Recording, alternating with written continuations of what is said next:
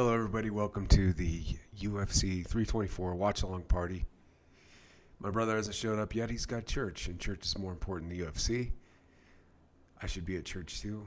I'm here watching the UFC. I just got back from a trip last night, a little lethargic. I'm trying to fire in as much caffeine as I possibly can and keep you awake for this monumental event. We got a fight coming up right now. First one, Ty Miller, Albuquerque, New Mexico guy, and he's fighting a man with the last name of, this is not a cuss word, Fuggitt. Fuggitt. Fuggitt. Yes, that's his name. It's going to be hard with the monetization saying this guy's name. His name is Adam Fuggitt. No, one G. Fuggitt. He's 10-5, 6-1, 171 from Eugene, Oregon. We know he's tough if he's from Eugene. Eugene has a bunch of tough guys. It's like redneck fishermen. Okay, we're about to start the fight. I'm so pumped up for this. Finally, UFCs are free on TV. Unbelievable. I've been waiting for this since my teenager years. Beautiful ring girls run around the corner. Here we go. Big fight. Fuggitt versus Miller, both from the United States of America.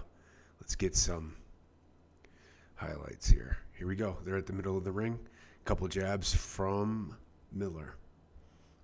Big swing, big right from Miller. Hits him. Fuggitt still charging back. Kick from Fuggitt. Just pitter-pattering at the beginning of the cage. Nothing really good. One strike from Miller. Kick from Fuggitt. Hits him in the calf. He's going for the chop leg. Yeah, they're going for it. First one. There's a few fans in the stands too. We know Theo Von's definitely in the arena. He always shows up early. All right, here we go. Here's the two gentlemen fighting right now. Good kick there by Fuggitt. Hits Miller in the rib cage area. Another left leg blocked by Miller. They're throwing punches. Fuggitt looks definitely more athletic. Miller hasn't shown much right now. Miller throws a little kick there and a little overhead punch. Little jabs from Miller. Nothing big here, just pitter-pattering around. Kick caught by Miller. Jabs. Good punch by Miller. Fuggitt tries a little shoot in but misses. Now they're still at the back of the cage. Nothing really connecting, nothing really landing. They're both throwing hooks. No blood, no bruises yet. Little uppercut by Fuggitt. Miller hits him with a punch on the forehead, And, we're just pitter-pattering back and forth. Miller hits Fuggitt with a good punch. Another one, big right hand. Now they're in the middle, still holding on to each other. A little bit of grappling, a little Thai boxing right now. Clinched up. Fuggitt throws a couple of knees. Elbow from Miller on the head. No ground game yet. We're still striking. We're still standing. It's been pretty much a Thai boxing match so far. Decent athletes here. Nothing to write home about yet. We'll see. Fuggitt has a bruising around the left eye. Looks like he has a little bit of a couple of he's wearing those hits a little bit. Let me see.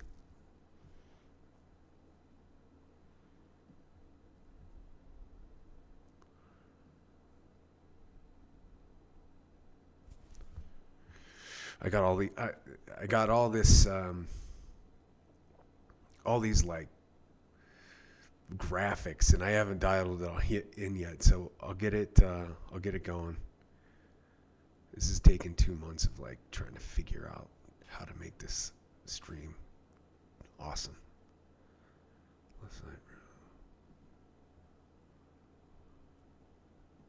There we go. All right, so we're doing nothing crazy. Nobody's really gassed. We're just throwing straight. This is a straight boxing match with a couple of kicks. Miller appears to be in the better shape in this first round. Fuggitt's wearing some punches. He got some bruising on the face.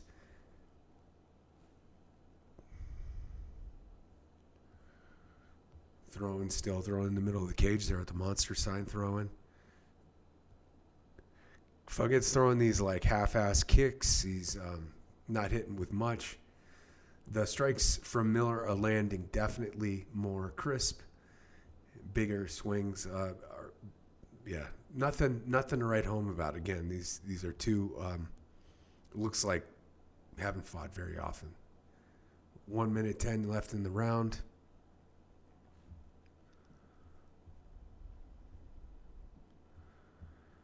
Let's see here. There we go. 1 minute left. There it is. All right. We'll get it all dialed in eventually. First one. We're going to be doing these every weekend. I have a C battle that's going to go on right now as well, but I haven't exactly gotten everything ready. Let's see.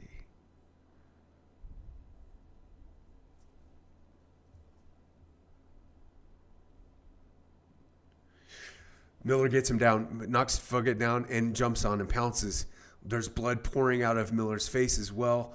This is a blood match now. We got some real stuff going on right here. Both fighters are bleeding. Fugget's left eye, or his right eye, is now swollen. Cut on the forehead. On Miller. And it's bleeding. As we all know, the cut on the forehead tends to... Miller swinging hard. He's got him down. They call the fight. Miller with a TKO. First round TKO. Game over. Wow. That was insane. Miller beat the crap out of his Fugget right there. Sheesh. Wild fight. Good fight.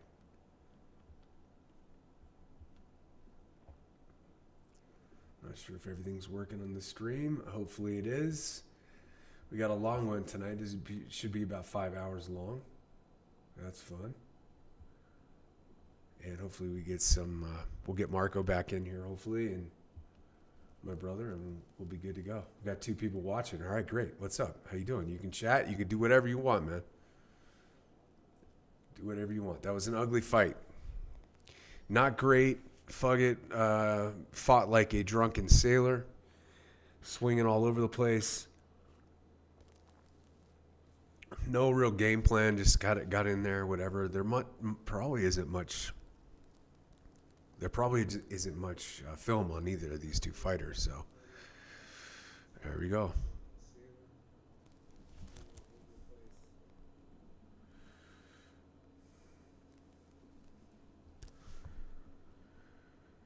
All right, so that was a complete beatdown. Bullcrap first fight. As far as how I managed the graphics right now, this is all going to take a little bit of time. Eventually, it'll be legit. Match 1, Miller smoked Fugget. Brutal last name for the poor gentleman. And we'll see if he can bounce right back up. Next fight coming up, we got an interesting one. We got Ricky Turquoise versus Smotherman. Now, if you watched the weigh-ins yesterday, Smotherman, the guy on your right here, fell on his face after he weighed in. All right, they're announcing the winner. Fugget is obviously... in some pain. He's in a little bit of shock. He's got a mouse under his right eye. He got his ass kicked all the way around. I don't know how Miller got the cut on his head, but it was pretty substantial. It's like right there. So he'll have some stitches probably tonight. Joe Rogan's coming in the cage talking to him. It's always funny when Joe Rogan comes into the cage, just because he's a little guy. So we got the Turquoise coming up. Smotherman coming up. We'll get everything dialed in. My little brother's, again, he's going to be here in a while. So here it is.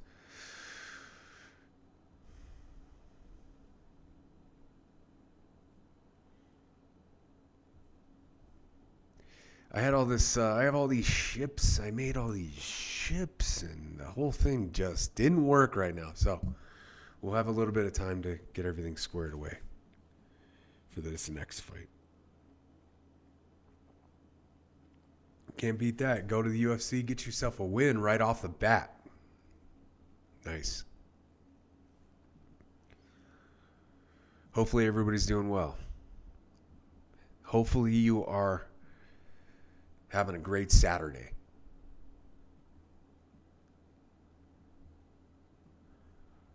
And yeah, I just got home from a long trip yesterday. I went on a business trip. Came back last night and crashed out. Not really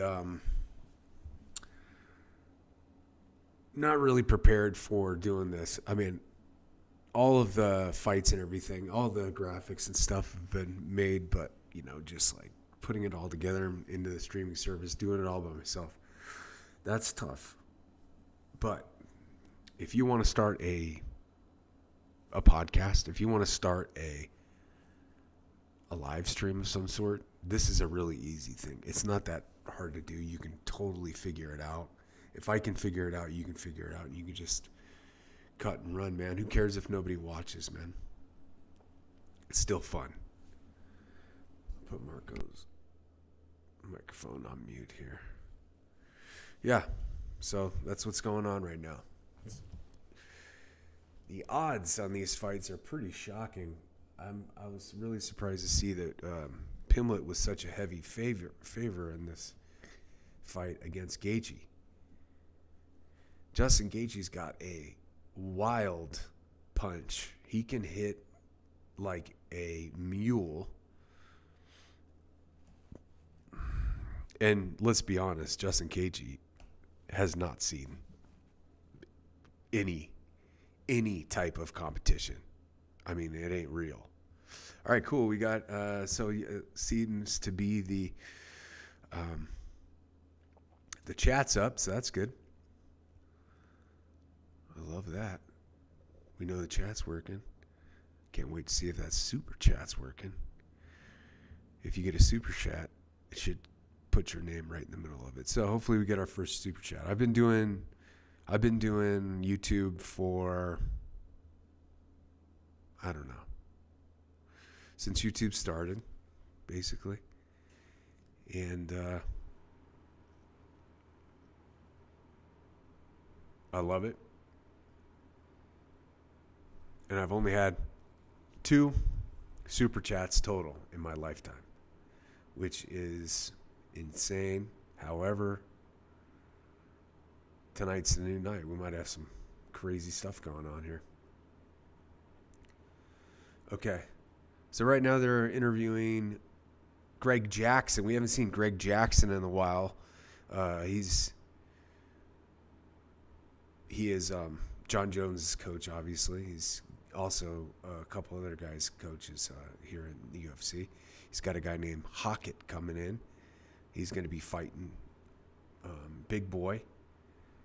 Josh Hockett is his guy. He's 7-0, this Josh Hockett guy. They might have pulled the turquoise fight, by the way, because I think they're advertising the Hockett-Denzel Freeman fight, which is next. So Hockett's this guy on the left here, left of your screen. 7-0 from the U.S., 6'1", 236, 73.5-inch reach, 43-inch leg reach. He's minus 225, 225. He is the favorite, heavily favored over Denzel Freeman, but Denzel Freeman is a tough-looking dude. He has a 7-1 record. Also from the United States, also 6'1", but he's got 30 pounds on him. His weight is 265. So, and then a better reach, 77 inches, and the same leg reach. I've never seen leg reach. I'm not sure how important that is. Hockett's got a 57% win rate by KO, and it's the exact same across the board so 7 wins. Half of them are KOs on either side. Hockett's got more submissions. He wins 43% by submissions. Denzel Freeman, 14%. By submissions. And then no decisions by Hockett. Denzel Freeman's got 29%. He's 1 out of 3. Average fight time for Denzel is 15 minutes, and Hockett's 3 minutes and 31. There's just about every stat you can imagine with these things. So, pretty cool. But they're both heavyweights. Let's see what happens here. The UFC usually takes about 20, 30 minutes between each fight, which is different than arm wrestling, which we've been doing the arm wrestling streams as well. And the arm wrestling streams are pretty fun, but those are real quick. So arm wrestle happens, and then the next one's almost coming right away. The UFC's gone corporate. They are owned by Paramount now. Paramount Pictures. I've never really even considered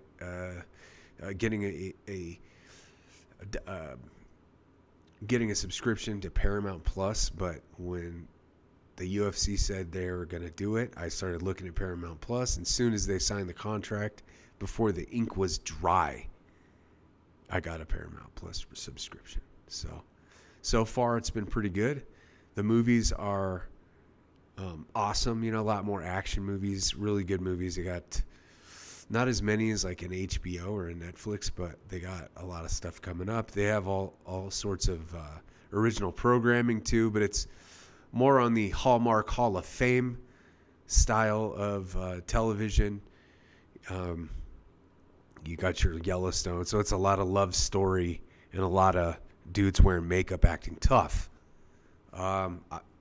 Whereas you got like HBO has got more of like the gritty type shows, Game of Thrones and stuff like that. So TV shows, I try to watch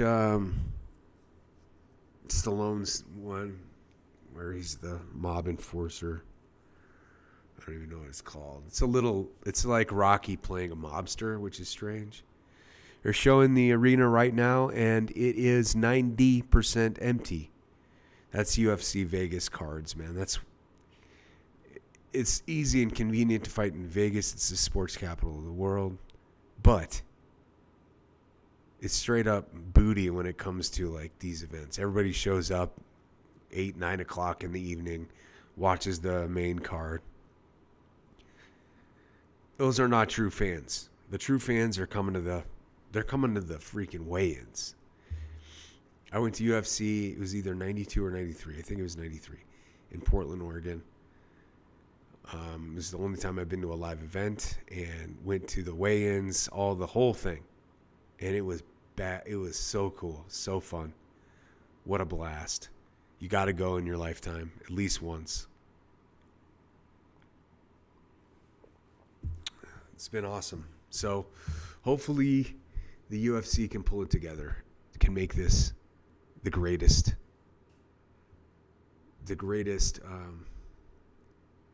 purchase ever made by a sport. If Paramount can keep it going, I think it's a 7-year deal. This is going to be a lot of fun. And it's going to grow the sport like crazy because, let's face it, how many people can buy a pay-per-view every Friday? Not many, right? It's straight up the same price for Paramount is buying a pay-per-view. It's like, I don't know what it is, $15-16 a month for UFC fights. Come on, man. It's going to be insane. So we got these guys fighting next. Hockett and Freeman, I think. So we'll see what goes on with them. But, yeah, got some good stuff going on. And to be honest with you, the O'Malley fight's the best one. Now everybody was looking forward to the O'Malley fight. Everybody loves Sean O'Malley. We got a comment here. I cannot read it. Let me see how I get the comments up here real quick. Chat.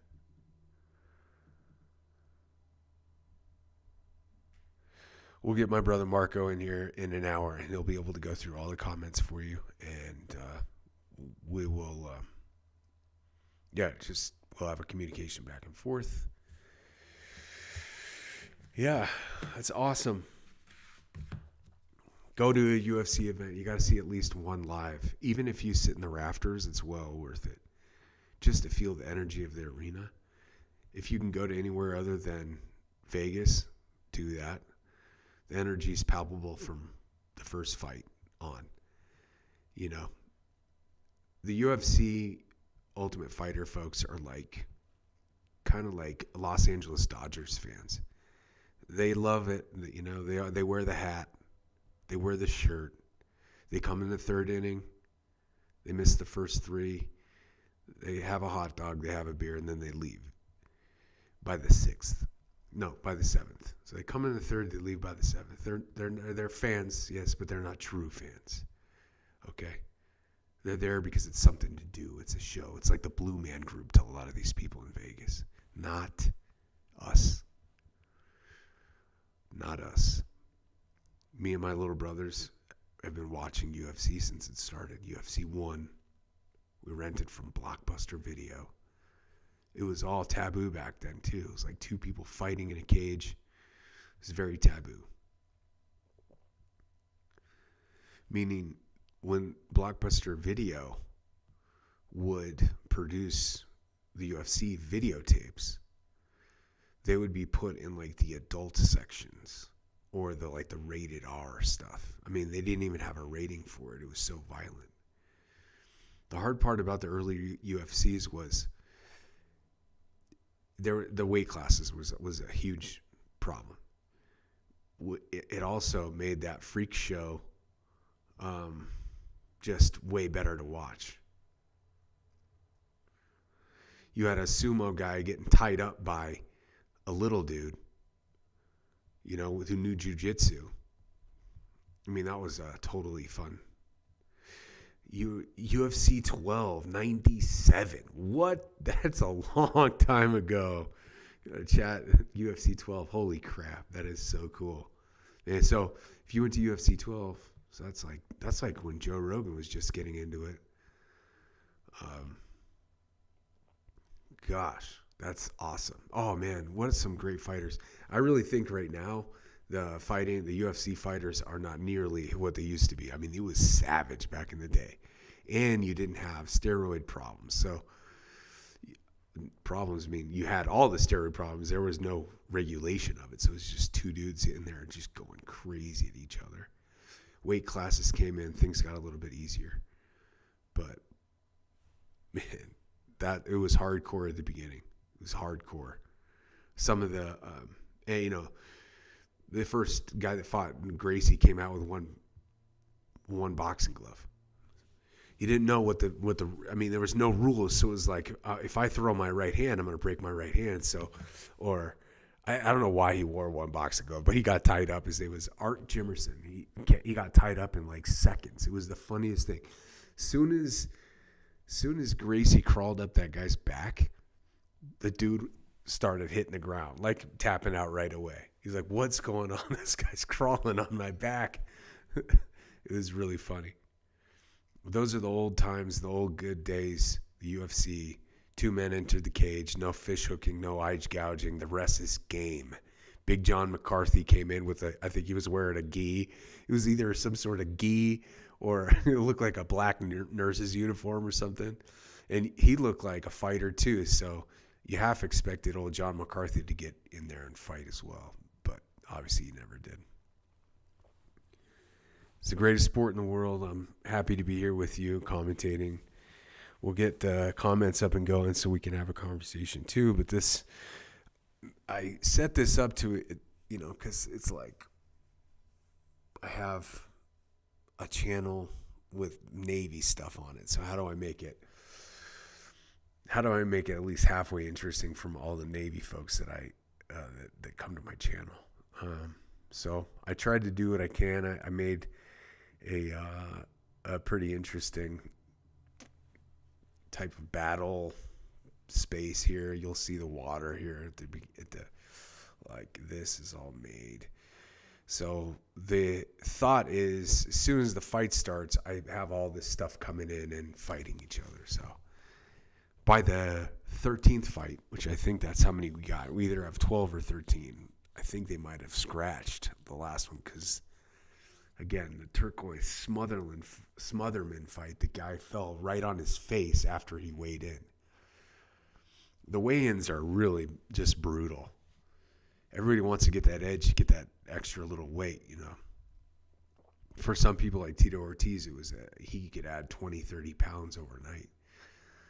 Most people will add 10 to 15, but, you know, if you're good at it, like you started wrestling when you were younger and you know how to take weight off, Justin Gaethje's probably an expert at this. He's been cutting weight in Moran, Arizona since he was a little kid.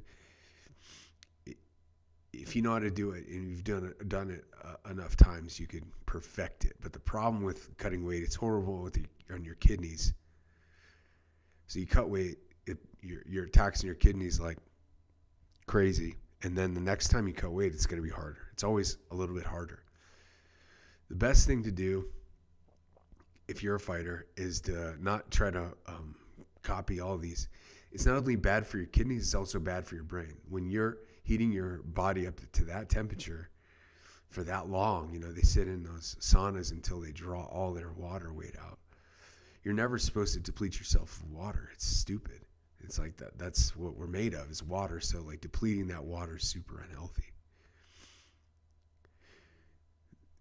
If you wanted to do it right, you would do a three-way weight cut. So where like the person would have to be on weight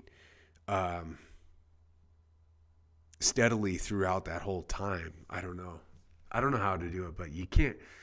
Eventually they'll get rid of it. There's going to be enough injuries from weight cutting because, let's be honest, a lot of people don't know how to do it. So they'll think, they'll procrastinate it. I'll eat this last pizza or whatever, but ends up hosing them in the end. Okay, enough of that. We'll get through that. We got a microbiologist coming in to talk today, Marko. He's a microbiologist, so you know he can probably explain all the stuff. All right, so Hockett is the heavy favor here. Heavy favor. Minus 260 now. I think that was, let's see what it was earlier. Yeah, so before today it was minus 225. Hockett, minus 260. That's wild. All right, so we got a couple of American ships coming through here.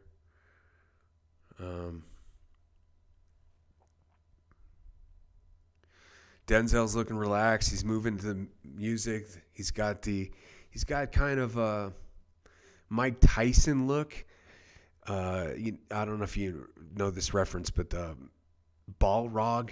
Do you remember Street Fighter Balrog? Balrog has the two designs in the hair, but it's kind of the Mike Tyson look. That's exactly what Denzel Freeman's look is. Cool. Here we go. Big fight coming up.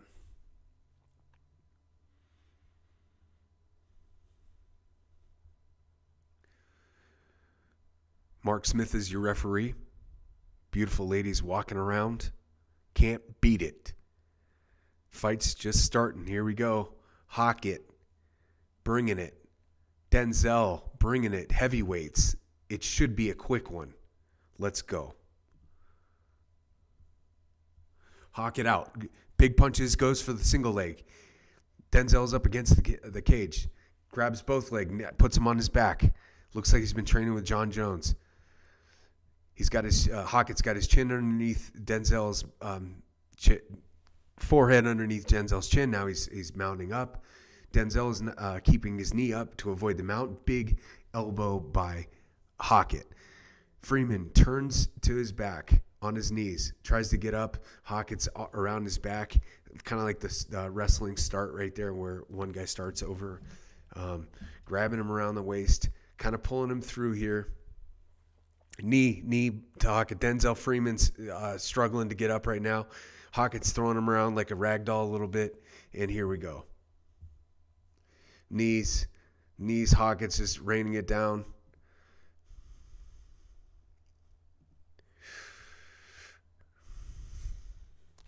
Yeah, total control by Hockett so far. Denzel's struggling right now. Can't get off of his knees. Hockett's now throwing punches on him. Denzel's trying to stand up, but Hockett is around the back and keeps throwing him onto the ground. Turtled up right now. Denzel's not going to be able to survive this. He's trying to get the hand around the neck. Hockett is, but no chance. Denzel defends it well. And here we go. Denzel is finally up on his feet. He's pushing the hands down. They're on the cage, face towards the cage. Hockett's trying to pull another wrestling move, grabbing him. Denzel swings around. Now they're face to face, underhook. Now they're gonna. All right, they push back, and we're at the cage now. Denzel throws a jab, misses. We're up for the first time. Hockett lands a jab right there. Slow. Both of them are very slow. This isn't like the heavyweights of 10 years ago for sure. Hockett swinging. Good fist hitting him, connecting. Turtled up here is Denzel. Turtled up. Now he's against cage. Comes off. They're back off the cage. Hockett is dominating on the punches. Again, very very slow. This is not a heavy. This is not a caliber like a championship caliber fight whatsoever. Hockett's teeing off on Denzel. Denzel goes to his face. It looks like they're gonna call this one off. Hockett's on top, raining down punches. Denzel's screaming, scrambling around on his knees, turtled back, trying to grab a hand, pulling him off. Just completely one-sided here. All right, now we're in a full mount. Hockett's got the full mount, flattening him out from the back. He had the front a little bit, but now he's full Mac. He gets out of the mount. Denzel Freeman's on his knees again, getting punched in the back and the side by Hockett. Denzel has no options. It is no way of getting out of this. It looks like it's going to be over pretty soon here. Nothing happening really. Just a couple of blubber butts rolling around on the ground. We need to see something a little bit more exciting here, boys. If you're going to fight in the UFC and you're a heavyweight, you better bring the noise. You better have a snapping jab. You better know how to wrestle, get an underleg. A single leg. You don't show up to the UFC and you can't knock somebody out at the heavyweight division. We are slapping the back of Denzel's butt now. Literally just slapped at the butt. And Denzel has no chance whatsoever. One thing he does have is a pretty decent chin. He has been hit at 500 times and has not moved. He's getting teed off on. Now Denzel went for a single leg, gets it. He showed a little bit of athleticism, but the defense by Hockett was too strong, and now they're both about to get up. Denzel's gassed, but he's showing heart right now because he's getting teed off on. Hockett with a knee to the stomach. Denzel just falls over to his back. He's about ready to get pushed down for sure. Got no answers. Just might not have hit Hockett once in this fight so far. 24 seconds left. Again, I have a timer here that's not going off because I didn't prepare it. Okay, a knee to the head. He's got a plum grip on Denzel. There's just 5,000 strikes to 0. It's unbelievable. But Denzel's hanging in there. A little bit of blood on the nose. Denzel's running away, gets kicked in the butt as they just called the fight. It was a really weird ending, okay? Denzel's getting his butt kicked. Hockett is cocky. He's dancing right now. Denzel's so freaked out or fried and tired, he's walking away. And Hockett literally kicked him with a soccer kick in the butt. Clock is still going, and then gives him the middle finger. It was a strange fight, strange transition there, and I don't know what to think of that one. That wasn't a great fight. That was not a great fight. Hockett was just all over him. Let's see. Here's the numbers coming in. Total strikes. Round 1. 76 strikes landed for Hockett. Guess how many Denzel got? One strike. Holy cow. 76%. 76 of 100 total strikes. I'm telling you. Significant strikes. 49 of 69. 49% or 49 thrown, 69 were significant. The good thing about Denzel, his one strike that he threw, he landed, so he's got a, it says 10% here. So anyway, yeah, Hockett, just absolute dominant, crazy dominant. Hockett hit the guy, hit Denzel with 42 strikes to the head in one round. Denzel might have some BD afterwards, some brain damage. That was a wild, crazy fight. And these are two dudes that have a long way to go to get on the main card. I mean, Kilimanjaro. You got to go. That's how far they are. From here to Kilimanjaro. So, I mean, if you think about the Hockett, completely dominated this dude. And Hockett would have got his neck broken 2 pieces by Brock Lesnar. I mean, that's how much more fast Brock Lesnar was.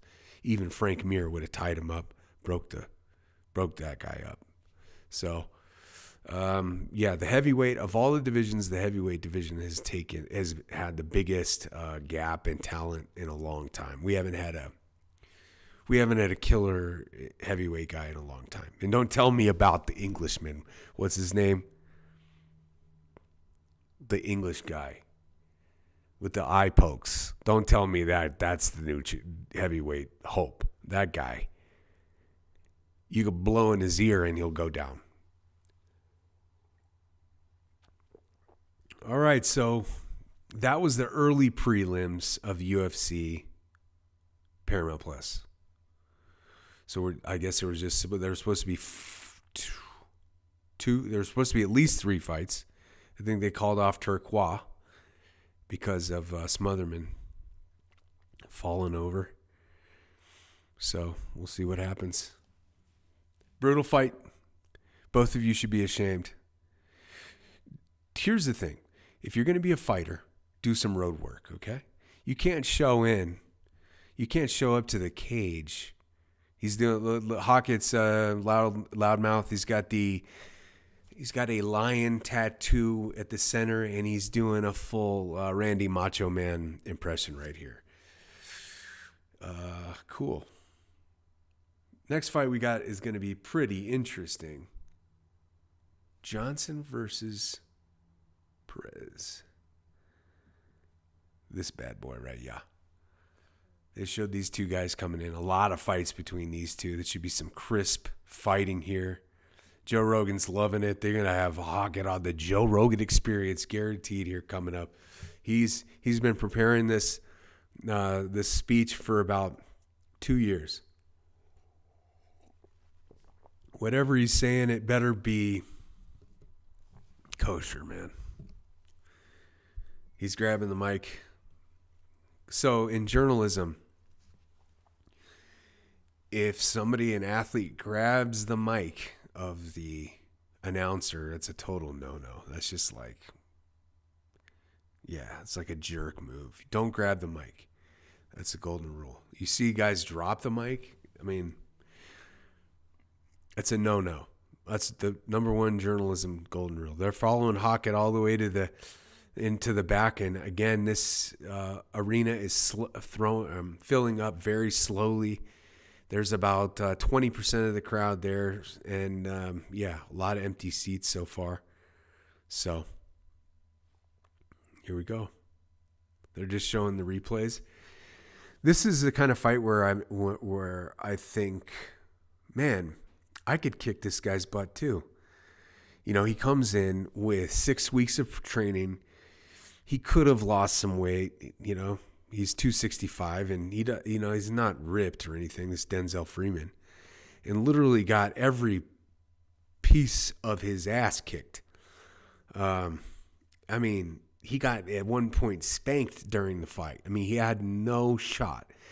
There could be a problem here. He's a good athlete, probably played some football or something along the way, but he's in a town or he's in a circumstance where he cannot go to the gym and train like a real fighter. He's probably got another job. Yeah, so.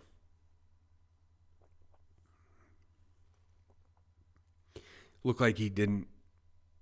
Looked like he rolled out of the bar, showed up to the Mandalay Bay and said, "Let's get it on," and got his ass kicked. Threw one belly strike and landed it. One of them. First fight, Adam Fugit, American guy, got absolutely steamrolled by another American guy named Ty Miller. Ty Miller was actually not too bad looking. He's got 2 wins by knockout, 2 first-round finishes, 34% striking accuracy, pretty decent. He hit Fugit with everything he had today, and Fugit from Eugene, Oregon, did not have a shot. Will we see Fugit again? Doubt it. Denzel Freeman, will we see him again? Doubt it. Denzel Freeman probably could not have fought on the PFL card. So, yeah. And Hockett looks good, but he's a big dumb goofball. He's kind of a Brendan Schaub style fighter. Just kind of throws everything out there. A better athlete will get him.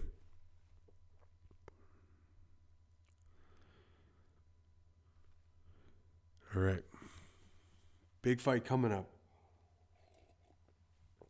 We'll see if we can put everything together as far as all this.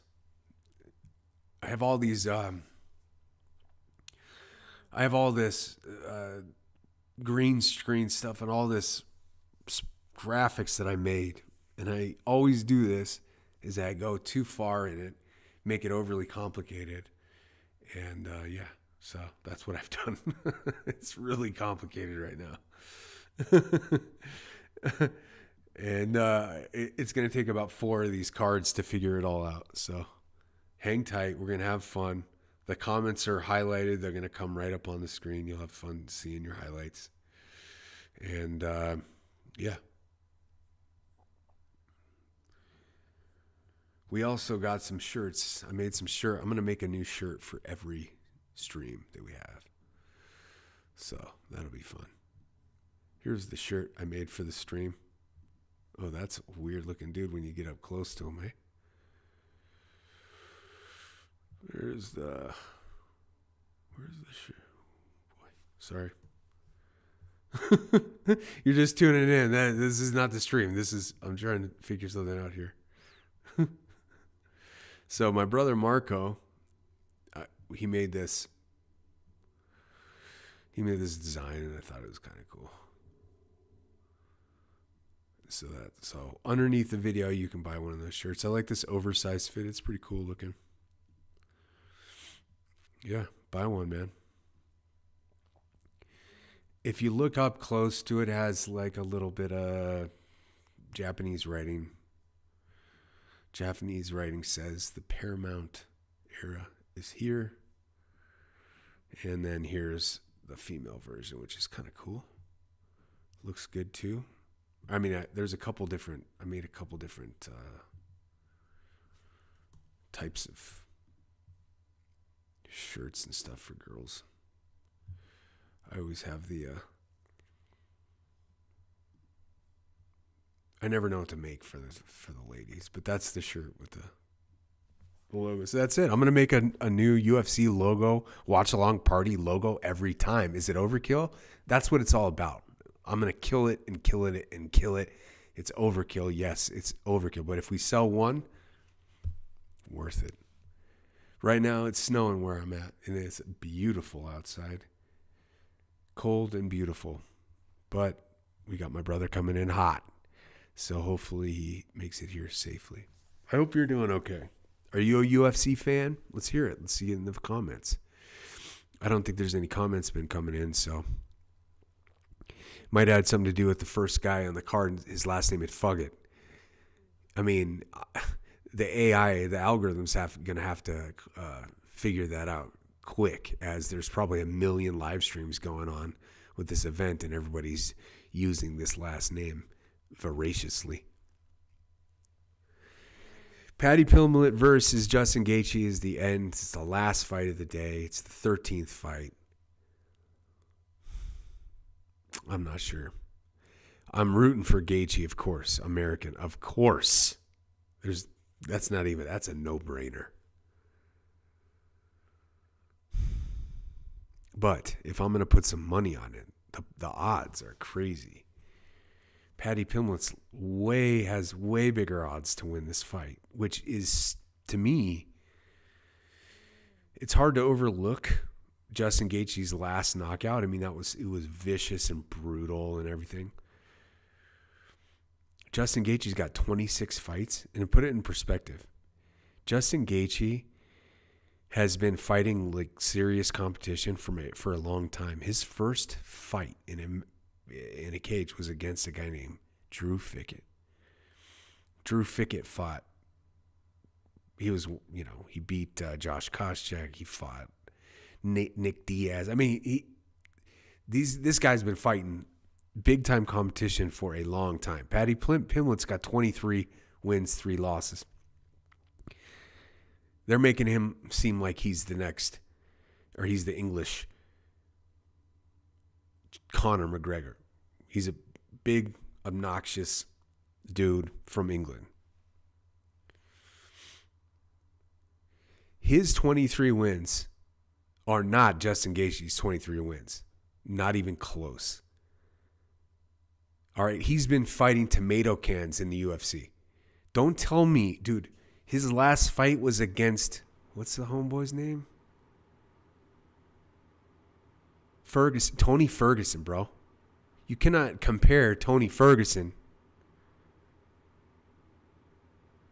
to Max Holloway.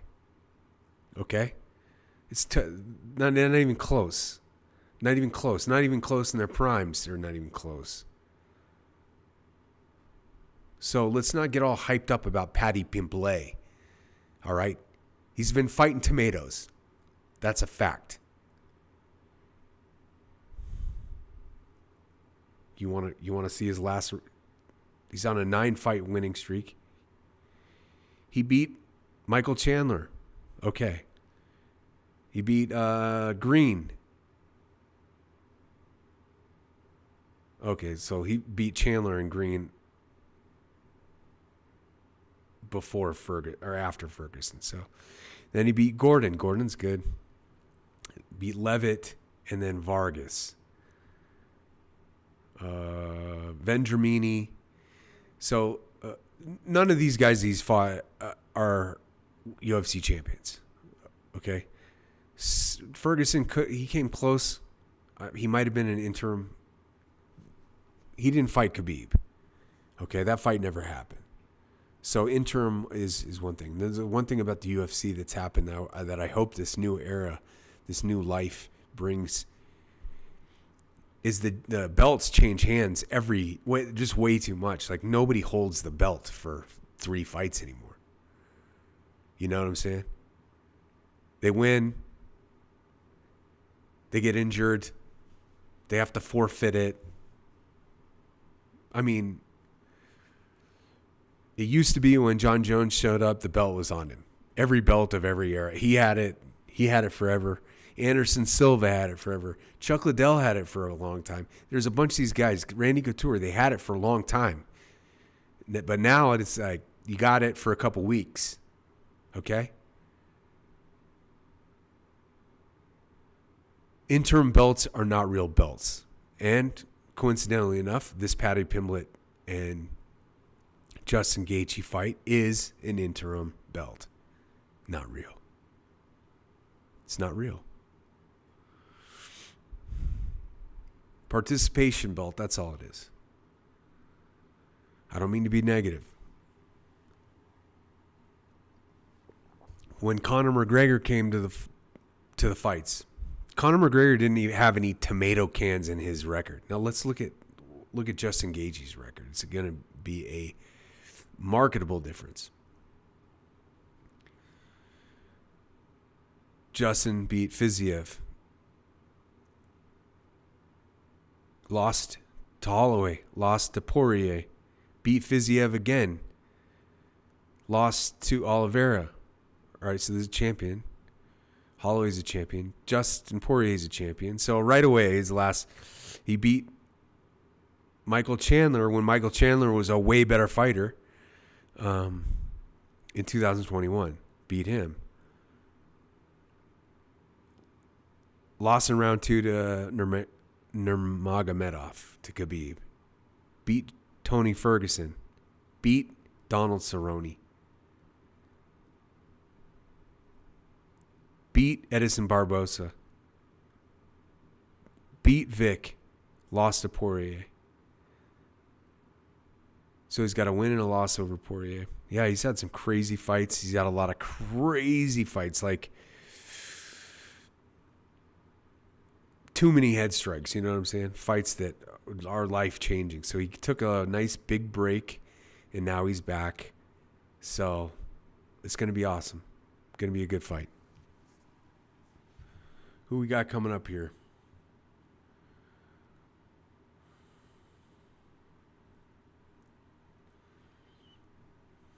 Nope. Says we got Perez Johnson coming out. This one I'm looking forward to. Michael Johnson versus Hernandez. These two have been around the game for a while. Did they pull that fight too? It doesn't look like. It looks like that one's not on the fight card. Also, this one. Did we lose a?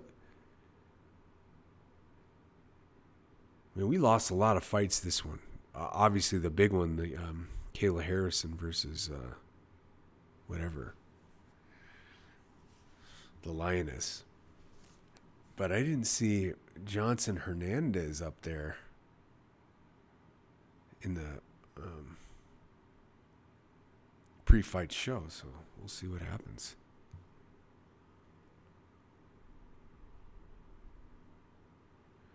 If you're just tuning in, thank you so much. My name is Benny. Been a big UFC fan, also a Navy veteran. Most of my content is about the Navy. I love the Navy. Right now, the Navy's out there getting after it. If you're stationed out there in Florida or something, and you're in that the Venezuelan waters, you are getting after it. They just sunk 2 new drug boats recently. And if you want me to discuss that and how that works, I will discuss it. It's pretty simple. We know what's going on. And you're not going to outrun our warships, our submarines, our airplanes. It's all just too freaking strong. When I heard the UFC was going to have a White House card, I mean, that's what it's all about. John Jones is dying to get on that card, and Dana White's not going to let this happen. You know why? Dana White's holding a grudge against John Jones. He could make it happen. It'd be easy to put John Jones on the card. It'd be super easy. Why wouldn't he put John Jones? Well, John Jones has been the biggest a-hole employee of all time, right? He's really good. He's the greatest, arguably the greatest of all time, top 3. Definitely, he's not the Babe Ruth of MMA, but he's getting up there. And he's only had half of a career. He's had the white powder up his nose for most of his life, his fighting life. He's been running and evading police and getting arrested in accidents and you name it, gun charges, drugs, every type. This guy has hosed himself, and he is still undefeated. And don't tell me about Mark Hamill fight, by the way. The axe elbow. He absolutely pulverized Matt Hamill in that fight. It was beautiful and got called for a 12-6 elbow. And those elbows are sharp. Is he the greatest of all time? I don't think so. John Jones, I don't think so. He's not a man outside of the ring, outside of the cage. He's not a man. Does not do things that are manly. I'm not talking about fighting. Of course he can fight. That's what he does. But, Two-Face is what people call him or whatever. But the amount of rest or whatever, the amount of time he spent suspended, what if he fought in those times? What if he took those years he was in jail or wherever the hell he was and fought? Imagine what the record would be now. Imagine the skill he would have. He would show up to each fight half high, half hungover, and dominate. And then he'd get arrested. He would sack cards. They would put all of their attention on John Jones to see him fight again, and the dude he was taking booger sugar or steroids. You know, the guy couldn't get right. He still can't get right.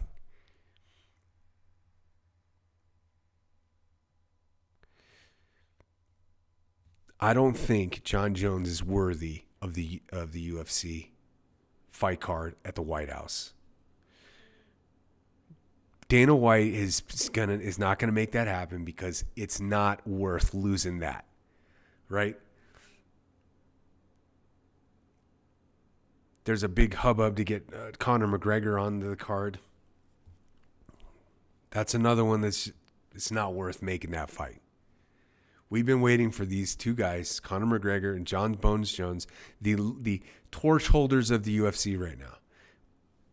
If those two walk into the arena, they fill the arena, 100%. O'Malley's not there yet. You know, Conor McGregor shows up, his country shows up. John Jones shows up, his country shows up. Why wouldn't you have both of those guys on the fight card? It's because you don't know what's going to happen. When those two dudes show up to a fight, it could just go completely sideways. Now, what if you have a bunch of Muslims jumping around in the crowd getting into fights like they do at the White House card? How awesome is that going to be? That's not going to be very awesome as well. And if you think these guys are tough, wait till the Marines show up that are forced to protect the White House.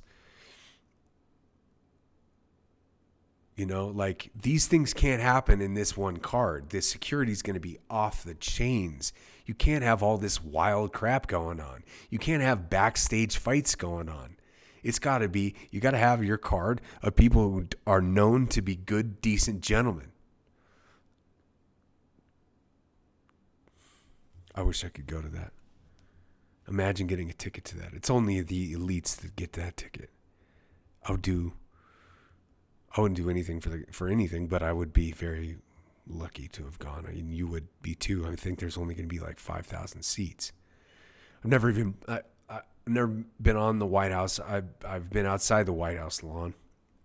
It's not as big as you would think, but it's enough to put a nice little some grandstands up or whatever. I don't know how they're going to do it. Dana White's going to knock it out of the ballpark. Okay. Since we've had all these fights dropping out, there's been a lot of BS going on as far as the production. They're trying to fill the air with a bunch of commercials and stuff like that. They're trying to talk these fights coming up to death. And this kind of is starting out like the Fox card did, a couple hiccups there, here and there. But overall, it's still the UFC. When the cage closes and the bell starts, it's the best sport in the world. So, yeah.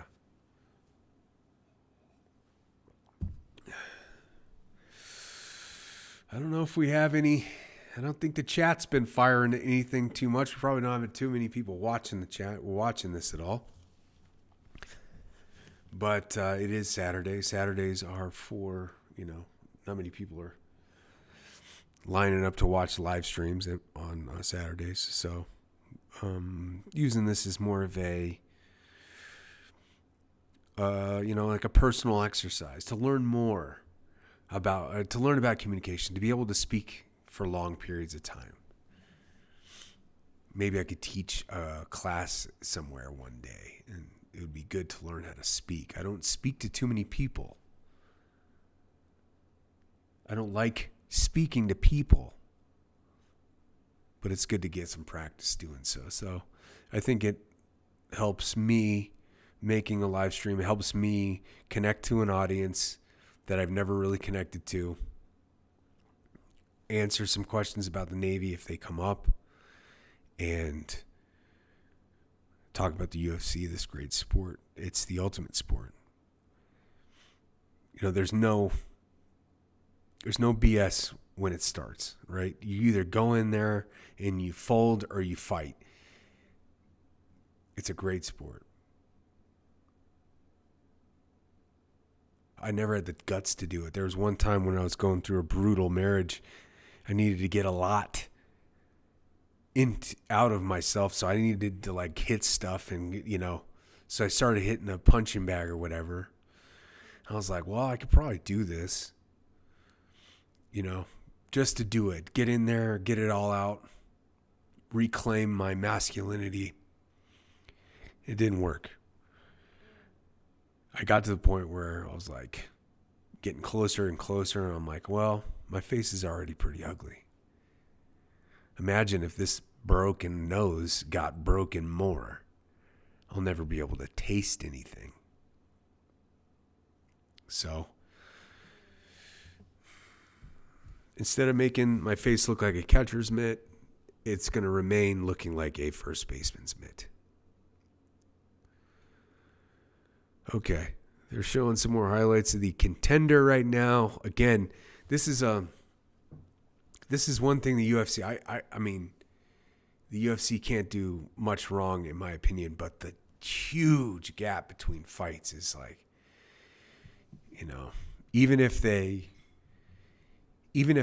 like lose a fight, like the Kayla Harrison fight. They lose a fight. They lose a couple fights. Smotherman falls on his face before he gets punched once. You still got to have that place pumping,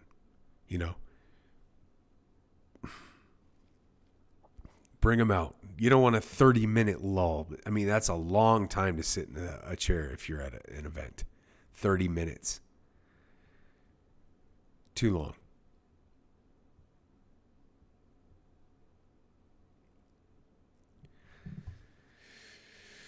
Man, I can't believe it. I still can't believe this is it. I used to, when I was coming up in the world, before the Navy, I'd go to watch the UFCs at my boss's house. We'd go to all of them, and he is actually the one that bought tickets for us to go as well. So we'd have this big fishing cookout / UFC party every weekend. I mean, more food than you can imagine. It was outstanding. And I could never afford it, though. I think before that, I bought one UFC. I think they were $60 at the time. I bought one of them in my lifetime.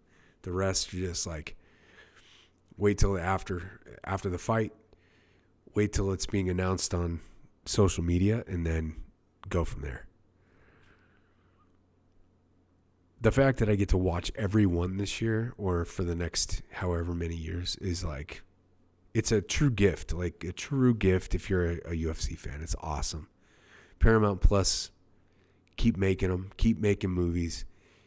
And, the $7 billion investment is going to pay off like crazy. $7 billion is going to pay off like crazy. You're going to get a lot of people into the sport this year. A lot of people that never really got into it before. Okay, we're still at commercials, still dragging it on. I mean, come on, man. I mentioned this before, but East versus West wrestling, arm wrestling, it's going to be the next big thing. It's going to be the next UFC. And I do live streams on all those going forward as well. They get it going. As soon as the match ends, the next one's rolling in. So it's like constant pumping. There's no long breaks like this. And it's part of the reason why the fans don't show up until the 5th hour of this event. It drags ass. It drags ass. A 3-hour sporting event is one thing. A 5-hour sporting event, you're talking about cricket. That's a long one. So, interesting. We're loving it though, man. It's $15, dude. More fights, the better for sure. I'm just trying to talk about like the engagement of it. The engagement of the fan sitting in the stadium has got to be better than the engagement of the viewer. That'll encourage ticket sales. But as it stands right now, it's probably very similar. Earlier the fights were way better. But now you're probably getting a very similar experience to watching the UFC on TV as you are at the main event. All right, they're starting to announce the guys coming through. Here we go.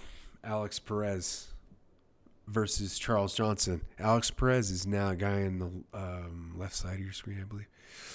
Perez is ranked number 15. Number 11. Alex Perez is ranked number 11 in the world. 25-10. His last fight was a loss. He's from the United States of America. Let's put some flags in here. We love the USA. Whoa. That's not going to work.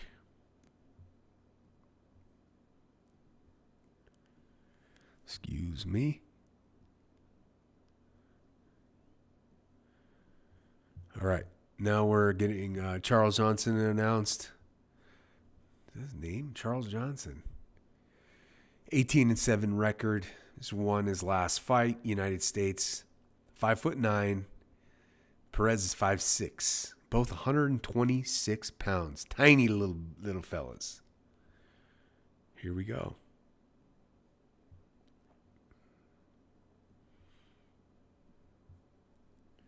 Couple Americans. Couple of hitters. Let's check out. Perez is 25-10, but in the UFC, I think it's 6-11. His last fight, he lost to Almabayev. He lost to Tyra, and he beat Nicolo.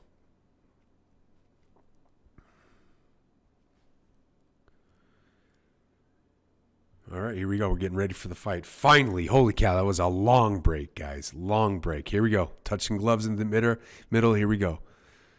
Much quicker than the last fight. Obviously, these guys are 100 pounds lighter. Kick by Johnson. Nothing hits. Swarm. Both of them.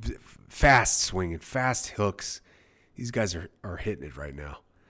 Nothing really connecting too cleanly. They going in the middle, quick. Punch or a kick by Johnson, a kick by Perez, low kick by Johnson. Perez is throwing punches, big hit, big swing. Johnson's got kind of a Spanish haircut. I don't know what you'd say. It's bald, but then he's growing it here. Looks like. And he's got a little cornrow as well. It's probably more style than functionality here. Let's see. Pitter pattern, punching. Kick by Johnson. Johnson has the Olympic rings on the back. We'll have to do some investigation about that. It might be an Olympian. And Perez has got a big a prayer tattoo. They're both heavily tattooed men. And they're both faster than greased lightning. Here we go. Punching, pattering, kicking. Nothing really crazy. Perez hits him, knocks him down. He's on top of him, punching, raining down punches, turtling up as Johnson. Johnson is regaining his consciousness while getting beat. Johnson's up on his feet, getting tattooed again. He is on Wobble Street. All right, he's still up, living, available. All right, throwing more punches. Perez is swarming. Hits him with a knee. Equilibrium is off for Johnson. Johnson tries to throw. He's not there. You can tell he's beat up. Gets a knee again. He's getting tattooed up by Perez. Perez is all over him, stalking him slowly. Hits him again. Johnson is nearly out of the fight. He's getting absolutely tattooed. A referee is looking intently on the fight. Big time hits. Here we go.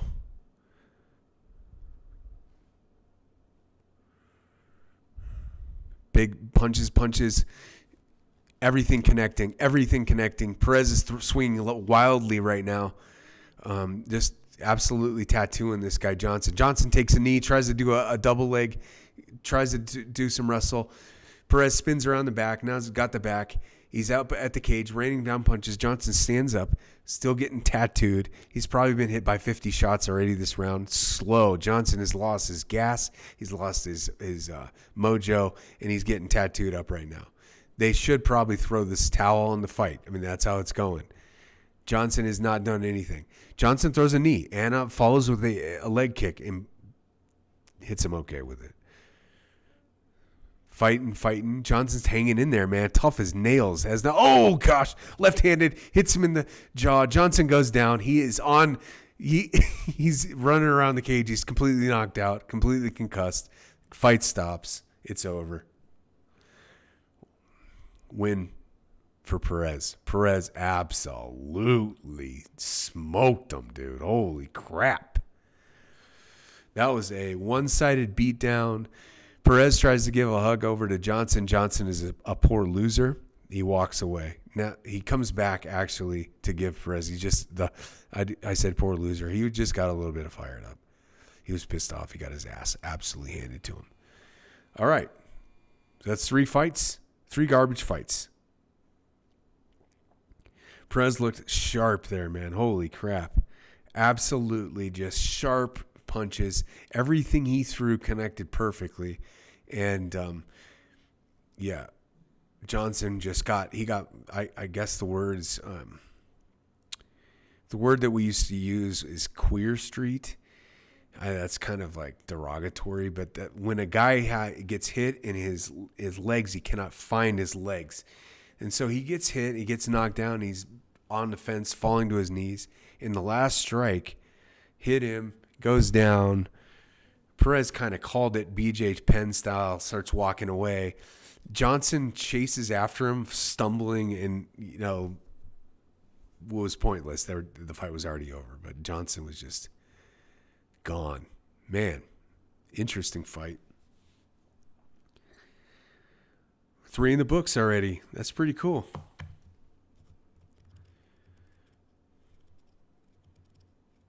Man. Killer. All right, well.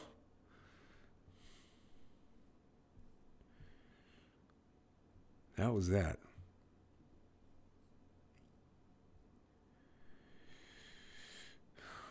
Perez, Johnson.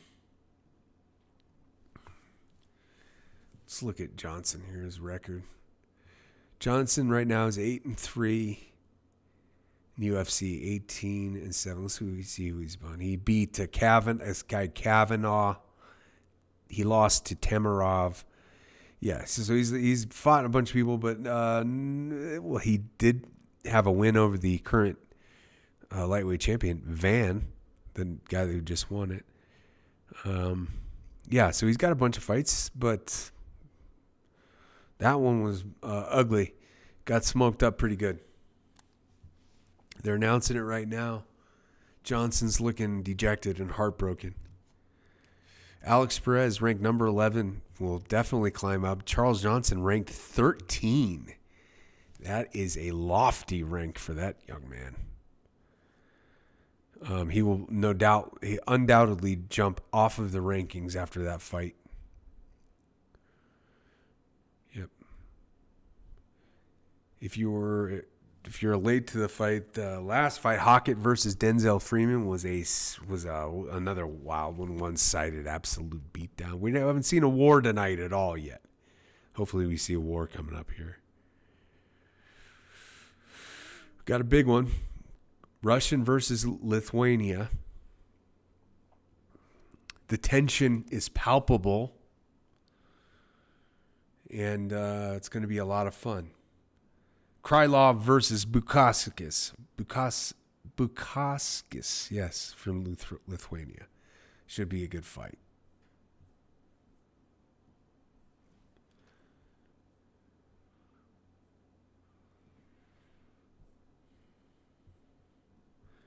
Get rid of the flags here. There we go. All right. So far, so good.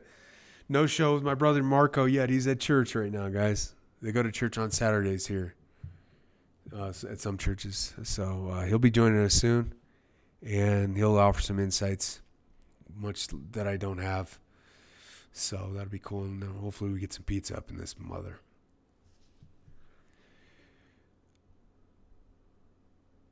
We got a couple good ones coming up. We got Khabib's brother, Umar Nurmagomedov. He's going to be cool. And then we got this guy named Ateba Gautier from Cameroon. This guy is like a mini version of Francis Ngannou. I mean, it looks like he was a sand mine to riches type of guy. Ripped like you wouldn't believe. Same kind of silly way of talking, pretending that they don't know English. It was cute. It's cute. It's cute for the first year. But when you're here and you still got that broken, you're like Arnold Schwarzenegger. You can't get over the hump on the English. That's when it's like, okay, so you're a low IQ guy. Francis Ngannou has not changed his accent once. He has a house in L.A., New York. I mean, he is American in every way. The sand mines, the shovel, it's all over with. You can learn the language. That'd be great. Umar Nurmagomedov speaks almost a near perfect English. A gigantic portion of the world knows who he is, not only in Russia, but because he speaks English and he can communicate with Americans, Canadians, half of Mexico, Latin America, a lot of English there, Europe, English. You learn the language, you get more money. That's generally how it works. So let's just see, hopefully, Ateba Gautier from Cameroon doesn't drop the bag like Francis Ngannou.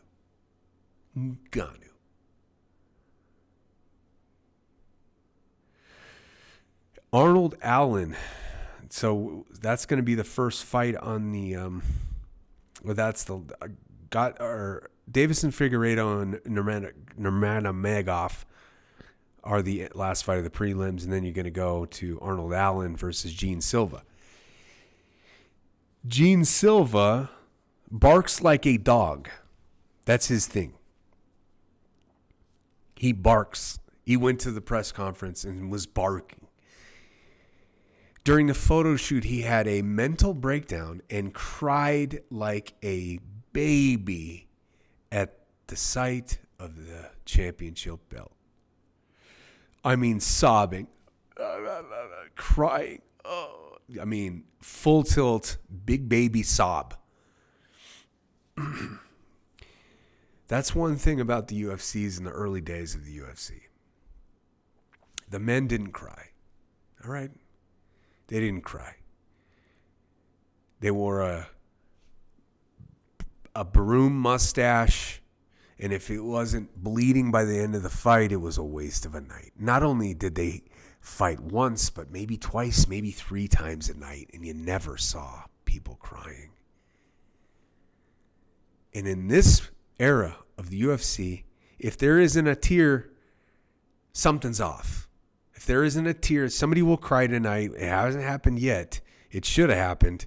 There was 3 garbage fights where one opponent did not show up. That's 3 in a row. We might see a tear if there's a war. All right? So, yeah. Get ready for the crying, guys. Get ready for the crying. This next fight, Krylov versus Modestas Bukauskas, that ain't going to be a cry. The Lithuanians, the Russians, they don't cry. Okay? They don't cry. The Brazilians let it fly. And they bark like a dog. This guy, Silva, barks like a dog everywhere he goes. Big DMX fan, I'm sure. What do they say about barking? Those that cannot speak, whistle. Those that cannot whistle, bark. I just made that up. Barking is the language of man's best friend. not man. All right, here we go. Coming up on this Russian-Lithuanian fight. Pumped up about it.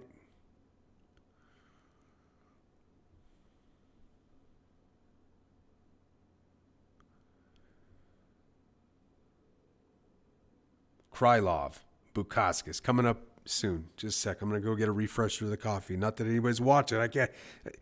Look, if somebody says a chat, it's going to come on right behind the screen there.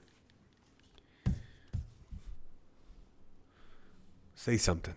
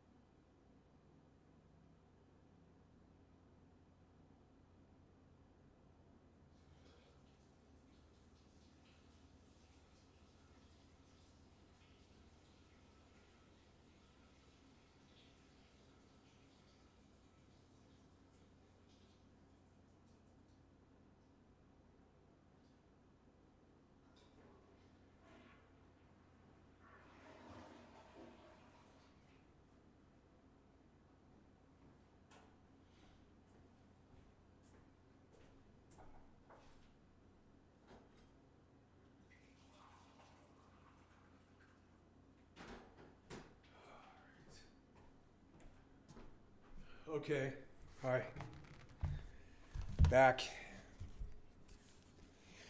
There has been way more advertisements than there has been fighting on this program. I don't know if that's kind of natural by what's going on, but you spend $7 billion to buy the UFC, you're going to put some ads up. But I'm telling you, there's two first-round fights, I think. Yeah, two first-round fights. Garbage. And 7,000 commercials. So we've been doing this for an hour already, and straight up commercial land. So the production's going to face a few tricks here and there, but they'll figure it out before too long, and we're going to have all this underway. All right, so the next fight. Krylov. Nikita Krylov from Russia. 30 wins, 11 losses. His last fight was a loss. He is from Ukraine, not Russia. What the heck? So his fight card says country Ukraine, and then it also has country Russia. So Krylov is the underdog in this, plus 110. And then you got Modestas Bukauskas, 19-6. Last fight was a win from Lithuania, 6'3", 205. Exact same height and weight. Krylov's got a 1.5-inch reach advantage, 77.5-inch reach. Bukauskas is 76-inch reach, and then leg reach goes to the Russian-Ukrainian. Okay, here we go.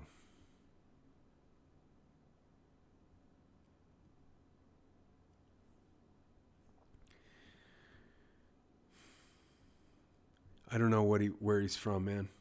Russia or Ukraine. We're going to call it Russia. All right? We're going to call it Russia. Here we go. Fight's coming up here. Can't wait. Here we go.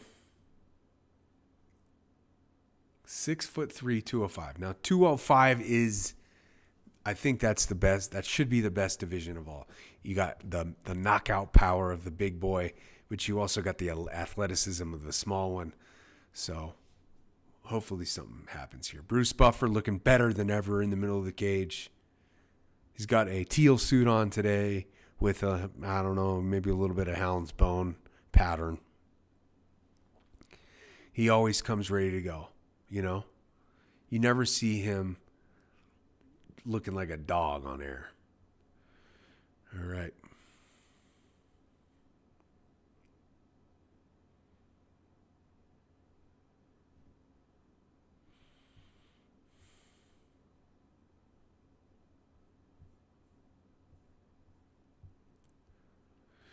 Here we go.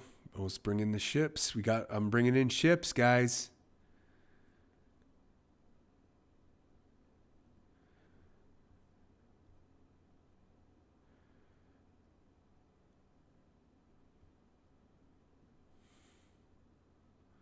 All right. This will all get ironed out. Pretty soon this will be the best live stream you've ever seen. Take your time. All right, here we go. We're getting ready for a fight. Here it is. Finally, the 4-hour wait is over. Let's rock and roll. Here strikes one. Here strikes left, right, fight. Here it is. It's on.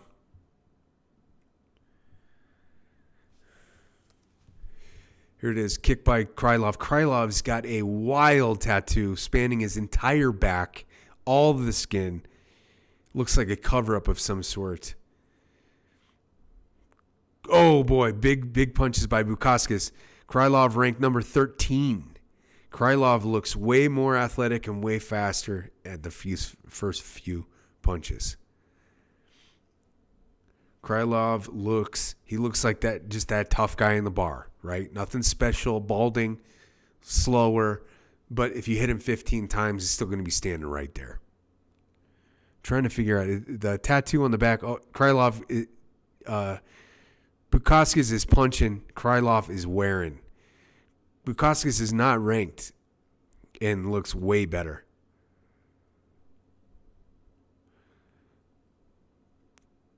Krylov shoots for a leg, pushes him up against the cage. Bukauskas is getting the underhook right here. Krylov's looking for the punch, punches him in the gut. Bukauskas has got one arm under. You get a little bit better view of Krylov's tattoo. The tattoo is a bear with some sort of crown on it with a sun. Looks kind of like either hippie or satanic imagery. I don't know what it is. He is not a better athlete than Bukauskas. So Bukauskas is looking strong. He's looking tough. He is up, got the back against the cage. Krylov has pushed him up there.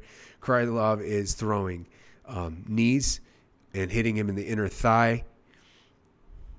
Krylov is holding on to one arm around the back, which is underhooked by Bukauskas, and then he's trying to do stuff with it.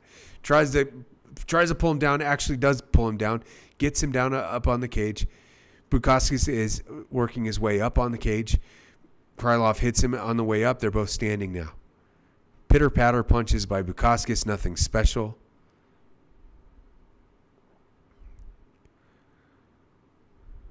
Just trying to get kind of that dirty boxing. Is leaned all the way into Bukauskas. He's got the crown of his head into Bukauskas' chin. Is pushing. They're holding hands. Now Krylov grabs underneath the crotch. Is trying to kind of pull him up there. Let's go with that. So far, Krylov has been successful in putting Bukauskas on the cage. That's it. Nothing better.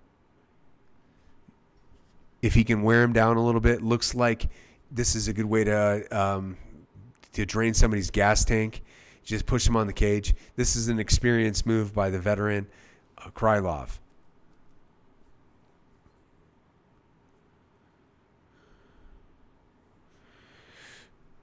Bukauskas breaks away. Krylov throws a couple punches on the exit. Now they're at the center of the ring. Bukauskas goes in, shoots nothing there, throws a little bit of punch. Silly kick by Krylov, nothing. Another kick to the midsection, whiff by Krylov. Bukauskas is looking like he's just waiting to tee off on him. Krylov gets in there with a hit. Krylov is a crafty veteran. He is using experience rather than athleticism. And you can tell Bukauskas is almost looking for an answer. Big swing by Bukauskas, misses, falls down, and Krylov tries to kick him on the way up. Doesn't get anything. One minute to go on the round. Darn it, I forgot to start the clock.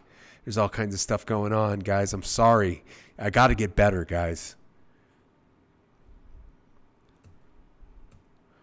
Nothing happening. Good punch there. Bukauskas kind of pops him. Throws a right hand, doesn't get anything.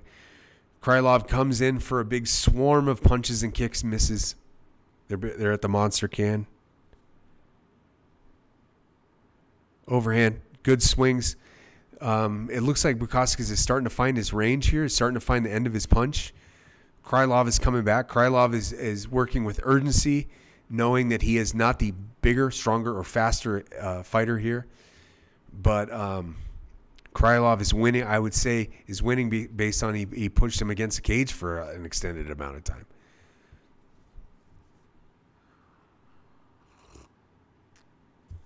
The round ends.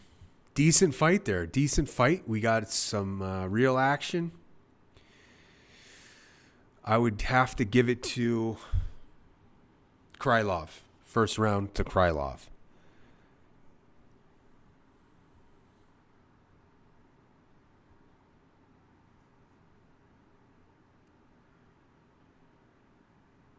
I'm trying to figure out all this stuff. I get myself put into a position where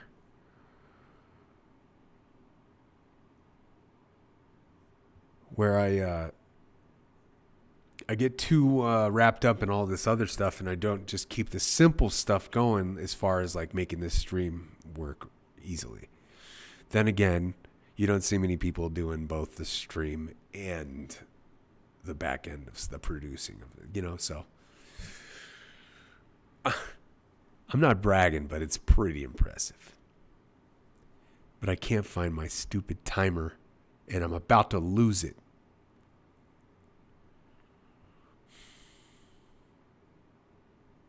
All right, they're off the second round. Here we go.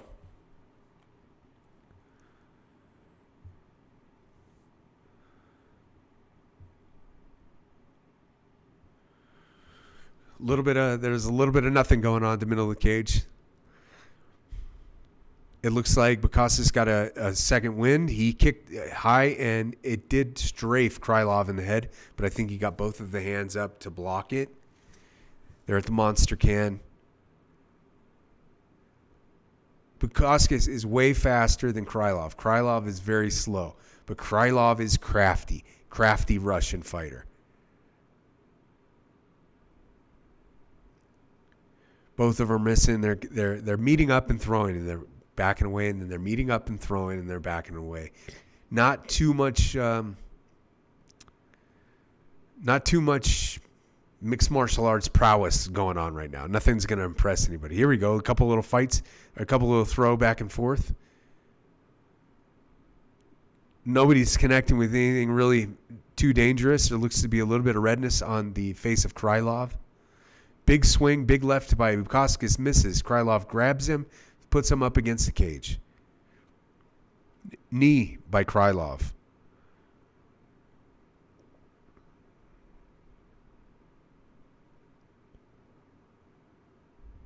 Krylov now has his back against the cage. Bukauskas has turned him around, is pushing him up against, looking for some knees right to the inner thighs here.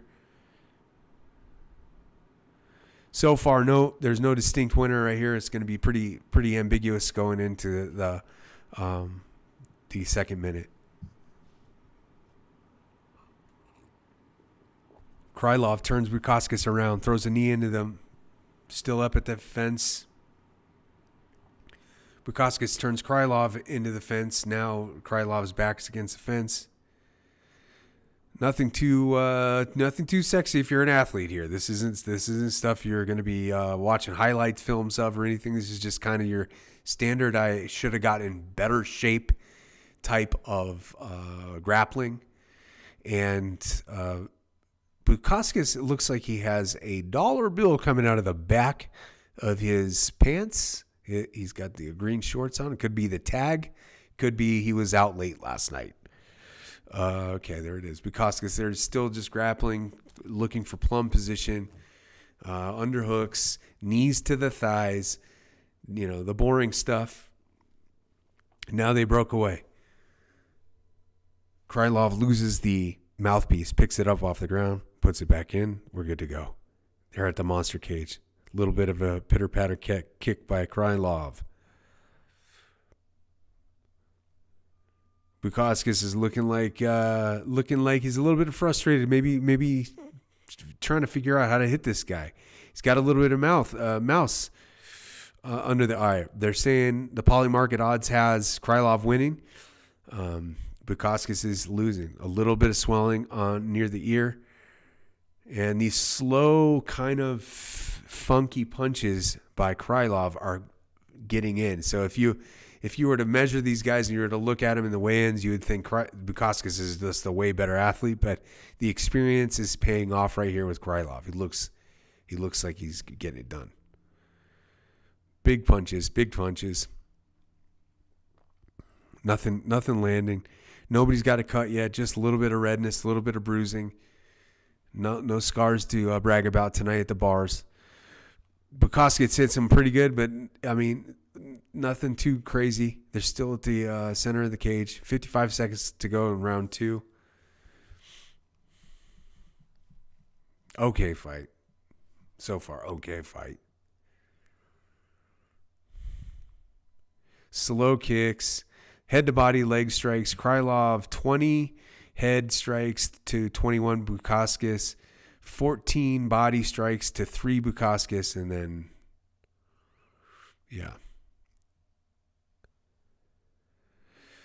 24 seconds left to go. This has been a snoozer so far. Decent athletes. These guys have a long way to go to get to the top, to the belt, to the revolving belt, the belt that gets changed hands every weekend.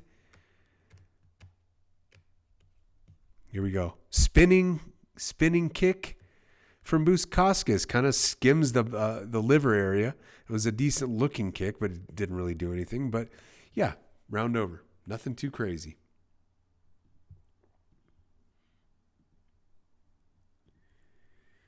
Nothing too crazy.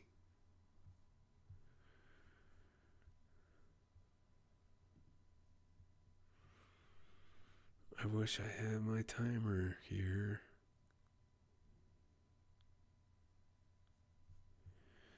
Excuse me, everybody. I'm just going to try to find something. Here's something.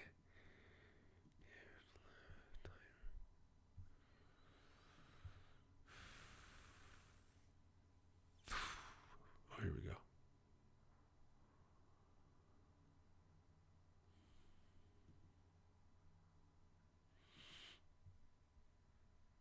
Okay.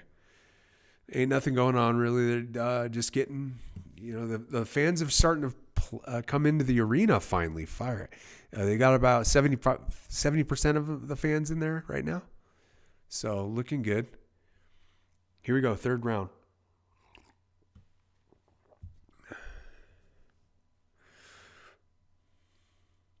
Punches, kicks. It doesn't look like this is going to be too big of a knockout. There ain't going to be a knockout in this one. It's going to go to a decision. We've had the first 3 fights were quick fights, one-sided, completely fights, and we will see what the rest of the card has.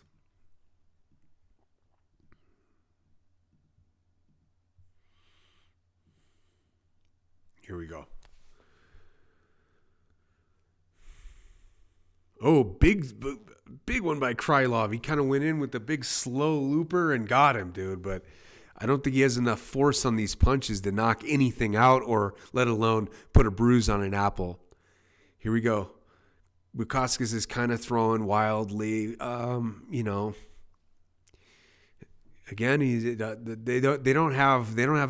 none of them are comfortable right now. They're not comfortable. They don't it's almost like a stalemate. Two styles that don't really favor each other. It's a stalemate. The fans are getting a decent fight, though. At least they're not rolling around on the ground. 3:40 left in round 3. I would say so far, stock down on both of these guys.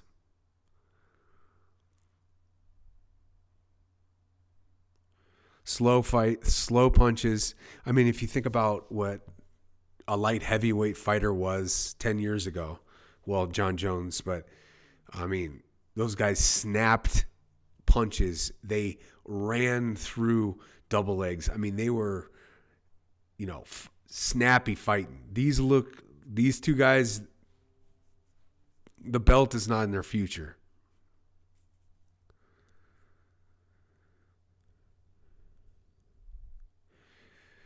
Big punch. Krylov is landing way more, and Bukauskas is just too slow to get out of the way of him. But nothing's hitting flush enough to open up the skin. Like literally nothing has been thrown that will bleed anybody. There's no. The kicks are slow. The punches are slow. There's nothing. There's nothing scary about these two dudes. There's a little bit of redness on Krylov's right eye. Again, no cuts.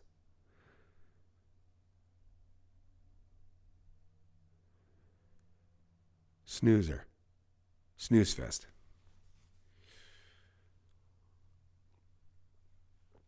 I don't know what the political tensions are between Russia and Lithuania, but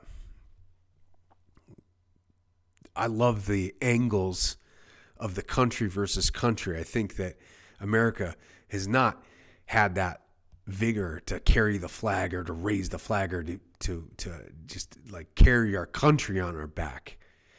And we're starting to see that again in sports. Every other country, they fly their flag and they're proud of their flag, but our athletes don't for some reason. And that needs to change. If you're born in America, that's your flag. Enough said. Tough titties if you don't like it. It's still your flag. Here we go. Snoozer, man. Again, like when I see these guys fight, I think, okay, I can get down to 205 easy. Give me a year. I could probably fight these guys for real. Like these dudes are not going to hurt you. They're not going to hurt you, especially if you know a double leg takedown and you can put them against the fence. And you can, I don't know. My first fight, maybe not, but I'm telling you, man, I can dodge one of these slow punches, dude.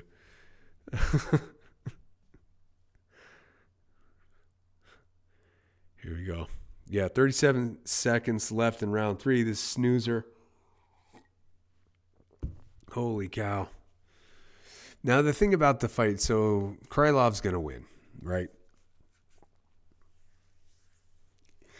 He couldn't, he literally, if he could not dent, he could not bruise a banana right now with these punches. He just got absolutely punched in the face by Bukauskas. Oh, Krylov knocks him down. He's on his back. He gets him down. They call the fight. He knocked him down with 3 seconds to go left in the fight. Oh, my gosh. Just as I was talking smack, too, he knocks him straight out. Crappy, horrible fight for both of these guys. That was a knockout, but it was just like so slow. Everything was so slow in this fight. So pissed off, dude. All right, well, we got Donald Shane. You're throwing some comments in there. Thank you, man. We haven't seen a comment this whole stinking time. I don't think people are looking at. Okay, so here's what happened. So overhand right, Bukauskas was just threw this wild looper, left himself complete. Yeah. Throws a lazy looper, leaves his chin super high up. You could just like overhand slap it and would have hit it, and then just jumped on his back and got decimated. Modestus Bukauskas, I think you need to go back to the prelims, bud. I'm not talking about the UFC prelims, bud. I'm talking about maybe Bellator. Maybe go back to Bellator prelims. And then Krylov. Figure out whether you're from the Russia or Ukraine, and we'll get back to what I think. I think Krylov was too slow, boring, super boring fight. So far, we've had 3 knockouts, and we've had 4 knockouts already in this card. And you couldn't say that either one of them were a good fight. So I'm not just being negative. This is boring stuff so far. Boring stuff. So we'll get into it. Hopefully these guys can turn this card around here. We need some heavy hitters. All right, I'm going to clean it up here.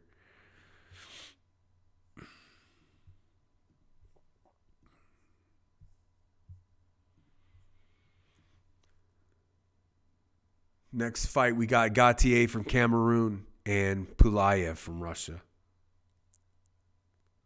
Can't wait.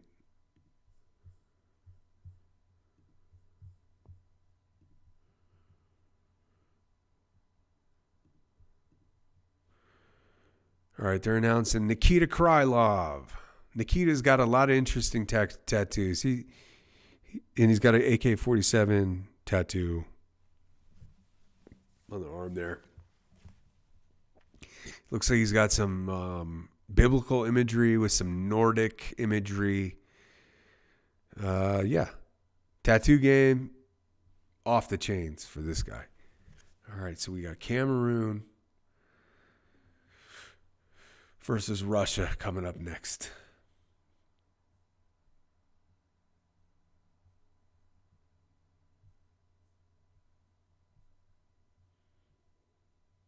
Try to find everything here.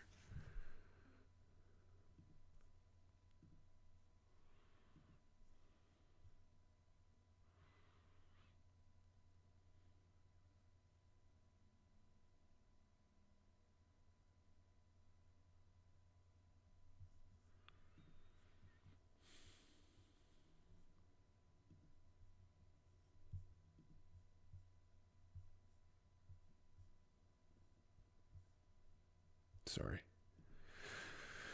Okay. Translators also, it's a buzzkill after you win if you can't speak it to the language of the native people that live there. So let's say 50% of your fights are going to be in Las Vegas or America. 50% of your fights. That's a great chance to say a couple 1-2 words. Hey, thank you. I love America. Whatever. Done. If you just say that instead of working through a translator, you'll get way more recognition and way more fans. Speaking to the people that are paying for your the companies from America. Paramount as well. The company that owns the company is from America. Learn English. Don't use a translator. You know English, by the way. I've been to the most bootleg countries all over the world, and they all watch American movies, and they all watch it in English. So they know what they're saying. Or they know what they're listening to. They're not living behind a rock somewhere, even in Khabib's homeland. If a guy with the last name of Nurmagomedov can speak English, you can too. So make some more money, get the translator out of the cage, speak to the fans who bought the ticket, speak to the people who pay for the subscription. And if you want to say something for your back home, get this translator in there. I love you, Russia, whatever. Say that and then get out. Come on, there's just too much bull crap going on inside the cage these days. Translators, dancers. All right? Dancing, crying. All right, here we go. They're showing the Russia right now. The Russian warming up. The Russian's name is Andrei Pulayev. 10-3 with a win in his last fight. 6'4", 185. Reach 78.5. That's a good reach for 78 inches is far. They slap you in the next room. The Russian is predicted to get absolutely smoked this fight. Okay? The Russian is plus 600. Gautier minus 1,000. Gautier. I'll show these guys.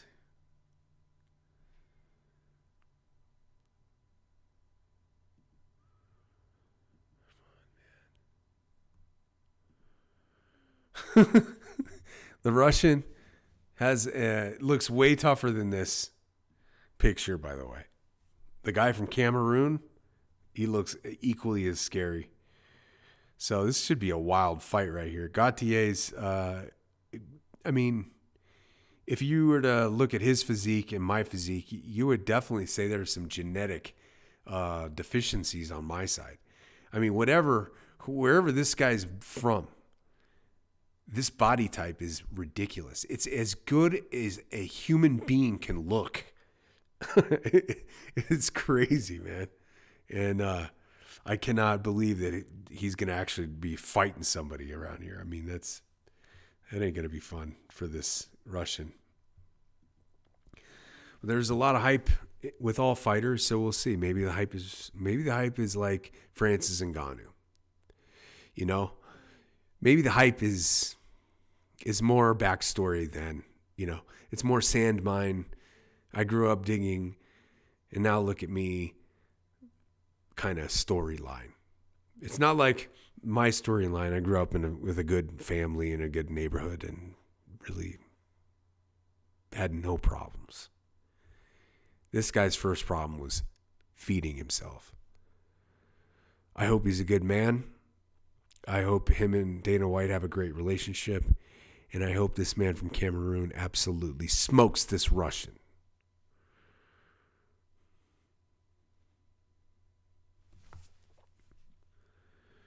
Nine and 1. Let's look at this guy's record here. Gautier. 61% striking accuracy. 100% takedown accuracy. It's like in football, when you have a good running back, you can throw more. If you have a good quarterback, you can run more. That's what striking and takedown is.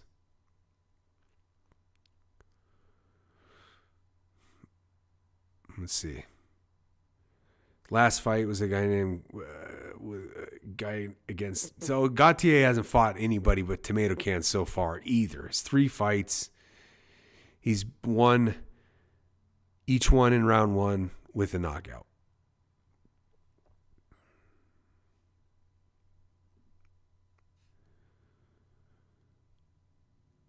Andre Pulayev. Let's look at his stuff.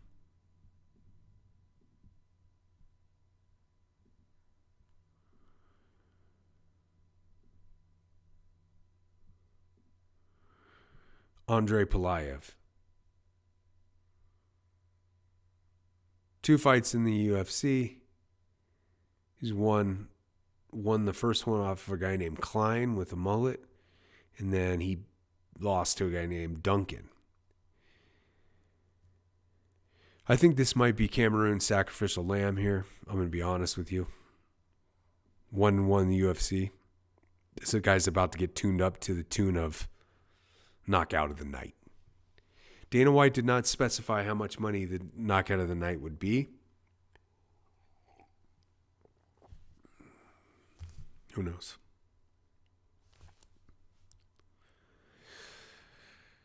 $50,000. Derek Lewis suggested $324,000 for the fight of the night, knockout of the night, submission of the night. So far, 4 knockouts, and they're not good knockouts. They're not good knockouts. Showing a He-Man tattoo right now. Paramount Pictures might be making a He-Man movie, which would be gangster. Masters of the Universe.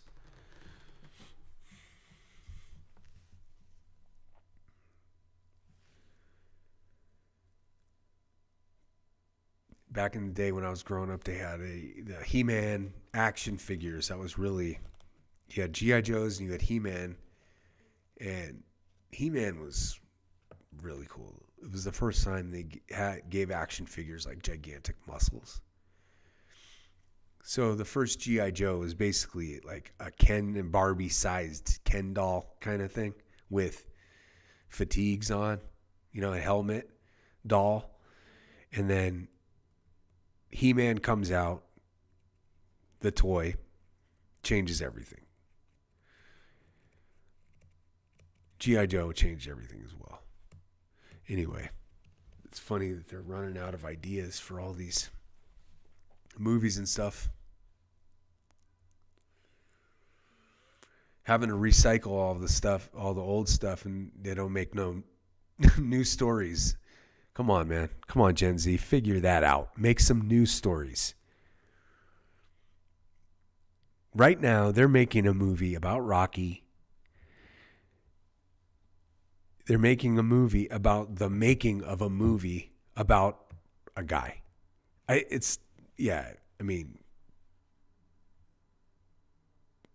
one's not going to do well. This new generation don't care about Rocky. My generation was all about it. I watched Rocky before every football game. I love it. I love The Rock.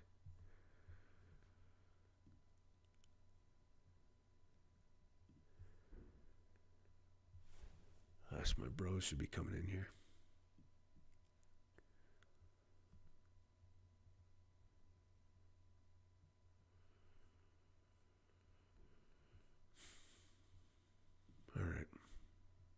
All right, here we go. Finally. Atiba Gaudier is 23 years old. 23 versus 28. The Russians, 28. Again, Russians, like Dominicans in baseball, they do not really know what that real age is. You know what I'm saying? I remember when I was playing baseball, we had a guy. There was a guy playing called Andre Furcal. He was a shortstop. He said he was 23. He was 30. Something like that. They all changed their names back, their years a couple. But when you don't have these countries that are super organized, you can fudge the numbers a little bit. And I tell you what, a 23-year-old that looks like that, he looks bigger than Bo Jackson at 23. So Atiba Gaudier. Hopefully everything's on the up and up. He's looking mean right now too, this Atiba Gaudier. Gonna be a weird one.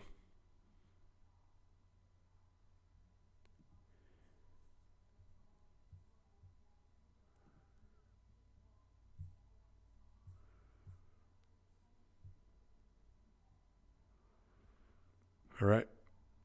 The ring girls are walking around. Here we go. Let's go, baby.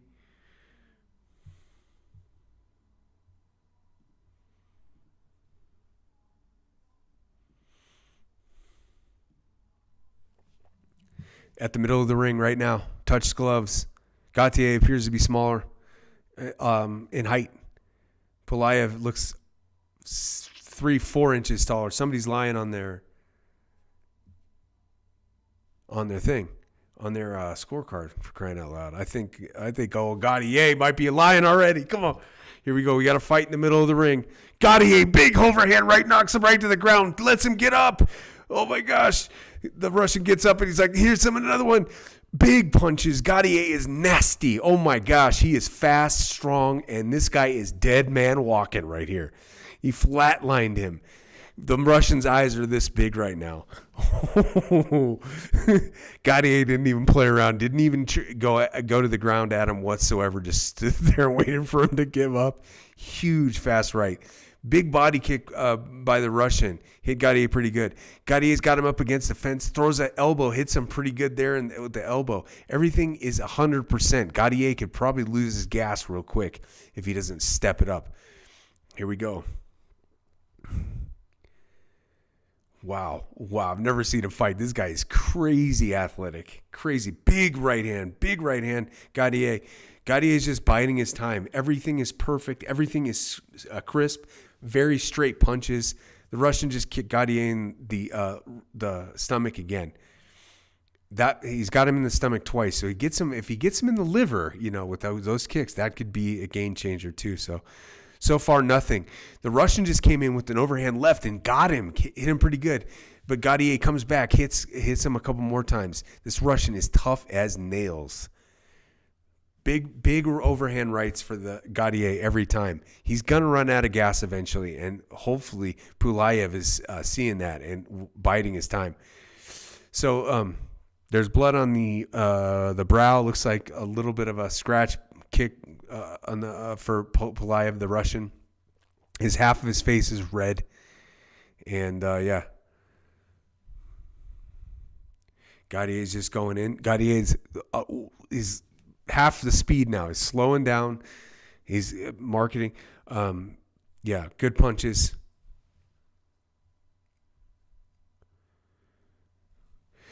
It's crazy. Pulayev keeps coming back and hitting Gaudier square and getting meat on his head. Like, we might have something crazy here. This is a hell of a fight. First 4 dog walkers. No, not worth watching. This is a hell of a fight right here. This Russian is mean. And Gaudier is just an uber athlete. Big kick. Pulayev's got nothing for the guy. Slow, whatever. But this is fighting, and the fact that he's still there alive right now just shows the resolve of this guy. Gaudier bleeding in the eye. Something caught. He's bleeding with a little strip down the eye.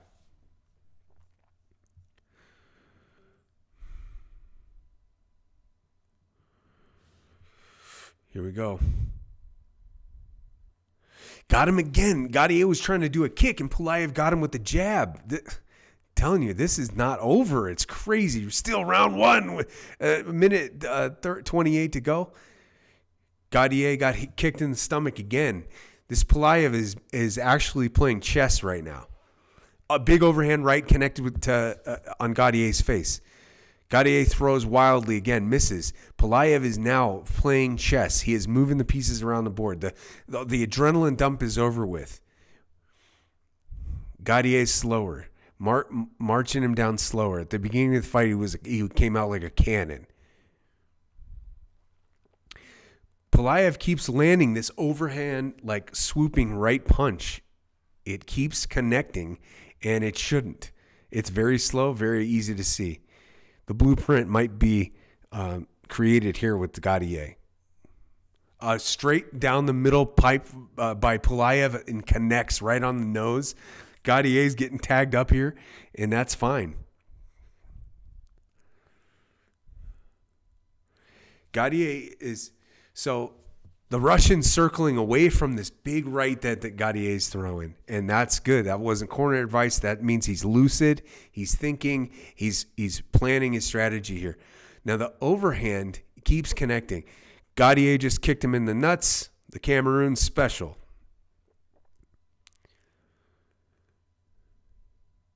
Big kick. Gaudier blocked it. No big deal. Confidence, drastic. Round ends. Confidence, drastic sway. Gaudier is going to the wrong place in the corner.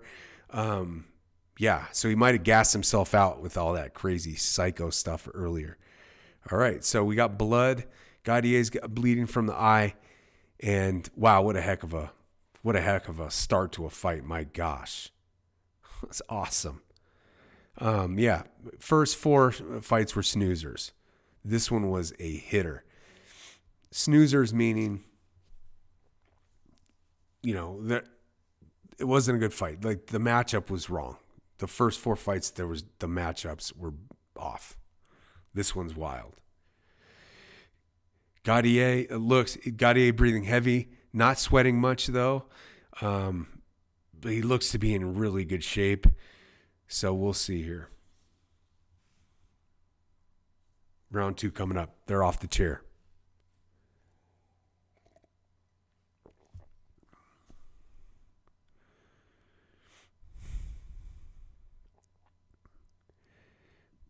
Pulayev jumping around, dancing around out there. He's looking like he's in relatively good shape. I mean, come on. He looks confident right there. They have a game plan. It's working. I mean, you wouldn't have thought they'd still be in the fight. I mean, coming out, Cameroon just knocked him on his ass. Didn't fall into the ground, which might have been a mistake as well. So let him get up, and when you let the guy get up, you never know what's going to happen. They're both throwing and exchanging here. Gaudier's throwing those big ones again.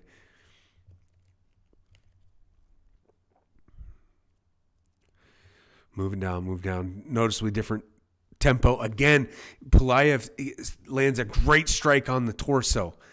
Great strike on the torso there. Cameroon's just trying to land that huge overhead. The Pulayev is being smart. He moves away every time. He moves away from that fight. So he moves to the left side of Gaudier, to the left arm of Gaudier. And so Pulayev is kickboxing really well. He's throwing a kick that is landing over and over in the midsection. If you get kicked like that enough, your hands go. Because all you're worried about is trying to get that blocked down there. And there we go. He tries to kick him to the stomach again, kicks him to the stomach again. Pulayev's next move, I think, is chessboard, is get those hands down to block those things, and then the overhand right. The overhand head kick is wide open there. Pulayev hits Cameroon with another one. Gaudier is starting to look for answers. A big stomach kick again gets him in there. The hands are going to drop, and that head's going to be wide open for a big punch or a big kick. Cameroon gets him, and that's the danger with Gaudier. He's got such strong and snapping power. He can end it at any second. This is such a good fight already. Heck of a fight. Now, athletically, it's not even in the same market. Chance to win. Gaudier has a 68% chance to win on Paul right now, and 32% on Pulayev. I think that's still a little bit early. If I were you, I would bet on Pulayev right now. If you had some money right now. Oh no, he just knocked him over again. Pulayev get knocked over just as I said. No, don't hang up that bet. Pulayev just knocked over again. He came into the overhand, got him, fell down on him on his ass again. My goodness, you can't sleep in this sport. It's so crazy. It's so fast. Gaudier's hanging in there. He's got a little bit more confidence. Gaudier is the aggressor for sure throughout the whole fight. But the kicks are damage, okay? The overhand right that he keeps hitting him with is damage. Here's a kick and a punch on Pulayev hit him with a kick and a punch simultaneously. Head kick, punch, same. Man, he's landing more. I mean, overhand gets Pulayev in the back of the head and stumbles Pulayev again. Hits him Pulayev. Pulayev's on his ass again. Hits him on his way up. Pulayev's on the ropes. Big knee to the ground. Absolutely hammering him. Pulayev's hanging in there at the fence, but nothing. Cameroon is going crazy. They let it go, which is good. Now they're back. Cameroon's bleeding by the nose. Pulayev is tougher than a rusty bag of nails. A bag of rusty nails. He's tough. Here we go. Nose going down. We're going to see what kind of guy these Gaudier is. We're going to see what kind of guy. Again, a kick in the stomach. Those kickboxing kicks do damage eventually.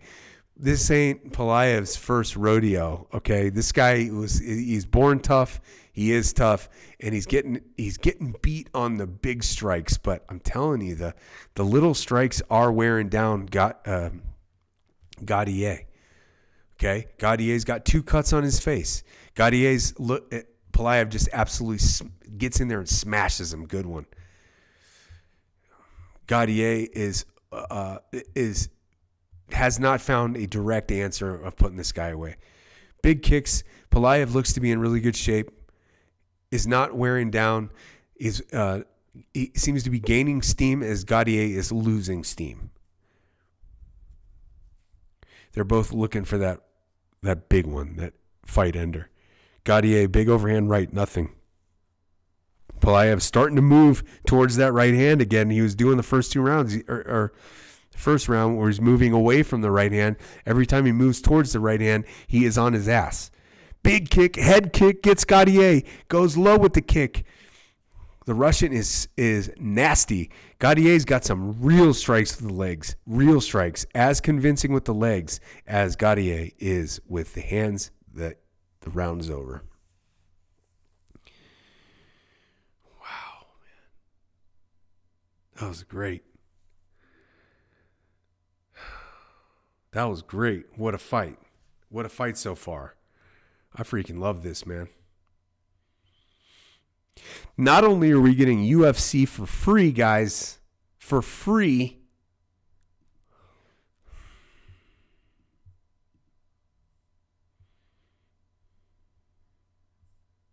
Sorry. Not only are we getting it for free, guys, we're getting a heck of a show right now. Marko showed up. How's church, Mark? Not bad, homie. We need you to order some pizza, Mark. Come on now, Mark. I've been on for an hour, Mark. I need some help here, bud. How are the fights going? Oh, they're okay. They're this one's awesome. This Russian is absolutely fired up. Here's this. Yeah. So this guy from Cameroon's been the hype of everybody, and it's just been a dogfight so far. So okay, shit fight. Okay, third round. Gaudier's hit Pulayev with about 500 knockout shots. Pulayev's been on his ass 16 times today. He is still hanging in there. He's still fighting, and he's been throwing this overhand right, and he's been kicking the guy in Cameroon in the stomach. So he's wearing both of them down. I mean, he's got a shot with both of these strikes. Big kick. Yeah, they're going crazy. If you want to put these on, you can hear yourself talk. All right. I'll get some pizza going here. Oh, you're getting some pizza? I'll get some. Let me help you out here. Give you my card and an address. Big kick by Pulayev.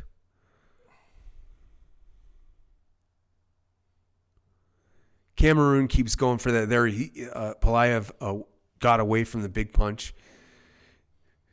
Pulayev's using those kicks. That's his big strength right now. Was it Papa John's that delivered here? Yeah. We can do it on the computer. Okay. Yeah. Okay. Here's a computer right here. Man. Song. Okay. Yeah. Big kick. Nothing going on there. All right. So, yeah, just get me a Papa John's, dude. Or whatever, man. Yeah. All right, let me get back into this fight. The third fight here. Man. Okay. 253 in the round. The market has Gaudier winning. Gaudier's had more knockdowns, more whatever. If this was a 5-round fight, this might be a whole different outcome. Cameroon's just swinging the right hand. So far, that's the only thing he does. He does a big overhand right after a left jab. So he's chasing the home run instead of the double. Pulayev just came in with a sharp jab and hit him right in the middle of the face. I tell you, the blueprint is set. All the hype going into these Cameroon, the sand mine fellas, it's not necessarily all Ngannou's.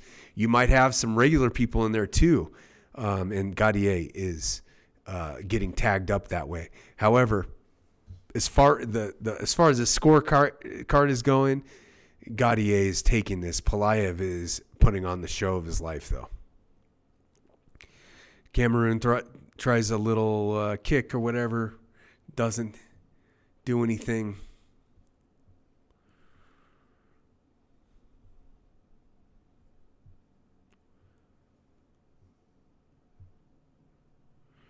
Here we go. 1:38 left. Way slower round. Not much going on here. And you need something, Mark? Address and stuff. Okay. You have to put this whole thing in here. You see this? Okay. All that. Hanging in. Pelaev's hanging in there. Just keeps rocking. Just a lot of pizza. Get some. Well, we got Dr. Pepper there too. All right. And then I'll get my card. So, got 1 minute to go. I'll get you my card. Gaudier's hanging in there. Gaudier has been the aggressor the entire time. Pelaev is a counter puncher and a counter striker, and it is working. This is a great style matchup, by the way. The first 4 fights, they were not well matched. This one is a perfect match. And we're seeing a war. Big stomach kick there by Pelaev. I'm telling you, damage-wise, Pelaev is winning the game. It might have got knocked down a couple times, but these kicks, there, like a kick to the ribs right there, is brutally painful. And and Cameroon's he's got just as much. He's got cut and damage on his face. He's got a cut in his eye. He's got a cut on his nose. So maybe a broken nose. So, and the fresher fighter is Pelaev by 100%. So the round's over. They're going to call it for Cameroon just because of the early knockouts. But believe you me, guys, Pelaev is the big winner of this fight. Outstanding stuff. Yeah. All right, I'm going to get some pizza ordered, and then we can talk to Marko. All right, yeah, perfect. So go building 3 and then 315. There you go. You want some coffee? I'm good. I might switch to a Coke there. You want a Coke?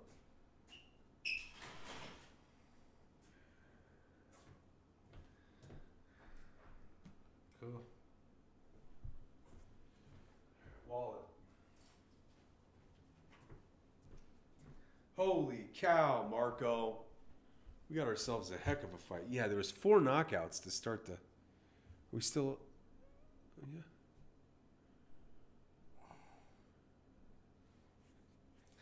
What's wrong, bud? Let's see.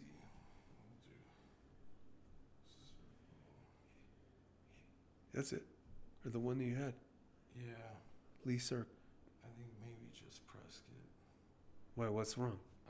It's just not allowing me to submit the Here. address. Here.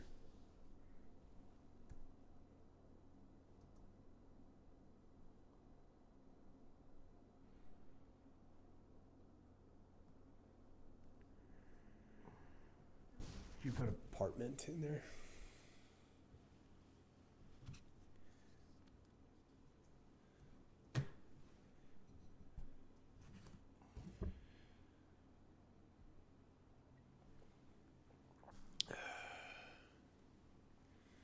All right, let me get on there.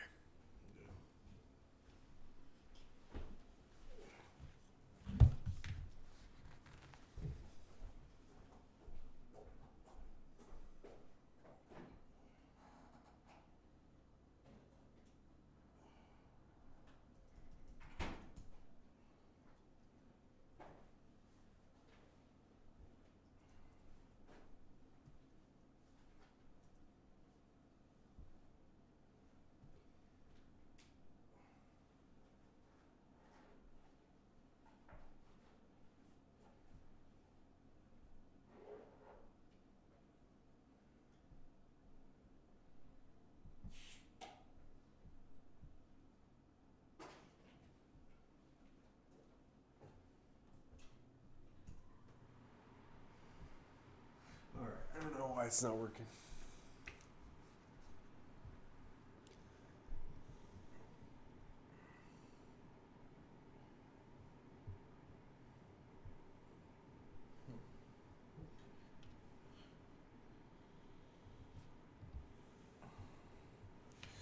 Might have to use this.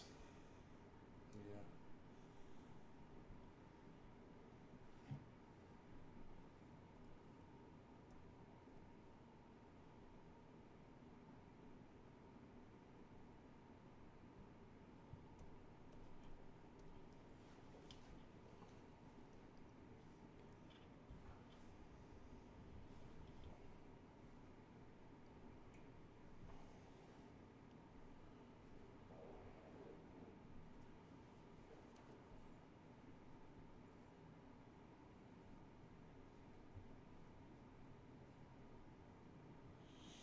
Okay.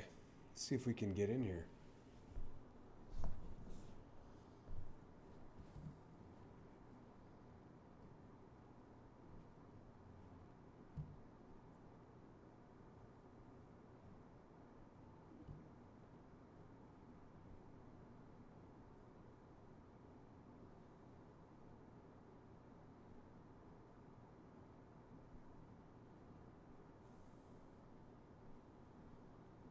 All right. Figure it out from there, buddy.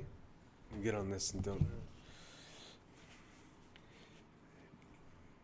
Let's see.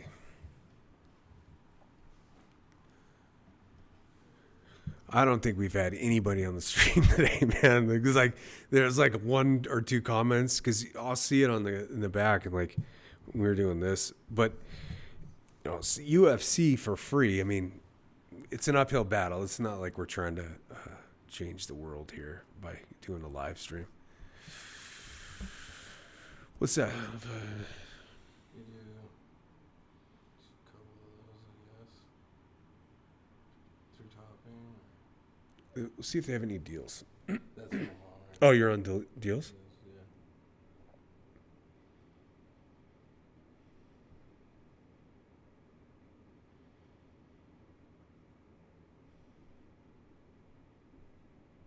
Yeah. Yeah. Couple. I liked sausage. What is it? 3 topping? Mm-hmm.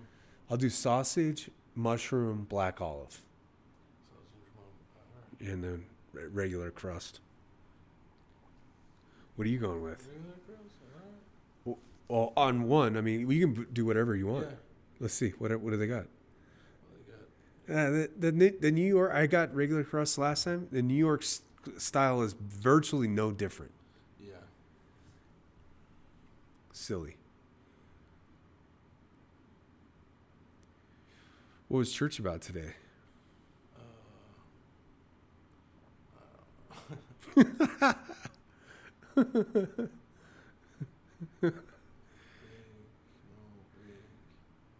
cheese, meats, sausage, veggie, mushroom, and olive. Yeah. Mushroom and olive. Come on, Marko. Get it, buddy. Get it. Add to the order. I'm going to grab a Coke, too. Yeah, get yourself The cane cola is better. strap it up. Big guy. All right. I'm getting rid of this, bud. Why is it 1670? I don't care if it costs 50. Get it. All right. Well, wait. It said 9, so it's a Yeah. $6 difference? Yeah, that's why I'm like, what? What about this makes it $16? Oh, delivery fee. Okay. What? $6 delivery fee? All right.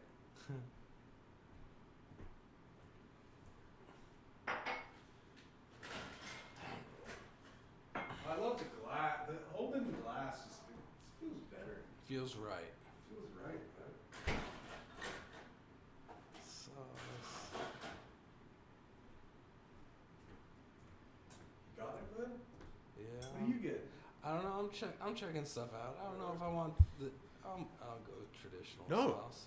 Dude, Well, go crazy. Well, yeah. Did you open that with your hands? No. Okay. I got a little lighter. They might call me Iron Grip Winslow, but I ain't that. Let's see, Iron Grip. Let's go, Grip.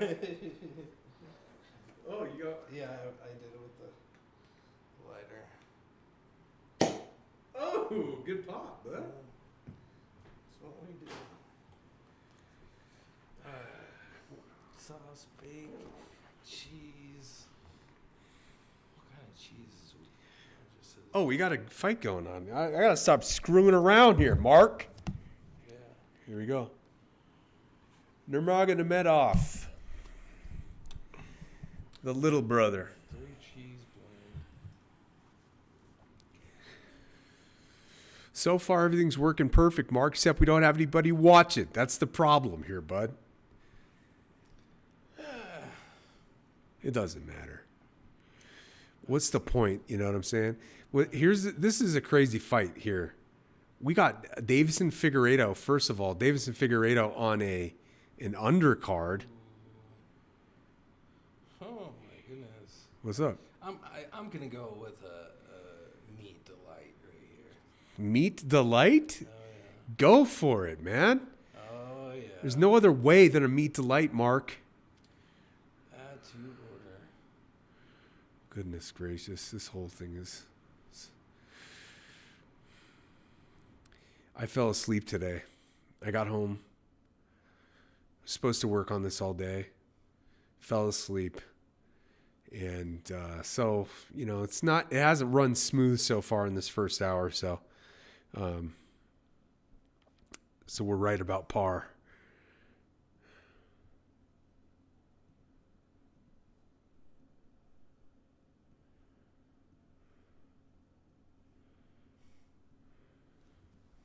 Here we go.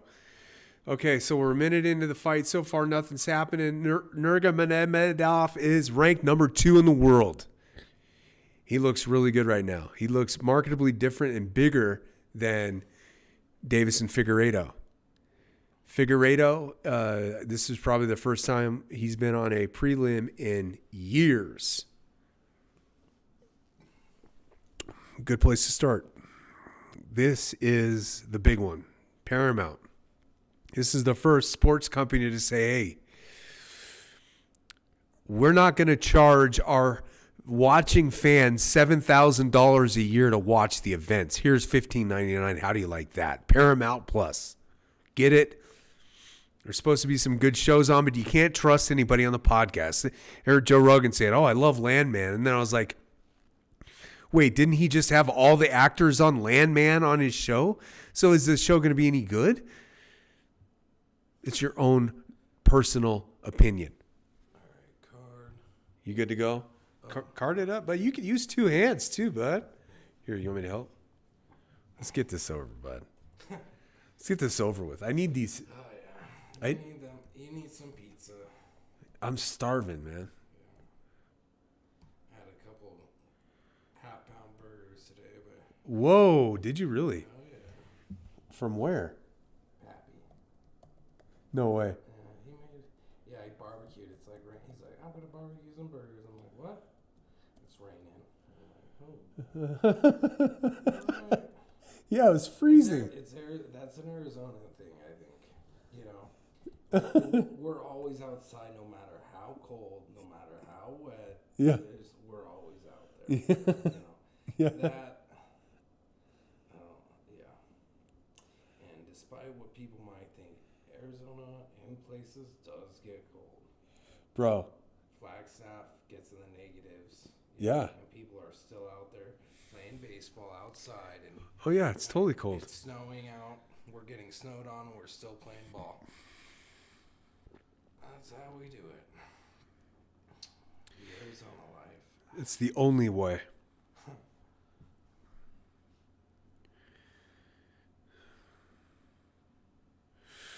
All right, driver note.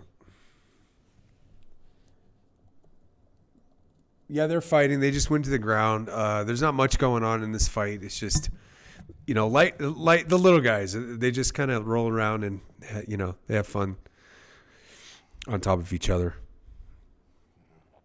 That's the word. Having wrestled, like, the ground is the last place. Grappling, that's going to waste so much energy. Oh, yeah. I've never been thirstier than going 3 rounds in a wrestling match, going the full length, just exhausted, and you're in a tournament, and you got, who knows how many matches if you keep winning, and you're just you'll never quench that thirst. Oh, I can't imagine. I would never do it, dude. First of all, I'm a little bit homophobic when it comes to like dudes like that. They're, you know what I'm saying? Like Sack to sack. You sack to sack, dude. I mean, I don't know if I can ever get comfortable there. It just reminded me. The first time I streamed, the first stream that I have that I did a UFC on, I freaking let's just make sure everything's good here. I spilled an entire pot of tea on my computer, so that was the end of the stream. And that computer's right over there. It still doesn't work. Yeah, dumb. All right.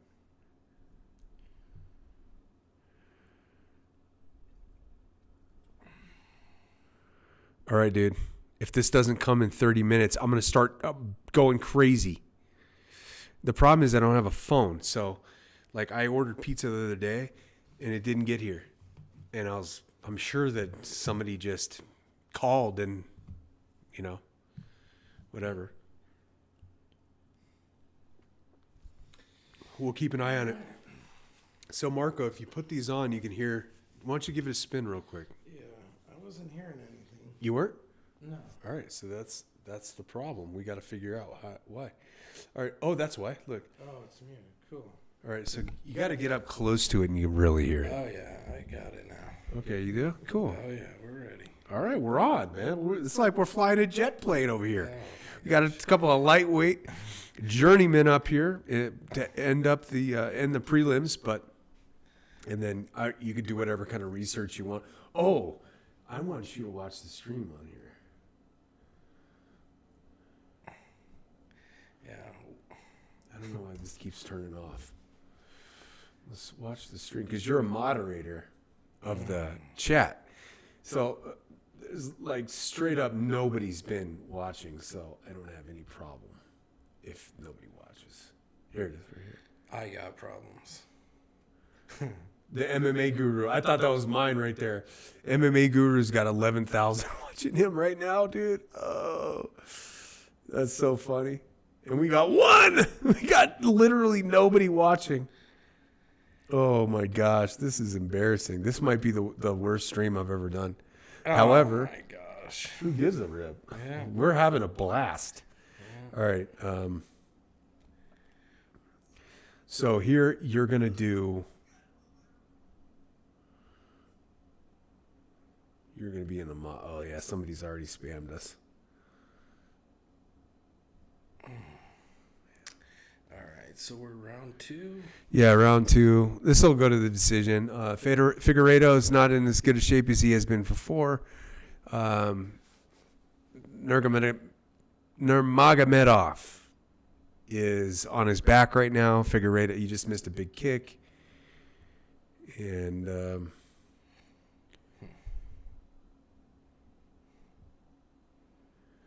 yeah.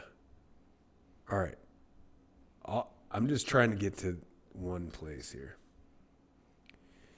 This is an old computer, so it's like, here you go.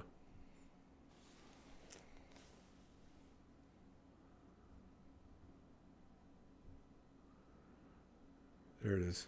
All right, so just get in here. Let's see. All right, let's see here. Let's chat. Gee whiz, this is crazy, dude. There's nobody watching. That's hilarious.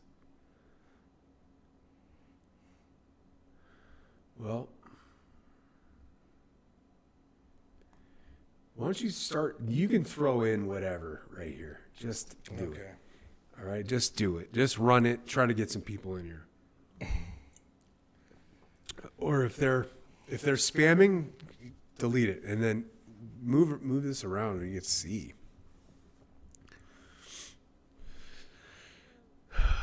Kind of the match you were thinking of, just a bunch of pitter patter, a couple of guys having basically a little bit more than a sensual date.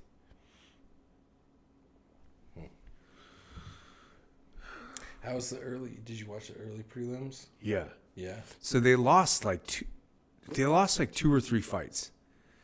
So the one I was looking forward to, Ricky Turquoise from New Mexico, fights this dude named Smotherman. Smotherman does the weigh-in, walks off the scale, face plants. Okay. I guess fight over. It's like a mic drop. Yeah. Knocked him out before he even got to the cage, brother.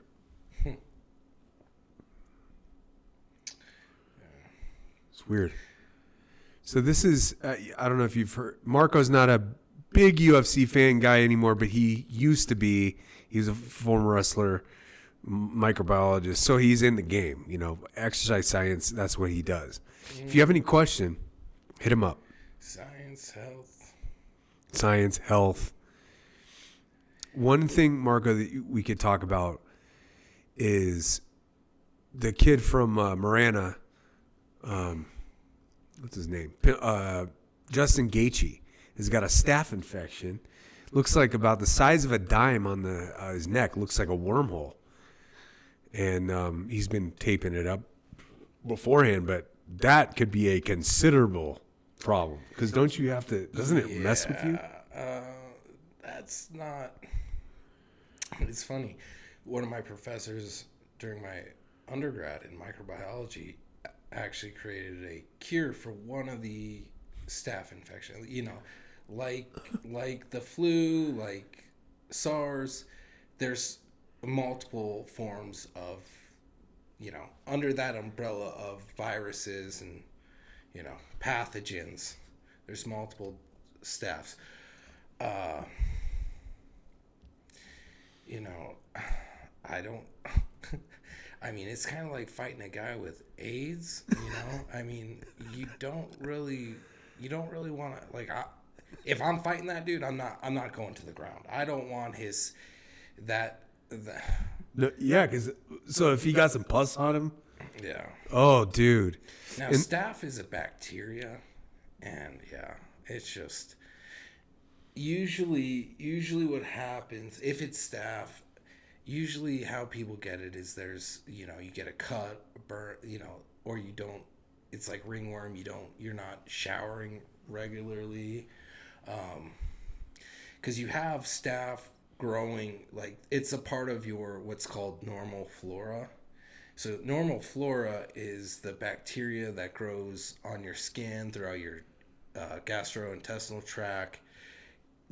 Some are opportunistic pathogens, which means if there's a weakness in your body and it has an opportunity to kill your living tissue, it will. Staph being one. I mean, it's like E. coli. E. coli is one of our, it's a bacteria that's a part of our normal flora. So, what does it do to you? I'm not too sure about staph. So one of the things about bacteria, when your body, viruses use your cells to replicate itself, to make more virus through the nucleus of your cell. It hijacks the DNA replication, RNA translation, machinery in your cell, and then replicates itself. Bacteria, they'll eat, because they're an actual living organism. They'll eat what they can, any So they're basically devouring your body, and what your immune system will do, because you have 2 waves, well, technically 3 waves of the immune system.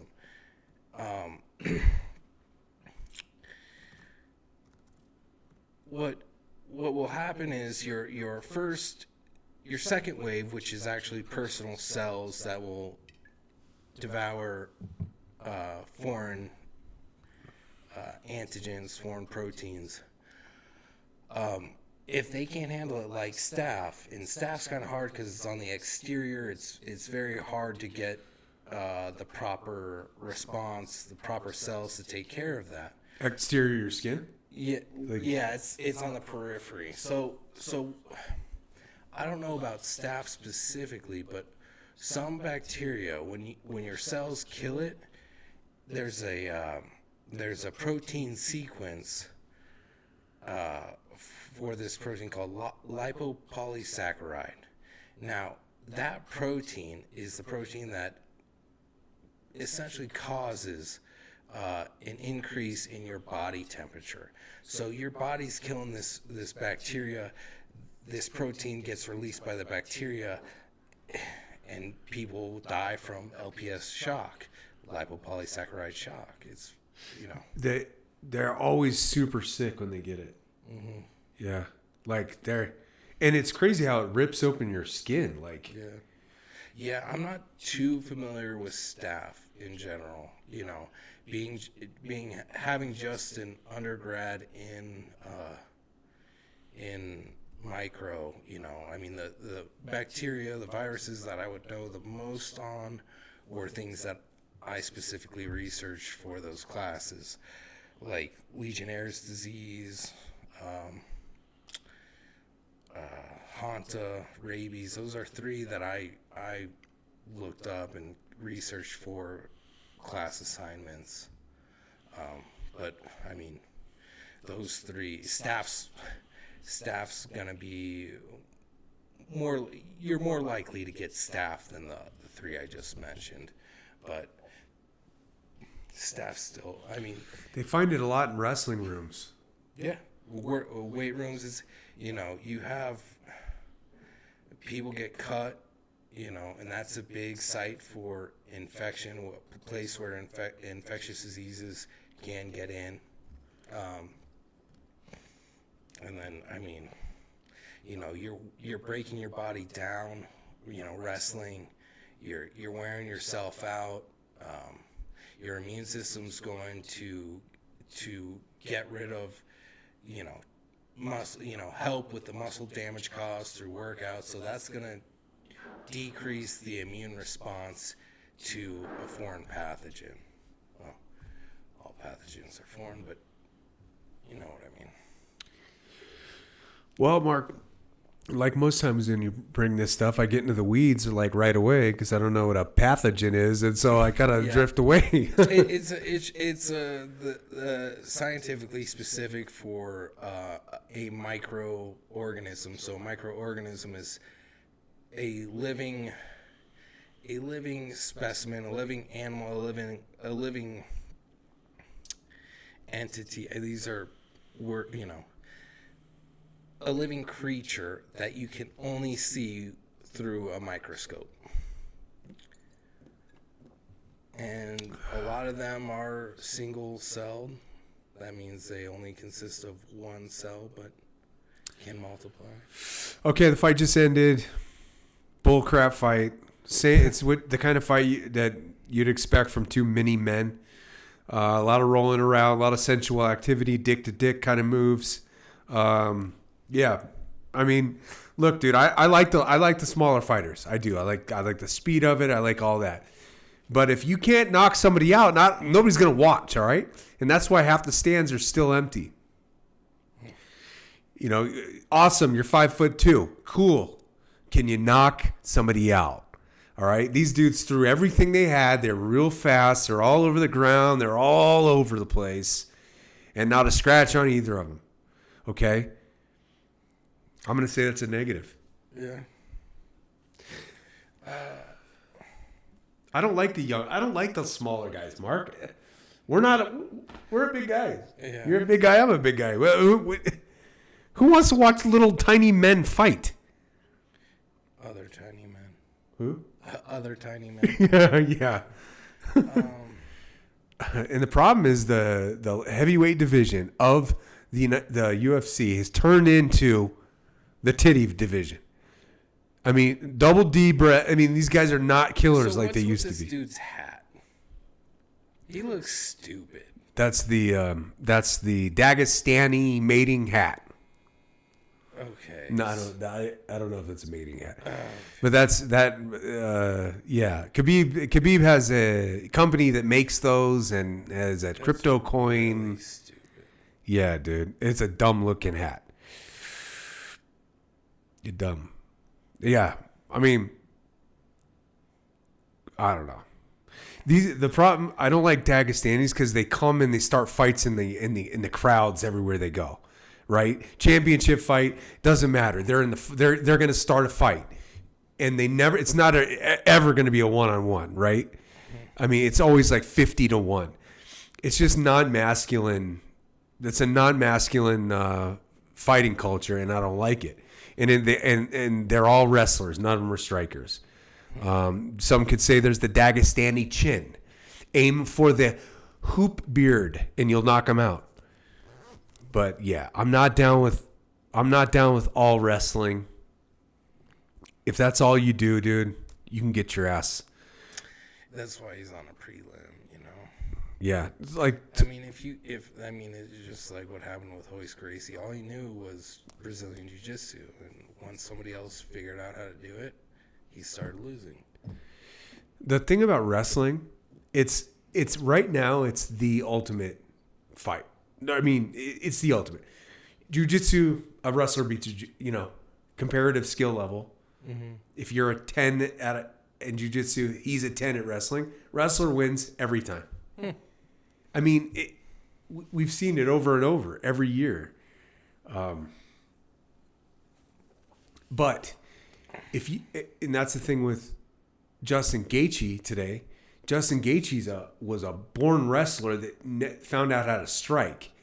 And just like I mentioned this earlier, that's your running game mixed with your passing game now. Now you have two places where you're really dangerous. But no Dagestani is dangerous on his hands. Name one. Or on his feet. They're all good. Diving for your crotch. Trying to get a double leg takedown. Trying to put you up against the fence. And Tito Ortiz it, dude. They didn't invent all these moves, by the way. Just like Craig Jones said, is the Dagestani double leg is about as typical of an American wrestling technique as anybody can come up with. So, yeah, what you're seeing with the Dagestanis, they're gonna be awesome, and they're gonna be wrestling, and they're gonna be at the top of their game for years and years to come. They got Khabib's little sweat house up there. They're gonna be great. They're gonna be great, and they're all gonna be wrestlers. That's it. So that's why I'm not a big fan. Does that sound about par there, Marko? Yeah, I mean, I'd rather watch two people punch themselves in the face till one of them drops. That's the kind of fight I like. Yeah.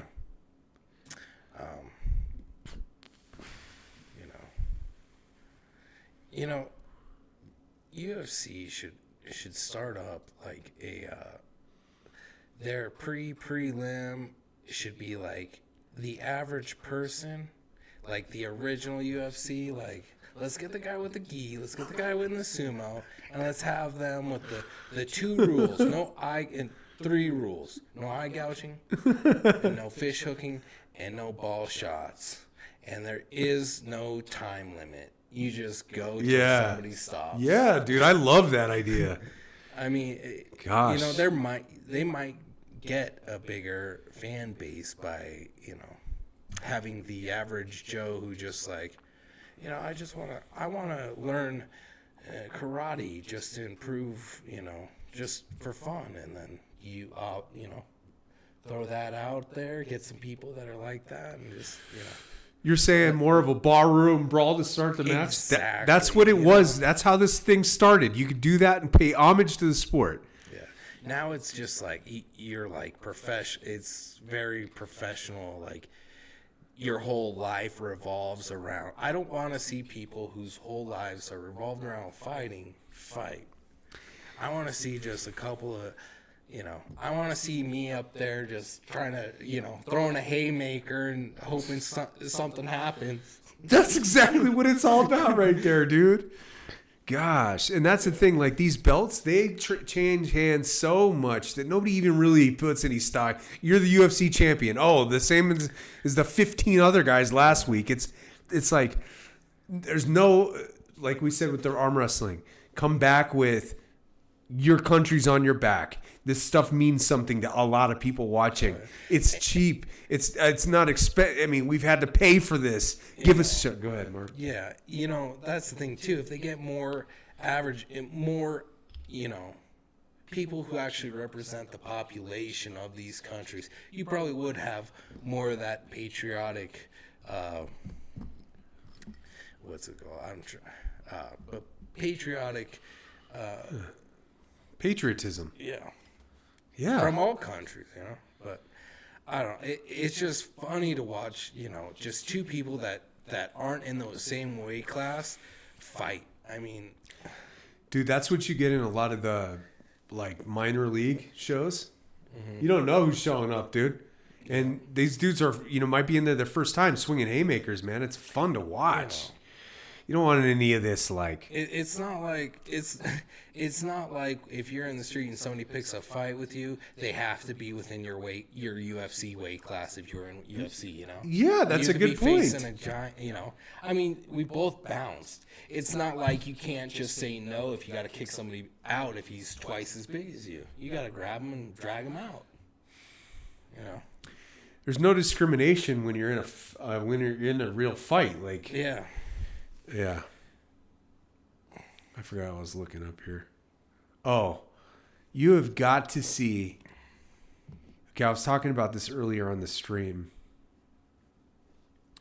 There's this guy named Gene Silva from Brazil, right? Gene Silva. His thing is he barks at people, and he's a part of this group called the Nerds or something like this, right? So they're doing a photo shoot, and this guy has a complete mental breakdown, and it was all recorded, so I got to find this for you. It's literally the most cringe video you're going to see. So what so they were interviewing him and they like No, this is a basic, you'll see. This is a basic photo shoot, and homeboy loses it. Watch.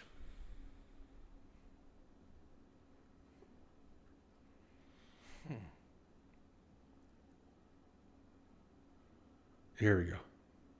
All right. So this is him.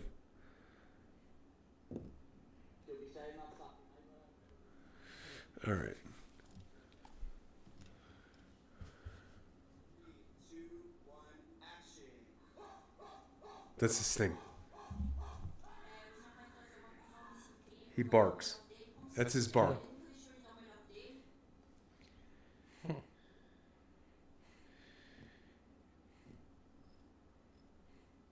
Okay. And so the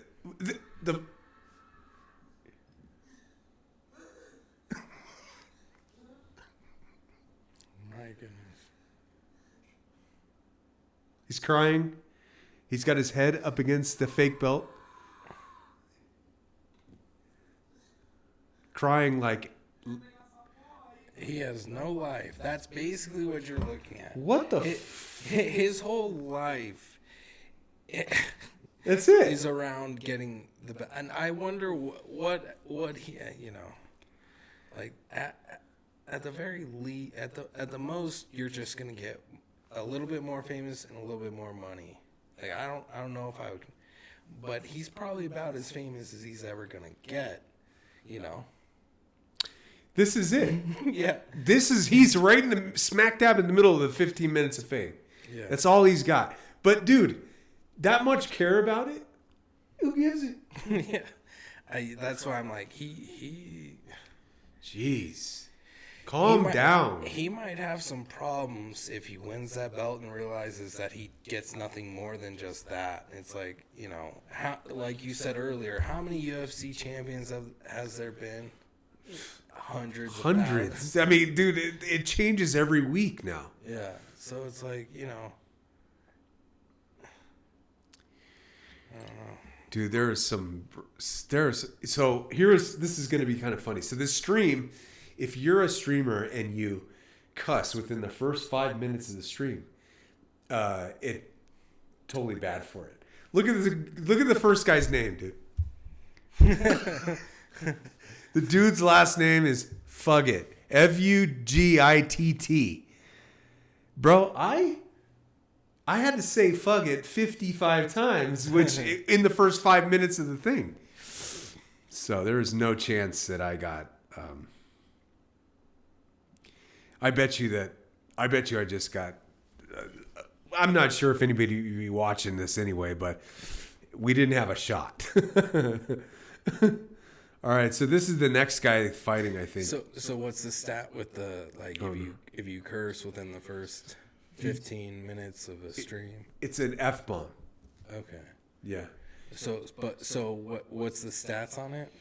if you can't say an F-bomb within the first 5 minutes or any curse words, but an F-bomb especially, and then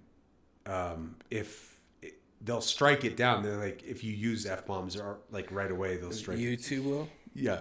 Okay. It's not good. It's not good for the, what do you call it, man? I don't know how to explain it. It's not good for the algorithm to have F-bombs going on. Oh, okay. So there's an algorithm surveilling curse words throughout YouTube. Every word. Every word. Every word that we say is being not only monitored, but it's being logged. Okay. So now, in prior months, years, I mentioned SARS, and, I wonder if their algorithm, they probably don't have people who know enough about science to know that I mentioned, well, SARS is like a science layman form of saying SARS-CoV.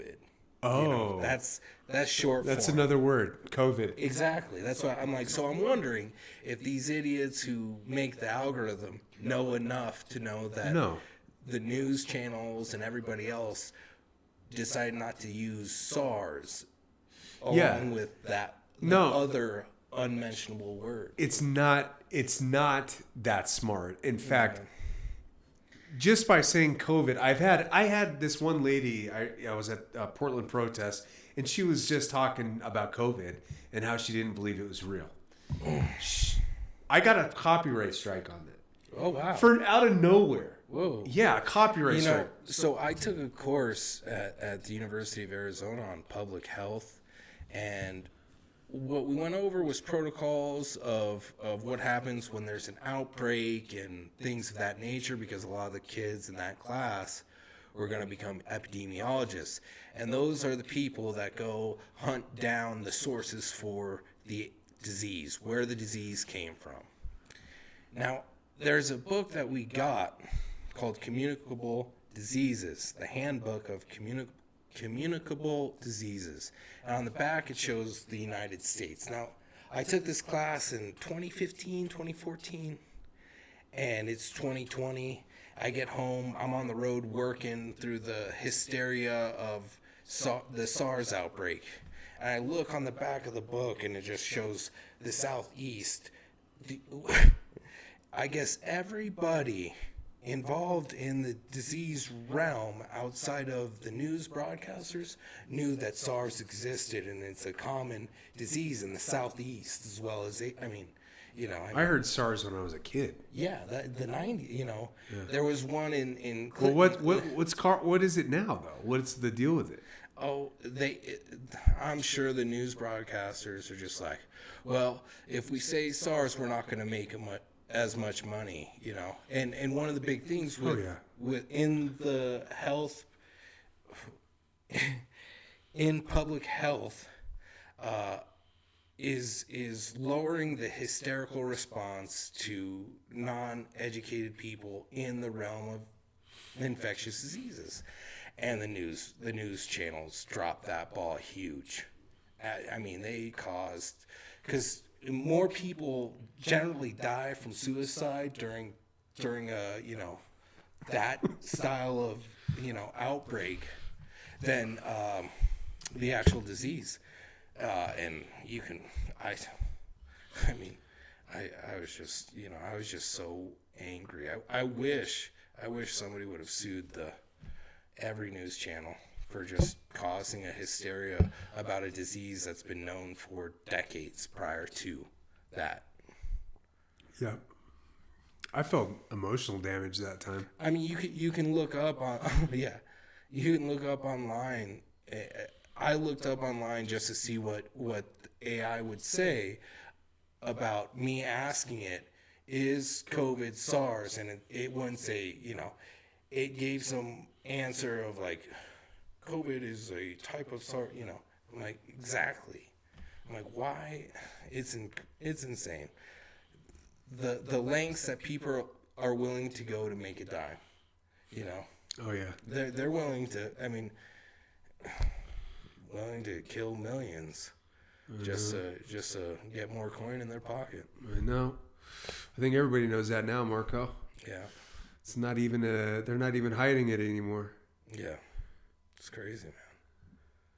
It's just like it just is, and I know protocols, and I know, just all the information that was being talked about. I mean, they were giving terrible timelines about, when this, they said that the disease was circulating in society 2 to 3 months prior to the first death. And I'm like, but it only kills the people we expect that would die from a common cold, that extremely elderly, obese, I mean, it's just like, so that's maybe 10% of the population. So that disease was circulating for 2 to 3 years, that strain of SARS before the first, I mean, That's so crazy. I think the final percentage of the population that it kills is less than 2%. No professional in the realm of infectious diseases broke a sweat. Dude, but what did they put in our bodies? That's what I want to know. Dude, I'd have to look at my immunology book just to make sure that what I would say about a vaccine is accurate. But the vaccine has to engage the adaptive immune system. So that, when I was telling you days ago, that's your B and T cells. Because those are the cells that will make antibody that will, they'll create a gene sequence that will log it in as like memory. So if you see it again, that disease, it won't take as long for your body to create that gene sequence to create an antibody to attach to the pathogen. Again, I'm not only in the weeds. I'm in the seed weed right now. Yeah. I don't understand this. I just want pizza, Mark. We all want pizza. I know. UFC, it's our internal UFC fight. Our immune cells versus foreign entities. Ooh, the internal UFC fight. Yeah. I like that. Yeah. Oh, dude, immunology was one of my favorite classes I've ever taken. It's so amazing what our bodies are capable of doing. I mean, there's so much our bodies are capable of doing. Just like every cell in our body, our whole, every living creature, their cells are geared. Their whole goal and their drive is to prevent death, to keep itself alive, to keep us alive. Our immune system, I mean, it's fantastic. Yeah, it is. So who do we got next on the fight? I don't know. Here's something. So, I mean, you got people fighting from all over the world. Yeah. You got, transfer of, body sweat, and that, Yeah. like the dude from Russia is going to have a different normal flora, a different set of bacteria living on him than the Cameroon guy. Yeah. So, I mean, just like what happened back in whatever year it was when we settled in America and handed polio or whatever, smallpox blankets to natives. I mean, like, we got a low-grade style of that going on. Low-grade low-grade syphilis blankets going on in the UFC. Yeah. I mean, it's just like the Olympics. But, like, I don't know if you've heard this, but, I mean, the Olympics, that's like a breeding ground for diseases for sure. Oh, yeah. STDs are rampant there, dude. Because I've heard they'll just put up a bowl of condoms and stuff for the athletes to make babies or whatever. They do the same thing in the Navy. Oh my gosh. God bless America. You can't get off of the ship unless you pass that bowl of condoms. Oh my God. Hey, dude.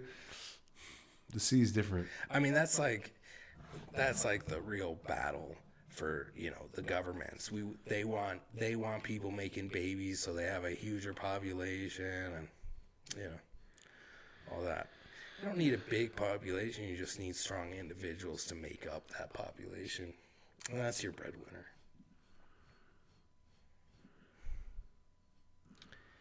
Oh, there's the where is clock. Son of a bee. I've been just floundering this whole stinking time, Marco. What's up? I have a nice clock here. It's beautiful, and I haven't been using it, man.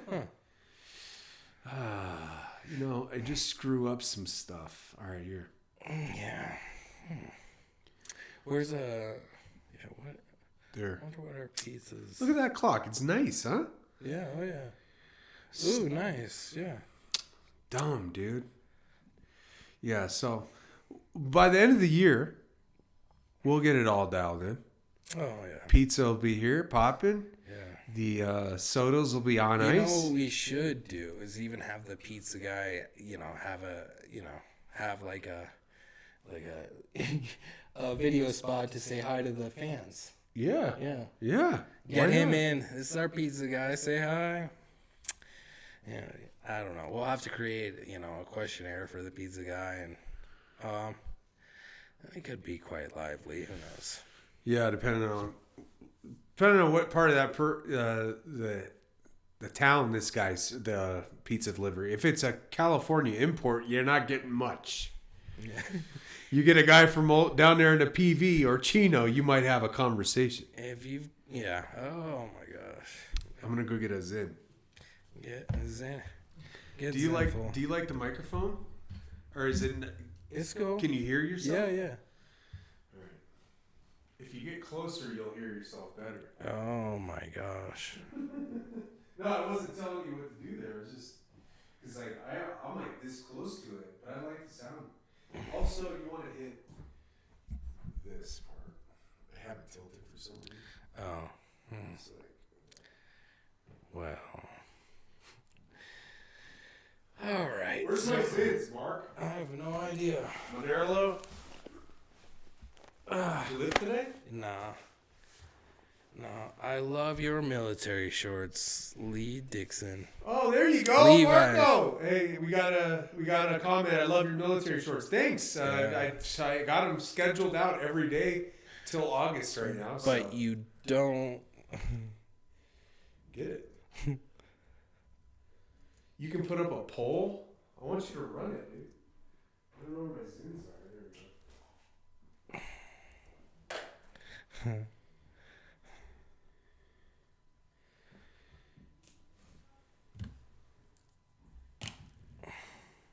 Woohoo! Emojis! All right, now we're talking, baby. Hey, Mark, now see if on the thing it comes up. See this? Oh, yeah. I like it, man. We may have to raise that up a little bit.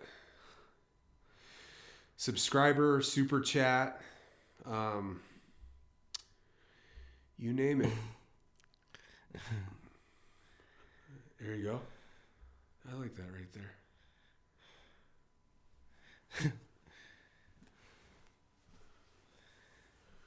All right, so yeah, you're the Thank moderator. you, Levi. You're the moderator, so you can delete their comments and all that. You can Oh, my goodness. You can add a poll. See this wrench by your name? That means you're the moderator. You're the moderator. Oh, my gosh. You don't want the big dog as the moderator, I promise you. No. I need the big dog as the moderator. I'm too sensitive. I could really use a pizza, man. Dang it. I know. What did they say the time frame was? Bro, they act like this is somewhere in the boonies, dude. It's like the easiest place to find. Right off of, a major highway for a small town. And, Yeah. one thing I learned from work doing some private forestry, I'm like, yeah, I come from a small town. And they're like, what's the population? I'm like, 80,000. They're like, that's a big town, dog. I'm like, what? Yeah. I'm like, but for an Arizonan, 80,000 is a small town. If you're not in Tucson or Phoenix, you're in a small town. And, Phoenix is a cesspool, dude. oh, my God. I hate driving there, man. Yeah. The laws of driving are out the window right now. Yeah. Dude, I remember I had to go through Phoenix, and this is probably like between 2010 and 2015-ish. And that was when they still had the vans with the cameras, and like 200 yards from the camera, they had to have a sign. Yeah. I rolled through every single one with no hands on the wheel, giving it the double bird. They took my picture a few times. Yeah, I got a picture taken out of there too. Just like, sad enough, what ended it was, some dude was so pissed off that he just he parked right behind the van and killed the cops in it. What? Yeah. Yeah, it was pretty crazy. Dude, what is happening with this program here? So they haven't had anything on in a while right now. I think they might be crashed or something. And they haven't had a fight. It says stay tuned main car. Oh, well, so they lost a bunch of fights. So I'm sure they have to. Oh, okay. This is an absolute. See, now this is where you can invite people to just be in the back, the average Joe, OG style UFC, just to entertain, for entertainment purposes. Throw a couple of wild card fights on there, like random. Nobody cares about put a celebrity fight on it. They're actually talking about that with arm wrestling. Yeah. Yeah, which I think would be awesome. Celebrity arm wrestling. Well, not just have John Brzezinski come up. Even though he's not in the rankings, just have him. Okay. A Bajent would have him on standby. That wouldn't be a bad way for any of those Bajent, Brzezinski to make money. Because people want to see a lawyer on retainer. Yeah, people want to watch those guys fight. That's not what's happening, but what I'm saying, I mean, that would be perfect to have some throwaway 2-round fights.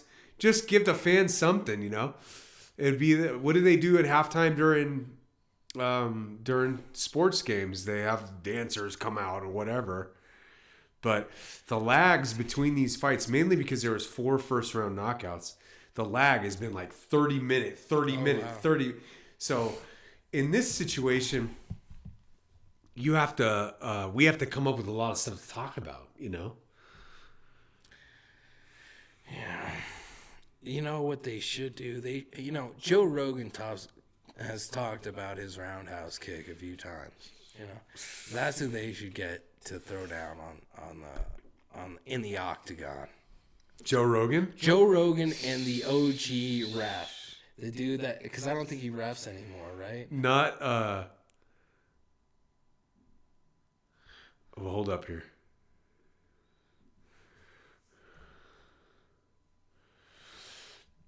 Somebody's always tried to call him out. Yeah. I wouldn't be surprised, man. But, this Mr. Roundhouse guy, yeah, dude, let's see what you got, brother. I mean, when I was growing up, the biggest wimps were the ones doing karate and stuff like that, Sure. I mean, those are the guys that were scared. Yeah. Yeah, I don't know if this thing's going down or not. If we don't get pizza quick, though, I'm going to start headbutting stuff. I don't. The card has been to a black screen for about 20 minutes now. UFC on Paramount. So the main card probably hasn't started now. In the regular UFCs, there is a little bit of a lag. When they go from Hulu to the main event. There is a little bit, nothing even close to this. So you had 4 quick fights to start, and you lost 2 fights in the undercard. So you're looking at a huge deficit. Now, so one of those fights was the dude that just like fell over face planted. That's that guy, yeah. One of them. But was the staph infection one of them?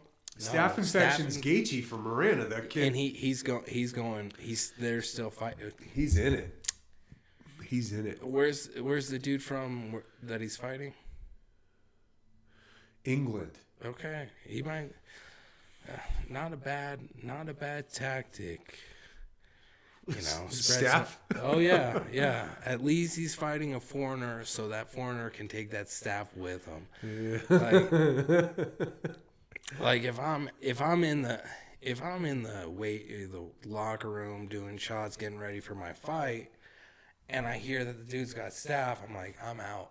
Yeah. I'm out. Oh yeah. You know, it's like they don't let people with ringworm wrestle. Mm-hmm. You know, you gotta get that taken care of before you can get back on the mat. These dudes fight with it though. And ringworm it's nothing like staph kills people. It does? Oh yeah. Oh, it's incredible. Yeah, staph is it's a killer. It's killed more people than O'Malley or whatever that dude is. Pimblett. Pimblett is the great white hype for the UFC. I mean, they've tried to build him up like you wouldn't believe. He's gotten the easiest road to 8 fights as you could ever imagine. Yeah. And he's fought nobody of danger, nobody of consequence. Gaethje's fought everybody. He fought. How old is Pimblett? He's from Miranda. 23. 23. No, Pimblett's from England. He's 23. Gaethje's older. He's long in the tooth. Did he study under Don Fry? Because I mean, he's an hour and a half away from Gaethje. I don't know. We'll have to talk. We'll have to figure that out. I mean, yeah, Don Fry is from Sierra Vista, and he lives there. He is? Oh yeah, Don Fry? Yeah. I wonder how old he is, because he's really old. One of my, our dad might have, Happy might know him, or the whole Winslow clan live down there. Oh yeah, I'm sure he knows. He's heard the last name before. But Gaethje. So Gaethje's an older dude, 30s or what? Yeah, Gaethje's fought some wars too. So, and he got brutally, savagely knocked out last fight. So, okay. I mean.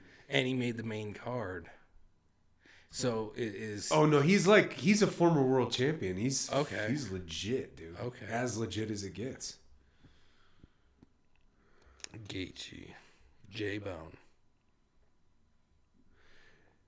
Yeah, he's a scrapper too. That's Arnold. Gaethje. Okay. Number 4 in the world, 20-9. He looks like 120 pounds. Yeah, lightweight, so that's 125 pounds. Striking. Let's see who he's fought. So he's this guy. He beats Fiziev, and Fiziev to me is super dangerous. So, dude, I feel like having a beard and your combat sporting it, the medieval fighters, did not have a beard for style purposes. They had other stuff to do, and their hair was just growing, So would you I would never want facial hair if I'm fighting. All right, so I've been thinking a lot about this. All right, so talk about your head in relation to Yeah, keep going. Talk about your head in relation to the way your body reacts to warmth or cold.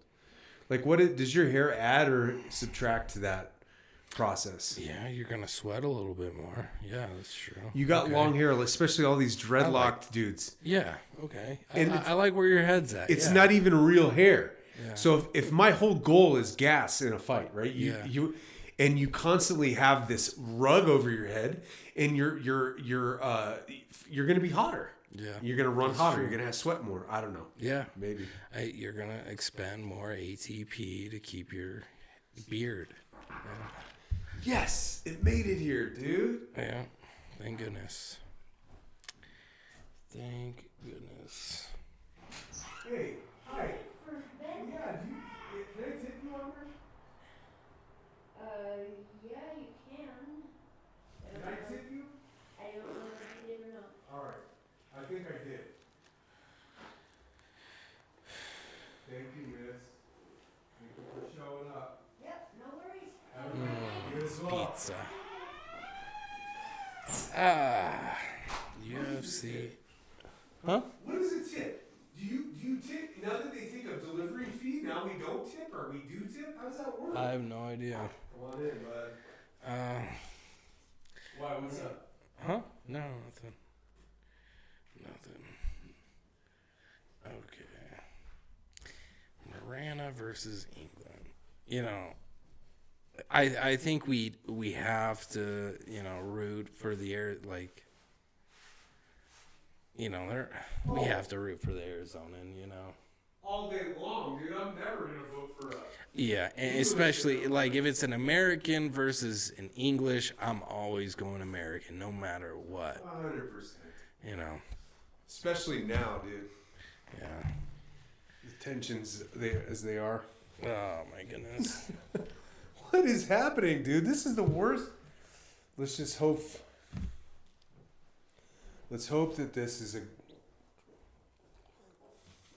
Oh, we got a fight going on right now.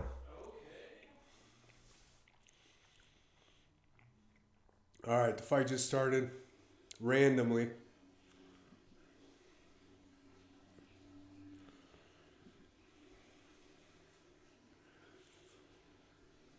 Allen versus Silva.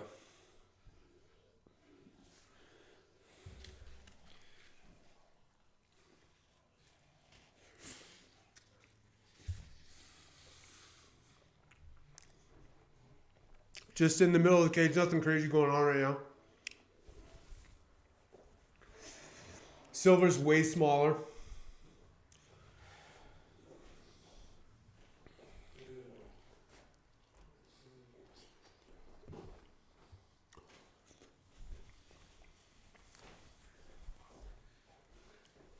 Yeah, you're right. So I will do your style just for the giggles. Yeah. There's literally nothing different. No. Tastes the exact same.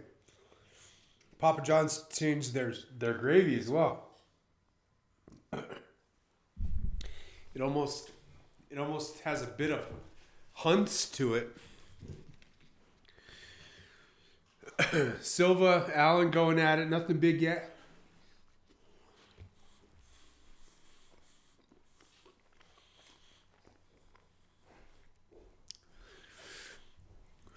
No strikes, no craziness. It's back and forth stuff right now. Big punch by Allen.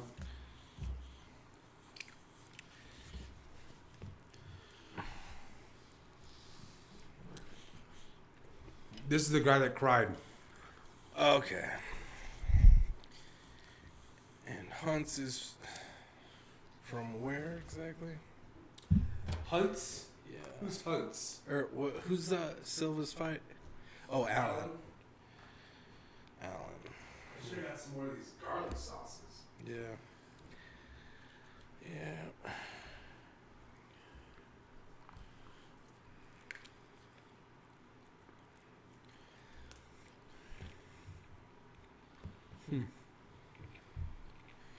Allen's been a bit vocal, has been a bit, he's looking a bit like cocky right here.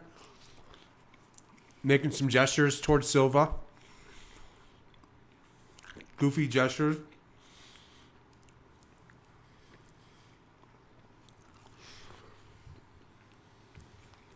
Have you ever had somebody throw a kick at you when you're in the military? Yeah. Yeah. What, like... Like, I mean, I've had lots of kicks thrown at me. What? Well, I'm just wondering, like, would you personally throw a kick? And if you would, what would you throw? Right to the femur. Okay. You can put somebody down so quick like that. When we would shoot with the Marines, it got to the point where they were telling us to aim for the crotch, not the head or center mass. Because when there's so many nerves, like in this whole region, the groin region, and if you can shut off the leg, you shut off the hands. Yeah. You know what I'm saying? Yeah.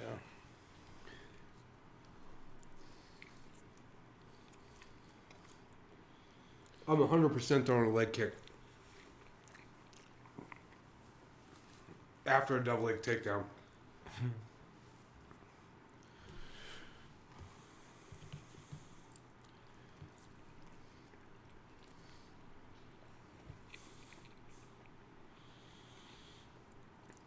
See, now, there is a way different athleticism than the UFC that we grew up with. They might be better. They might be better athletes, but they aren't better fighters. You know, like if you looked at Chuck Liddell, he wrestled to avoid wrestling, and the way that he would fight was so savage and stuff. And these guys don't really excite me, you know? So it's basically turning into a professional boxing situation where they don't really care. Like, they're not actually wanting to beat the guy to death, you know? They're trying to score points. A lot of times. Yeah. That's basically what it's... They're not trying to kill each other. I want to see two dudes that want to kill each other. Yeah.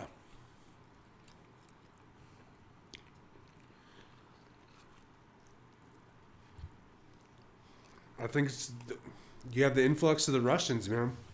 All they do is wrestle. So right there, Arnold Allen, he looked okay. Gene Silva was very measured, calm. Arnold Allen was the aggressor, hit him with more. Silva had bigger punches.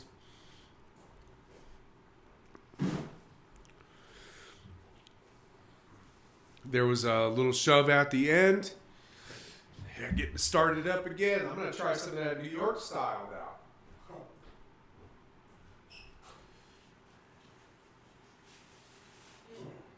Sticker.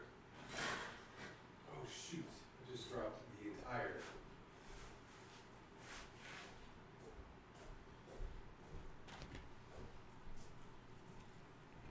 Round two.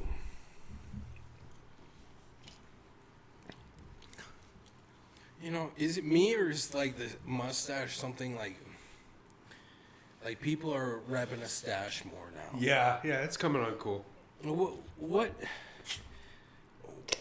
I don't, I don't pay attention to pop media, but is there something in the pop media that's causing a stash? I'm not sure why, but a lot of them are still rocking the stash. Like, I don't get it. But because I think it's different from when we grew up. Because like the people with the stashes think the stash is actually cool. Yeah. Like they're doing it because they're like, I'm gonna be cool because I got a mustache. It's like oh. You can't put Arizona in any category. It was just different. Like the functional mustache was mainly like the Cowboys had it. Some of the coaches had it, you know.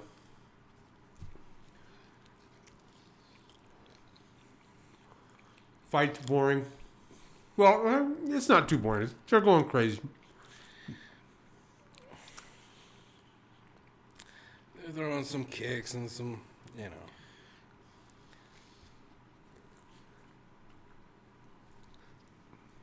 The next fight will be good, I hope. Natalia Silva versus Rose Namajunas.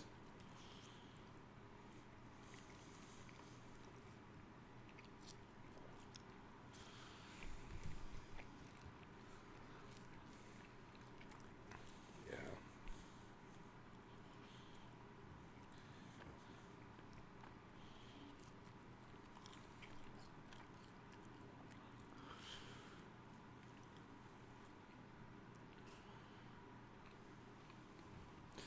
$6 delivery fee. That's crazy, dude. Yeah. So basically, that's the tip, I guess. Yeah. I don't know how it works anymore. I don't do DoorDash and all that. The boys are a bit cut up. Not much going on. Just circling the ring. Throwing punches, hitting each other. Same old stuff. Nothing too crazy. Yeah. Nobody's throwing anything big. I don't know. Ooh. Spinning back elbow got Allen. Silva got Allen with that. It's kind of a fun.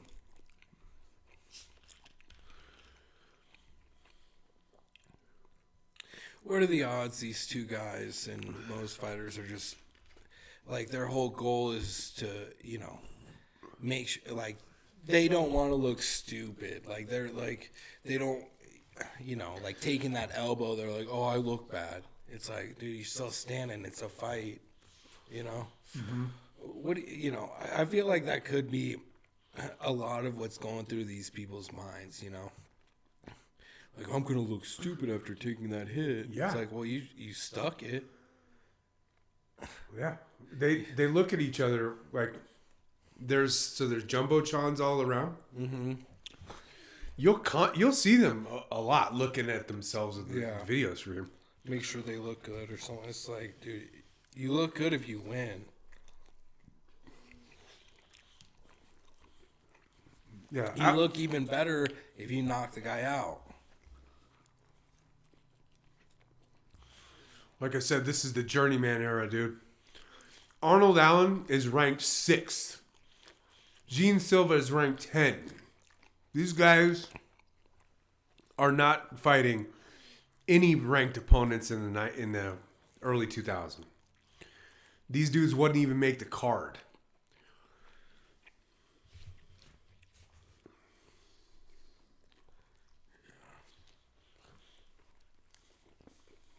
So featherweight. That's what these guys are. Yeah. So featherweight. You're dealing with George St. Pierre. No, he was like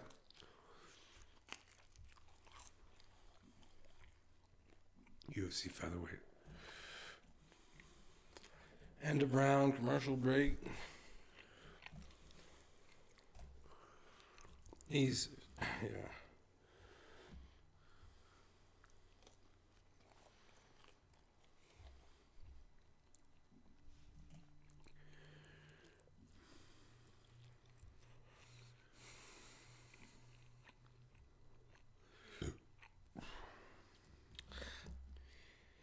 I wonder what would happen if you actually get like somebody who's actually mean to fight. Not somebody who looks mean and plays the act, but somebody who actually wants to drop people.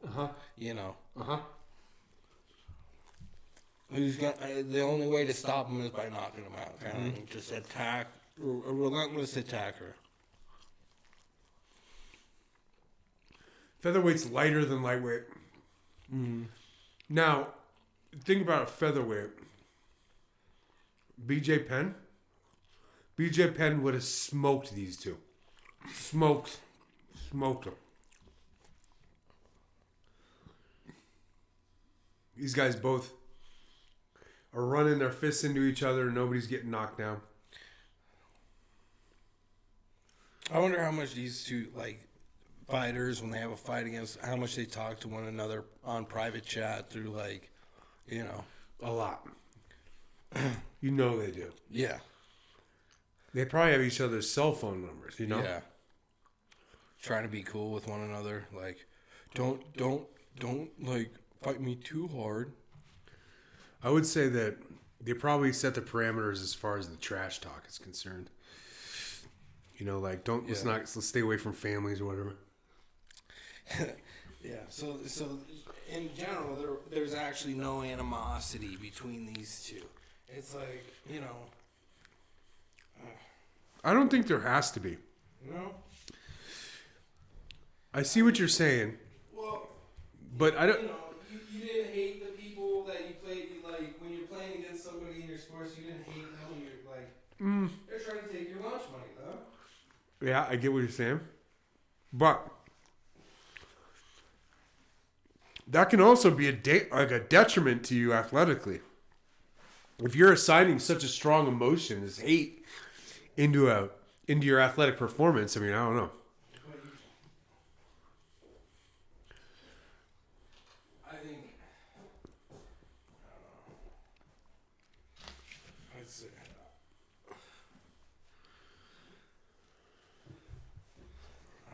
What say you, dude? I don't know. I'd give absolutely no quarter. You know. No quarter. Yeah. What's that mean? It means I wouldn't. I wouldn't pretend that I liked him. Oh no, No, they don't it's- pretend like they like each other. That's for sure. They don't like. It's still. It's not very I civil. I wouldn't talk to this. I wouldn't talk to somebody I was fighting. Period. Right. I mean, I like. I see what you're saying. Like what? I don't know. Arnold Allen's. So this is a great fight. It's like two Forrest Griffins going at each other. You know, there's a fight being had, but if you're talking at like a major league sport, a guy on the hill versus a batter, you know, any other sport, you know, these two are the CFL rather than the NFL.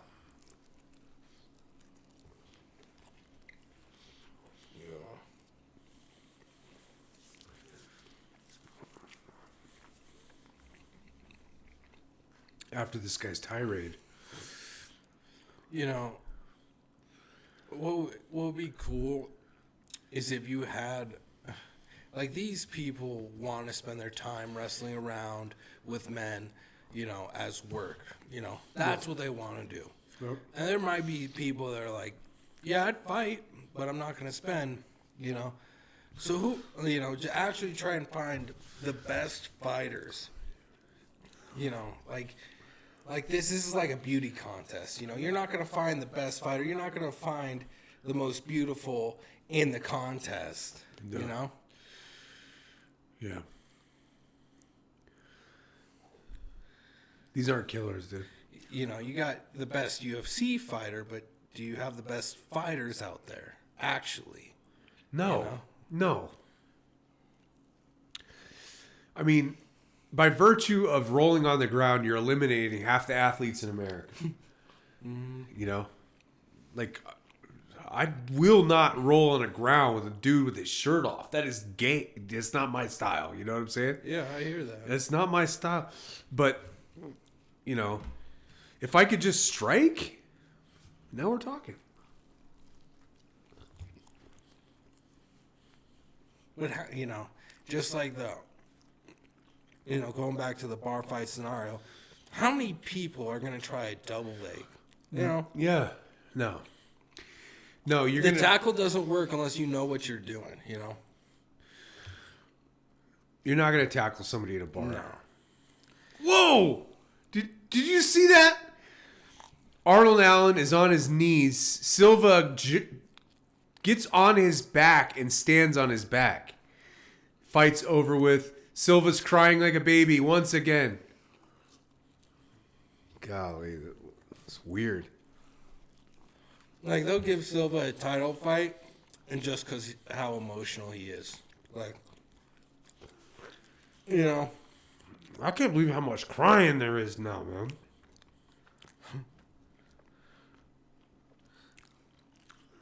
I can't believe grown-ass adults in a professional sport cry.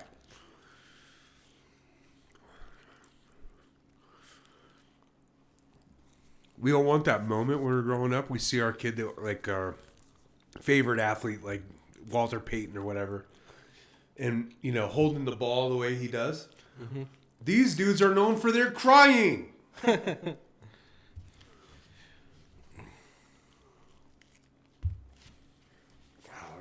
that game.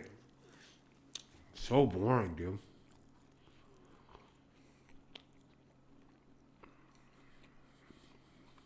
Brutal.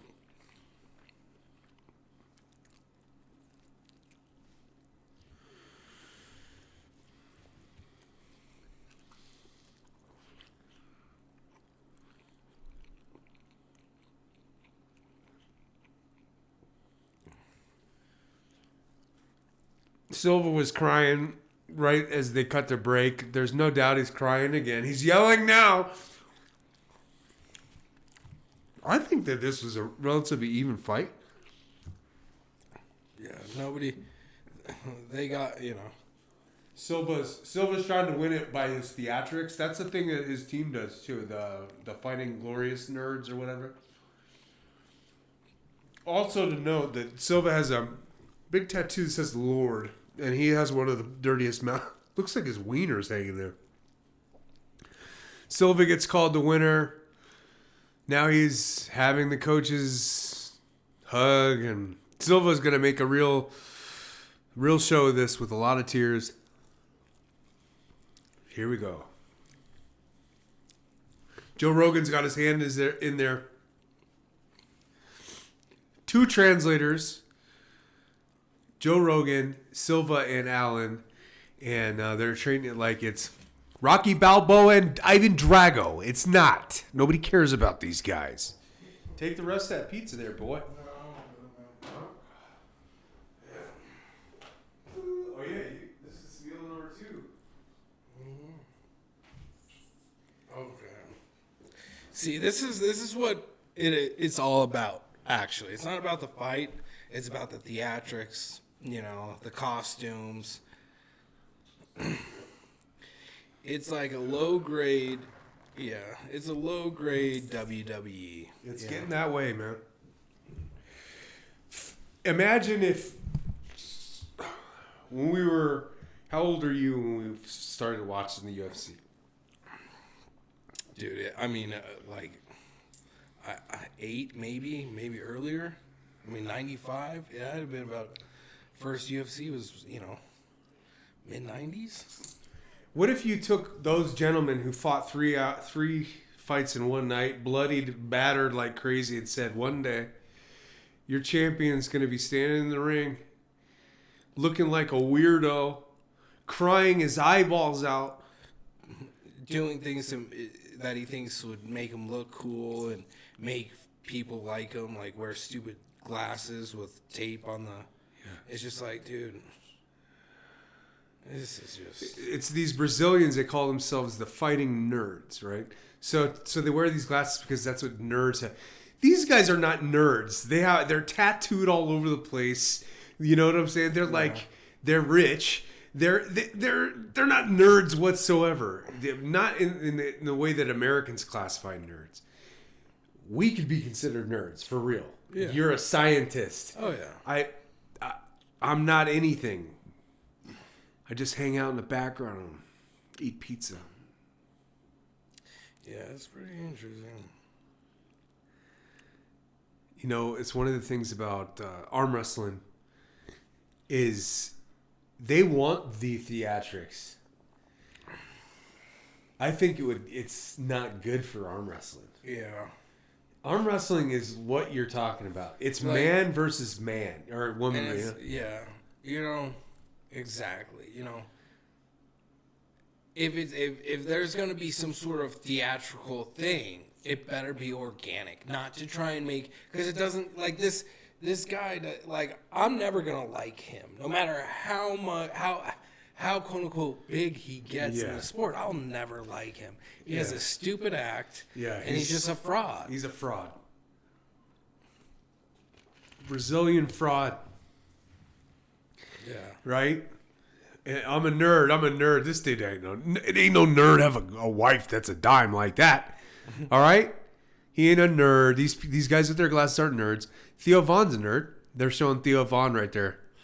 Theo Von just took off the glasses. Looks like Oasis, the band Oasis. Chris Rock, Anthony Kiedis, and Jeff Goldblum. Is that Jeff Goldblum? No, that's not Jeff Goldblum. Matt Hughes is showing up. Matt Hughes got hit by a train, Marko. He can't talk or breathe on his own anymore. The Lioness, she was supposed to fight tonight. She came out of retirement to fight Kayla Harrison, the new big female star, American, gold medalist.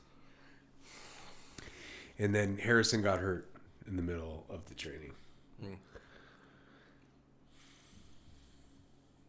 I love it. I love that this is free.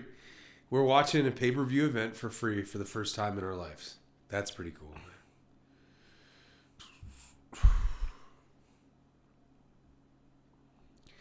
The fights haven't been great, guys. I'm not going to lie to you.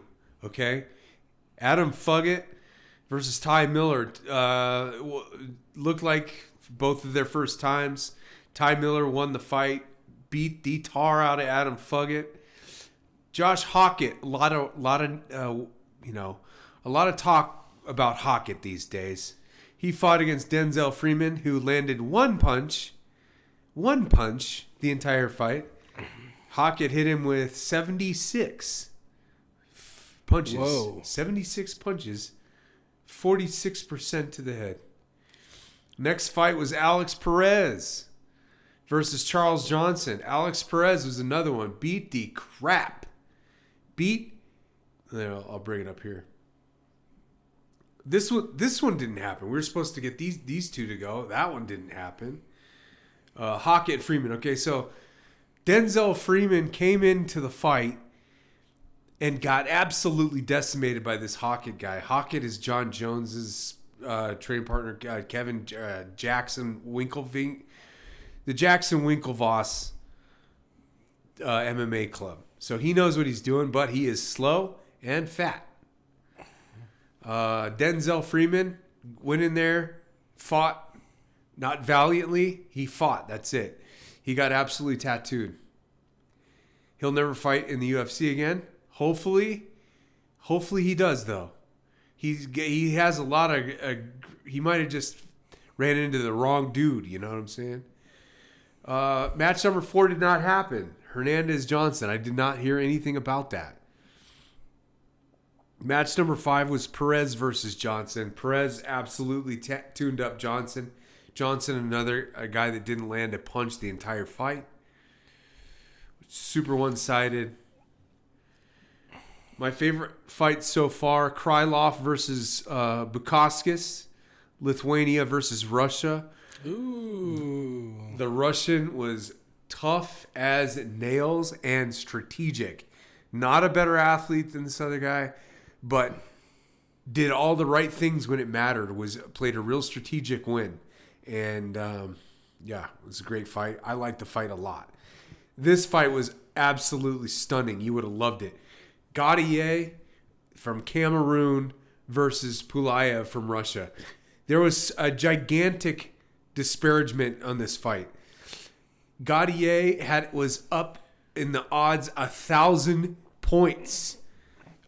1,000. You don't see that. That means you're not. If you bet that Gaudier is going to win, you're going to have to spend $1,000 to win 100. They're showing Gaethje entering the ring right now. The fight is a must-see. You need to go see it. Go check out the replays or whatever. I guess it's free on. Patty Pillman that's showing up, iced out, cornrows in. We got to fight, boys. Gee whiz. Pingley. Oh, gosh. Anyway, let me tell you, you weren't here for this one. He's got the British rat nose. He's got the rat beak, dog. The rat beak. So Gaudier comes out swinging, absolutely bulldozes this guy, this Russian Pulayev, sits him down like 4 times. Pulayev keeps hanging in there, ends up, I'd say the more significant strikes, kept kicking him into the body. Just a hell of a fight. Go watch it. I don't even know who won that fight. Who won it? Nurmagomedov, Atiba Gautier won the fight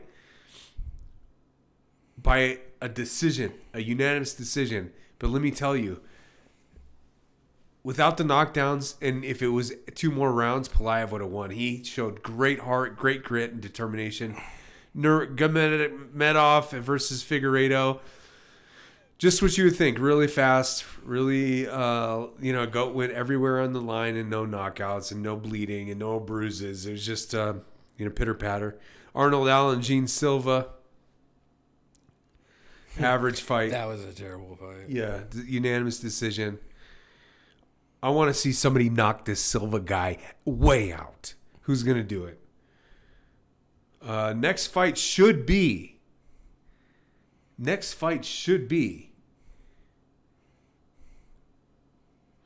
Rose Namajunas, who's my favorite female fighter. She's the best. I don't know if I have her on here.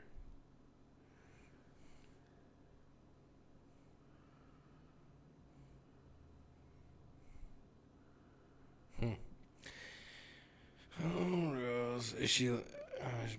obviously, it's not a title fight. No, she lost out on that a long time ago.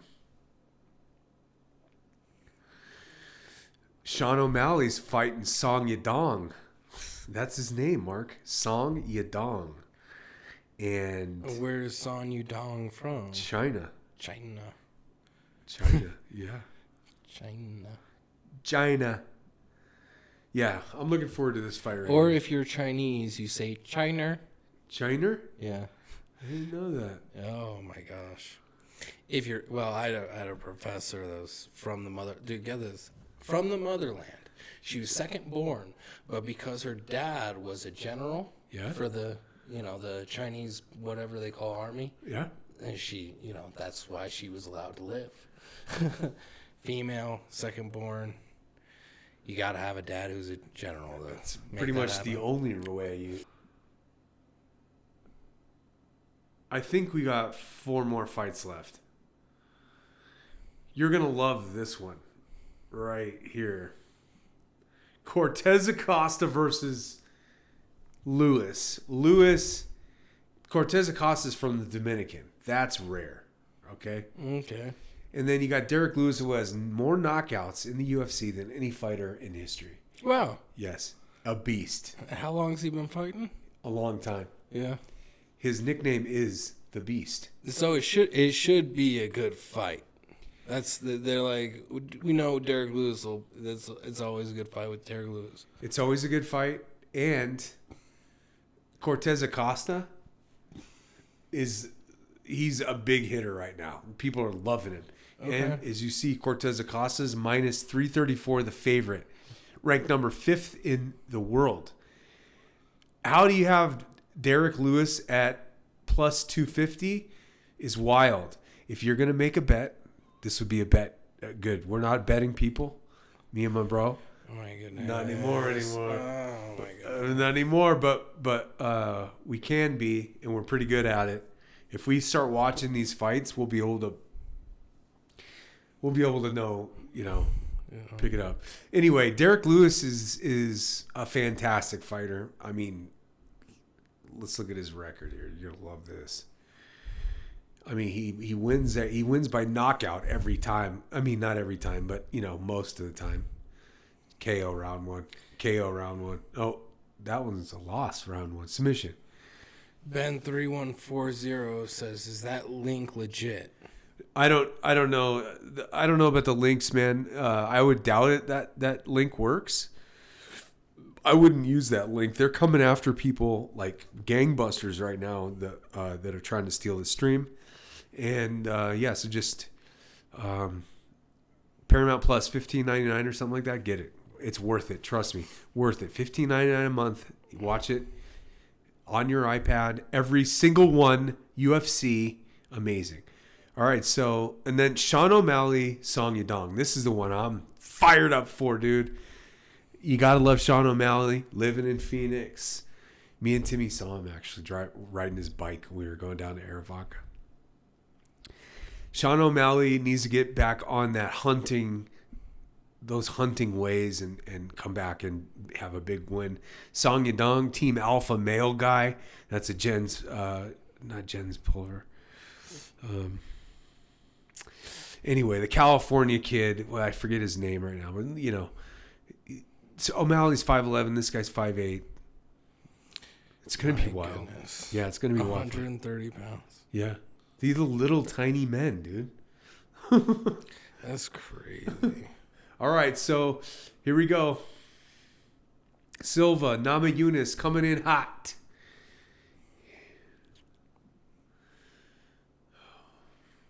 How do you like doing this, Marco? You like these UFC fights? Yeah, it's not bad. So, like, pound for pound, you got, like, I personally wouldn't mind seeing, like, let's find a chick who's 136 pounds fight one of these dudes. Yeah. You know?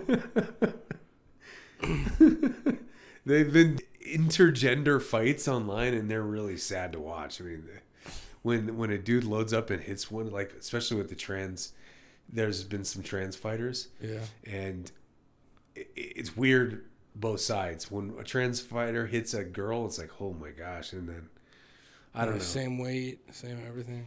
yeah, I mean, I don't. It's being done right now. There's all kinds of weird fight promotions right now that do that. There's some in Russia that are getting crazy, like 6 versus 1 and stuff. You know, I mean, I feel like that's the way, I don't know. With all the trans stuff, you might as well just lump it all in and be, you know. Yeah. I mean, who cares? let them ride it out. Yeah. Natalia Silva from Brazil is ranked second in the world. She's minus 335, the favorite right here, 19-5-1, 5'4", 126. She's sharp look to her. She came in shape, but she's fighting Rose Namajunas, and Rose Namajunas is widely known as one of the toughest female fighters.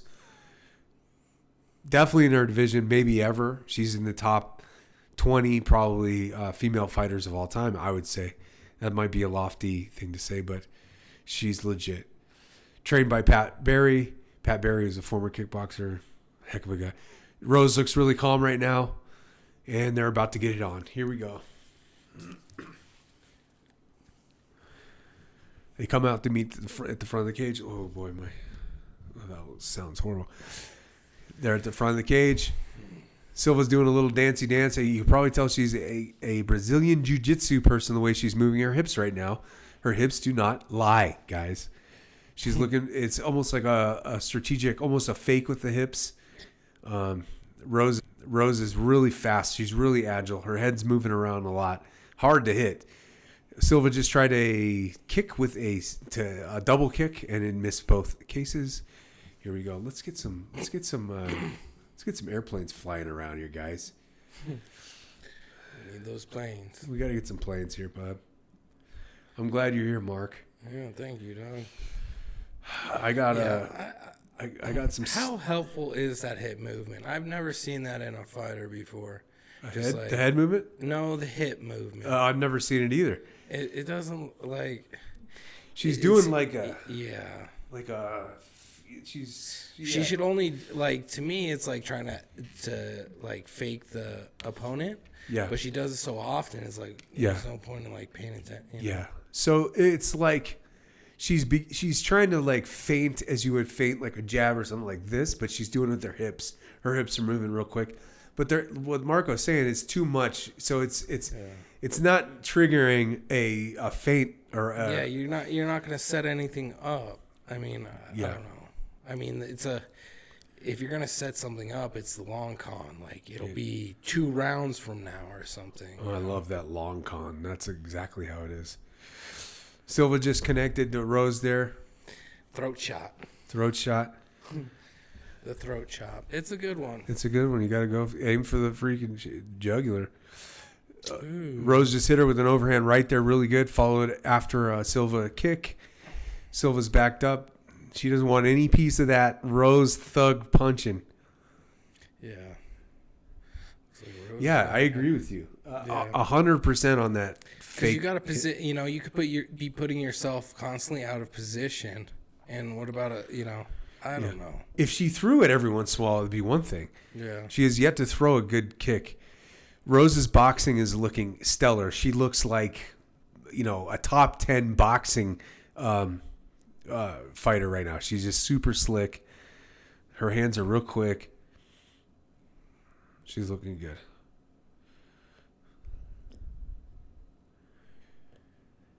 There we go. Fast. Silva's got some fast hands. She's got very big legs, strong legs. She probably wants to get Rose on the ground here as soon as possible. Rose is she's not cheap on the ground though. She's really good. So we'll see. Oh, I forgot my clock again, man. I'm really hosing us, Mark. My goodness. Sheesh. 152. Yeah. There we go. We're there. We're on point now. Here we go. Yep. I think you're right. Look at the back leg there. She's moving it. How can she plant off that and throw a good strike? She has to, I mean, timing. I don't know. It's excessive. Yeah. It's not efficient. I don't think it's worth keeping in as, strategic. Like I don't know. But Rose just caught her with a spinning back fist right there. She missed off of a kick, turned it around, got her with the back of her fist. Nice. So far, not much like serious contact, but they're hitting each other. yeah. A little redness on Rose's right side of her face.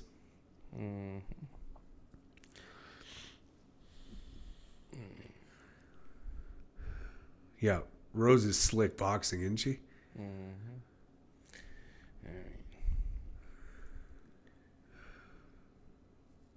Ooh. Rose just got hit in the head with she leaned right into a head kick. She kind of went down almost as if she was going to think about shooting, and then a head kick came up and got her, but nothing big, no blood. Still, both of them are very lucid. Here we go. 12 seconds.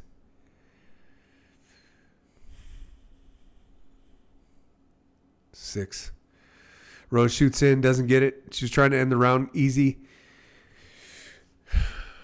That was a good round. Who do you think got that one, Mark? I don't know. Yeah, the hard one to tell on that one because there wasn't much definitive contact. Yeah. Could be 9-8 Rose. Rose didn't get hit as much. Yeah, we'll see here.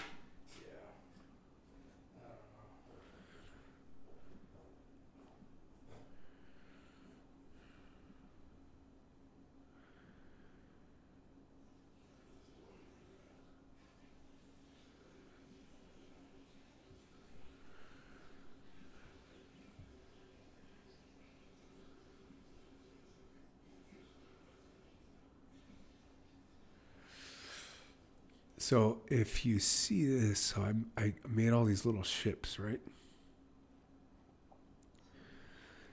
So these little ships.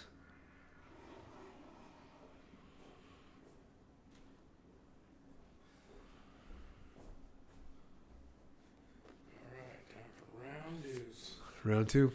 Here we go. Deuce, baby. Round 2. Here we go.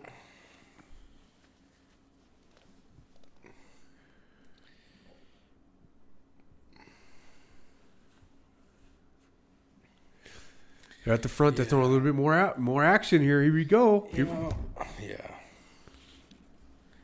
What do you think, Mark? Well, yeah. I think Rose is at least better with her hands. Oh yeah, Rose is a good boxer. Yeah. Very good. Not too impressed with Silva, especially with that second rank. I think Silva has like a strategy that she's just sticking to. She's not reading the fight. She's got moves that she's doing to set up, not reading what she's, what's in front of her. I totally agree with that. She is not. She's sticking to a game plan, and she's not being artistic with it. But is that does that game plan still work given the circumstances? Yeah. I mean, yeah. Game plans are all good and but you still got to read the fighter. Yeah. What do they say? If you're not getting that and you're not, Yeah, I think they say the fighter and not, What do they say? They say a fight, the game plan goes out the window when you get punched in the face or something like that, And then, yeah, but I agree with you. She does look. She has not changed up her ways at all to get some more strikes. She's just using this weird feint on the hips, some very weak leg kicks, and some punches. But Rose elusive. She is a slick boxer. There's some exchanges right there. Okay, here we go. Clinched up. Gonna go to the A ground. little judo. Silva pushes Rose up against the fence. Rose has she's got an underhook. She's got all right. They fall down. They're grappling on the ground. They're both back up to their feet. Rose has now put Silva up to the back of the cage, and Silva doesn't have. She's got an overhook. I think. What do they call it? Yeah. All right. Now she got an underhook. Yeah. She turned Rose back into the cage. Grappling might be where Silva needs to stay here. She's stronger, it looks like. She looks heavier. Yeah. Rose has hit her in the side with some quick punches, little rabbit punches to the face, but she's still up against the fence. Another rabbit punch. Rose is wary of not getting taken down. Now Rose circles Silva into the back of the cage. Silva is trying to do a judo throw with the legs. It's not working. Now Silva throws a couple rabbit punches at Rose. Rose tries to take her down. Rose gets her down. Silva has her back. And then Silva immediately puts her legs through. Slick, easy. So we're in full mount, or what do you call that? Half Full mount? guard? Full guard, yeah. We're in a full guard right now. Thank you, Marko. Full guard. I don't know much about the grounding, if you will, but I have heard the full guard. The Russian sensuality. Here we go. See, so we got Silva's locked her ankles around Rose. Rose has got her forehead up against Silva's chin. Is headbutting's allowed? Headbutting is not allowed. Okay, my goodness. Yeah, headbutting is not allowed. But they have made a change. The axe elbow is now legal, where before you couldn't go 12-6. Okay. Now you can. But Okay. it's pretty much the same rules since when the last time you watched it. No eye gouging, no fish hooking, no nut shots. The worst strike I told you, Marko, that I went to the UFC in Portland, and there's a guy that got kicked in the nuts, and I was on the floor. It was so loud. It was like a shotgun blast. The guy was throwing up in the cage and everything. His name is Chris Tuchscherer. Oh man, it was brutal nut shot. Did you ever watch Barbarina, the fighter Barbarina?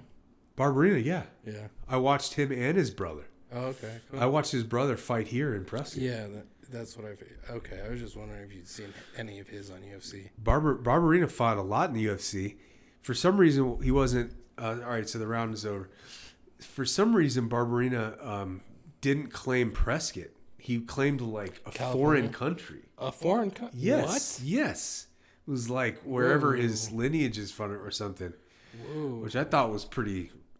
So he came from California. He was like, He did? one of those like, Yeah, yeah. Prescott imports. Well, yeah, that, but the place, I forgot where he came from in California, but it was like, yeah. Watch Barbarina. We can look him up. Yeah. That's interesting. Yeah, I remember I ran into him. I ran into him right around when he was I don't think he had a professional fight yet, but he was still dropping weight. Like when I played football with him, he was like 220 plus, and the people wanted him to drop weight, and I'm like, dude, he did not look like an animal like he did when he was 220 plus, I'm like, I don't know. I feel like I would never tell somebody to do that, drop weight. Maybe the fights are easier, but dude, how do you feel when you're $170? I feel like crap. you're 170, you're a scrimp, versus that 220 that you were just like, I can take on anybody. Yeah. Because that's how he was when he played football. You know, I mean, not, you know, there might have been one person on our defense who was semi-afraid of, you know, somebody, you know, once a game. But, you know, there wasn't any of us that started on the starting defense was afraid of anybody. Him included. He loved it. Yeah, he was a brawler here in the UFC. You know, he fought a bunch. In fact, he's still in the mix, I think. Yeah. Yeah. I watched his brother. Actually, I took Dad to this. Watched his brother, the little one, fight at the Honda Center here. Mm-hmm. It was cool. It was pretty cool. Yeah. Did he win? He did. Go. Yeah. Nothing going on here right now in this fight. They're just at the beginning of the cage. They're not going for it right now. It's round three minutes to go. 3.5 minutes to go. You need to go all out here. Rose got 26 strikes. Natalia Silver got 32 strikes. Okay. So Yeah. Like a fight like this, if somebody doesn't get knocked out in the next 3 minutes, if I'm a part of the judging panel, I just feel like, let's just call it a draw. Because both of them just, you know, like there is no definitive better fighter in this match. yeah, you know? it's going to come down to points, and then it's kind of like a guessing game, really. Yeah. I mean, right now Silva's got more strikes in, but Rose is fine, and these strikes are not hurting Rose at all.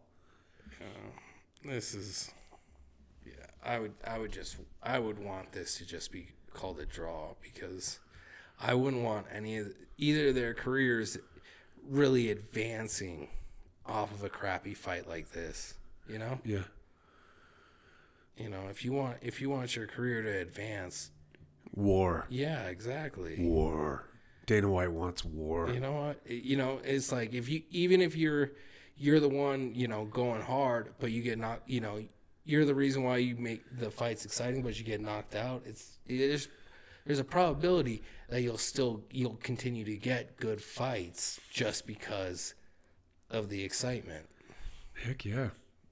Yeah. I mean, people want to see a brawl, man. People want to be inspired. Point fighters don't inspire anybody. Yeah. You know, there's nothing, there hasn't been like an moment, like, whoa, is that guy okay kind of thing, you know?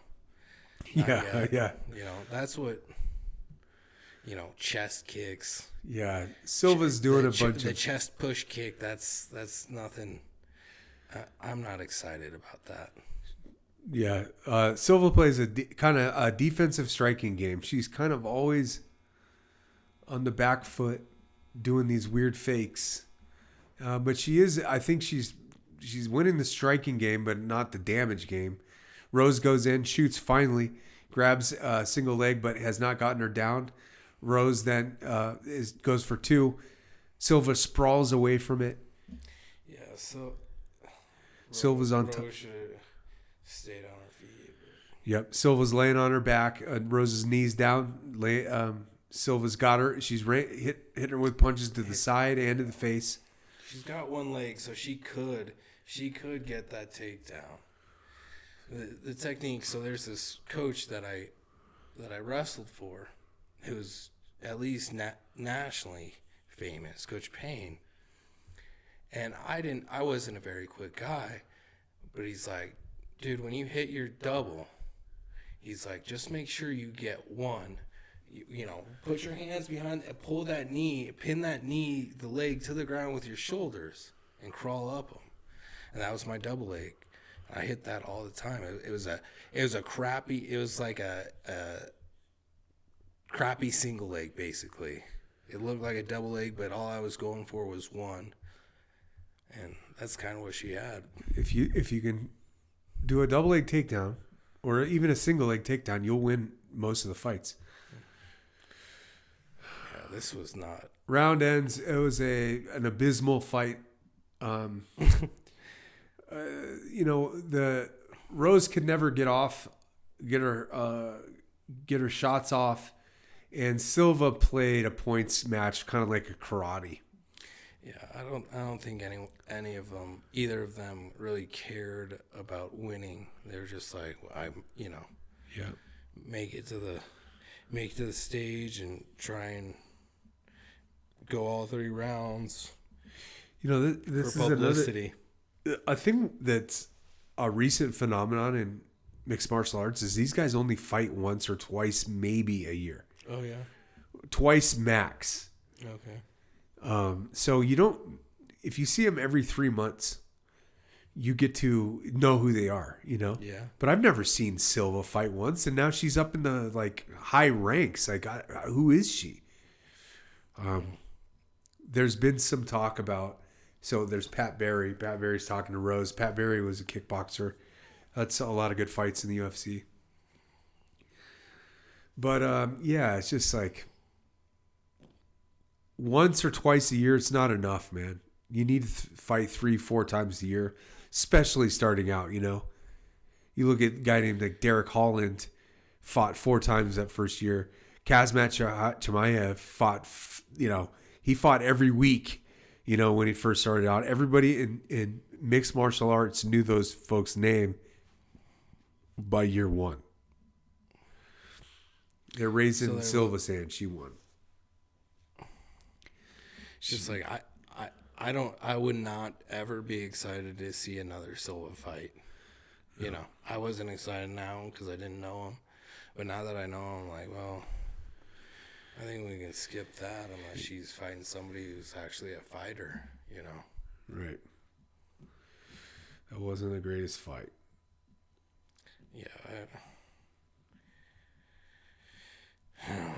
Been some snoozers tonight, to be honest with Yeah. you. It's not.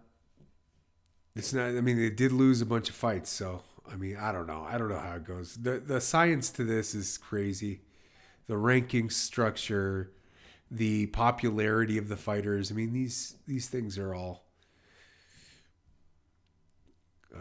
They're all part of the big puzzle. All right. We got a big one coming up. This one might start the action for real this time. I hope so. Yes. We need some stealth fighters right here.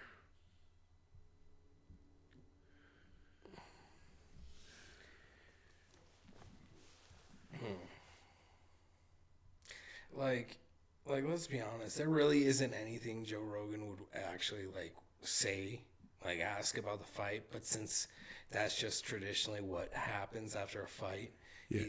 he has to be up there asking because there wasn't, there's not much to talk. You didn't do anything. There wasn't anything impressive. It wasn't a dog fight. Nobody's impressed. There's no, Yeah. It was maybe the. Joe Rogan should put that in his contract. I'm not gonna go up there for every fight, especially if it's some crappy ass fight. yeah, they I don't want the audience to think that this is a worthwhile fight. And by me going up there, people are like, oh wow, He probably has his standard lines for crappy, boring fights because he knows that there's always. You can always say this, whatever, Yeah, they get pretty repetitive, that's for sure. Yeah. I'm looking for the big dog. I want to see these two get it. Come on. The Moranan Redneck versus the British pub fish and chips boy. The fanciest fighter you're ever going to see is this Patty guy. He is fancy. He has this walkout and the hairdo, and he's big money, man. He's big money. He's got the style. Derek Lewis looked like he could have played in the NFL. D. Lou is in better shape than he has looked in years. Can't wait to see what happens here. showing him warming up in the background. He's getting a good lacquer in. That's great. You want to draw sweat before you get into that cage. Your muscles want to be primed and tuned. It's like driving a Ferrari. You don't just get out and start ripping. You got to let the engine burn a little bit. You got to throw out some exhaust. As soon as that thing gets humming, then it gets fast.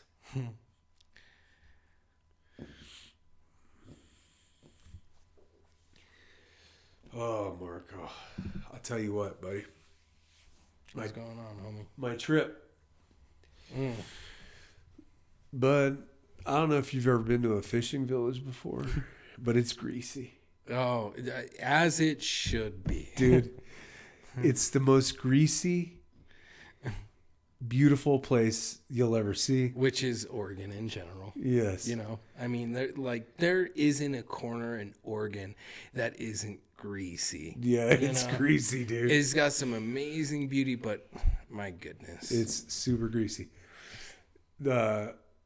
I went and I was like, I gotta move here.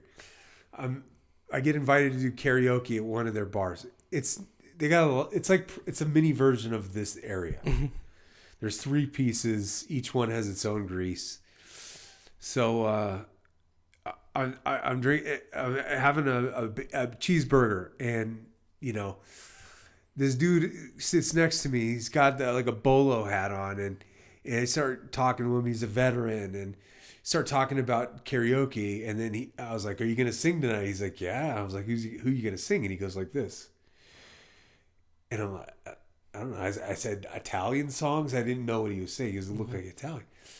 And he goes like this. And he points to this pin. It's a little lightning bolt. Ooh, ACDC. Yeah, baby. he's got Bon Scott's bowl of that. Yeah, okay. So then he goes in and talks about all these songs. He goes down the ones that he can officially do as far as karaoke, ones he doesn't touch. Okay. Because of the politics of it. I mean, he was an AC/DC nut.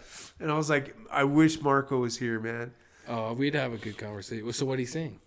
He sang 15 songs. I got him going singing everything. Okay. He was going like all up and down the catalog, dude. So there, I've done one karaoke before, and I chose the song "Whole Lotta Rosie" by AC/DC. But yeah, that's the only song I've ever karaoke'd. Oh, dude, I don't know if I might be singing a little bit in the background myself, but I would never get up there. I don't have the guts. I've done some backup singing for an open mic. I got one of my homies when I was working for the city of Prescott to do La Bamba. He's Mexican, knows Spanish, and he knows the song, so I got him to sing La Bamba. I got the guy who owned the coffee shop to play the guitar, and then, me and this other guy were the backup singers singing La Bamba. Yeah, great song. Oh, he got the crowd going. Dude, People were cheering. Richie Valens. All right. Well, I don't know. We got a lot of commercials still. Oh my gosh. It's been Commercialville. We've had it started at 4:30, so it's probably about 3 hours total of just commercials. Probably more than that. Yeah. Yeah. So this will be good. American versus Dominican, dude. I'm all for this one, baby. Come on. Oh my gosh. So we did so there's this bar up in Boise called Jim's Alibi, and that's a karaoke bar.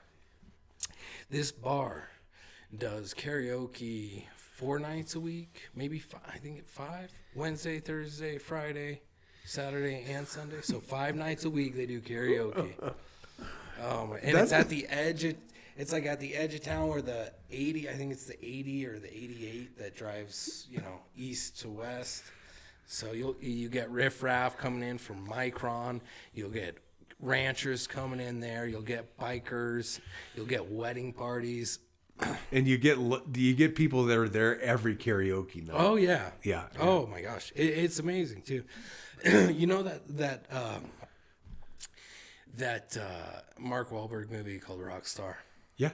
So there's some original songs done by some bands. Yeah, well, like a mixture of, various musicians, and they created their own, like, the band in this movie called Rockstar is called Steel Dragon. Yeah. And some rancher covered a Steel Dragon song. I'm just like, oh, Yeah, my that's God. I'm that's like, a deep cut right he there. nailed it too. Yeah, that's classic. Yeah, that's a very deep cut. That's funny. That's real deep. Like, Yeah. you wouldn't recognize that song unless you're in it, Yeah, I was just like, it was fantastic. And oh man, there's some people that some people love karaoke so much that they practice for karaoke night. You can just tell because they got motions down. They know what they're doing. They're not even looking at the screen, dude. Oh my god. Exactly. Oh man. Oh yeah, and they'll move around. Oh yeah, dude. Yeah, they got it down. The karaoke scene is very unique. It's fun. It's like I never karaoke'd when I was up in Boise, but I was everybody's biggest fan. I was going crazy. I gave probably 90% of the karaokeers high fives. Yeah, that's awesome. It was fantastic. I also got an arm wrestling match in that bar. Did you? Oh yeah. I saw two guys lining up, getting ready. They're just two guys by themselves at a table getting ready to do some arm wrestling. And I'm like, oh man, I'm gonna, I'm playing pool, and I see this. I'm like, I gotta be the ref. I want to start them. I end up being the dude that they arm wrestled. That's funny. Yeah. That's what they were talking. Some of the recent talk on the world of arm wrestling is that everybody starts out reffing. If you're an arm wrestler, you're gonna ref eventually. Some sort of reffing. So, yeah. The next EVW 22 East versus West 22 is gonna be big league, dude. First of all, you got Devin Larratt versus Vitaly Layton. That's gigantic. Monster Michael Todd. You've got Todd Hutchins. You got all these big. It's a good way to start off the year. Heavy hitters. Yeah.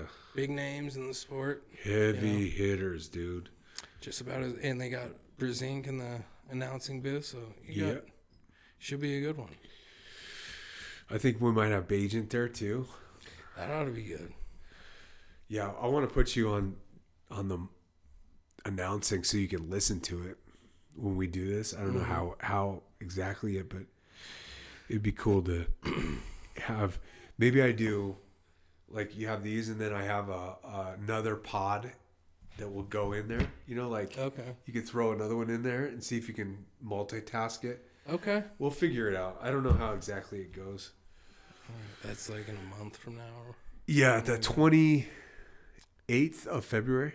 28th of February, EVW. All right. Yeah, it'll be sweet. East versus West. Oh yeah, we're gonna rock, dude. What kind of? There'll be a bunch. We're gonna go to one this year. Oh for yeah, sure. we should. So what do we sell? What are they selling here? Right now we're watching a commercial that Thorn water. they're selling pills, Thorn, water, Thorn, backed by science since 1985. Okay, so a company. It's called Thorn. It's probably a pharmaceutical. Yeah, never heard of it. Yeah. Backed by like if it's pharmaceutical, it better be backed by science. What does that even mean? Is I that have no idea. Like in my mind, just because this probably doesn't mean it at all.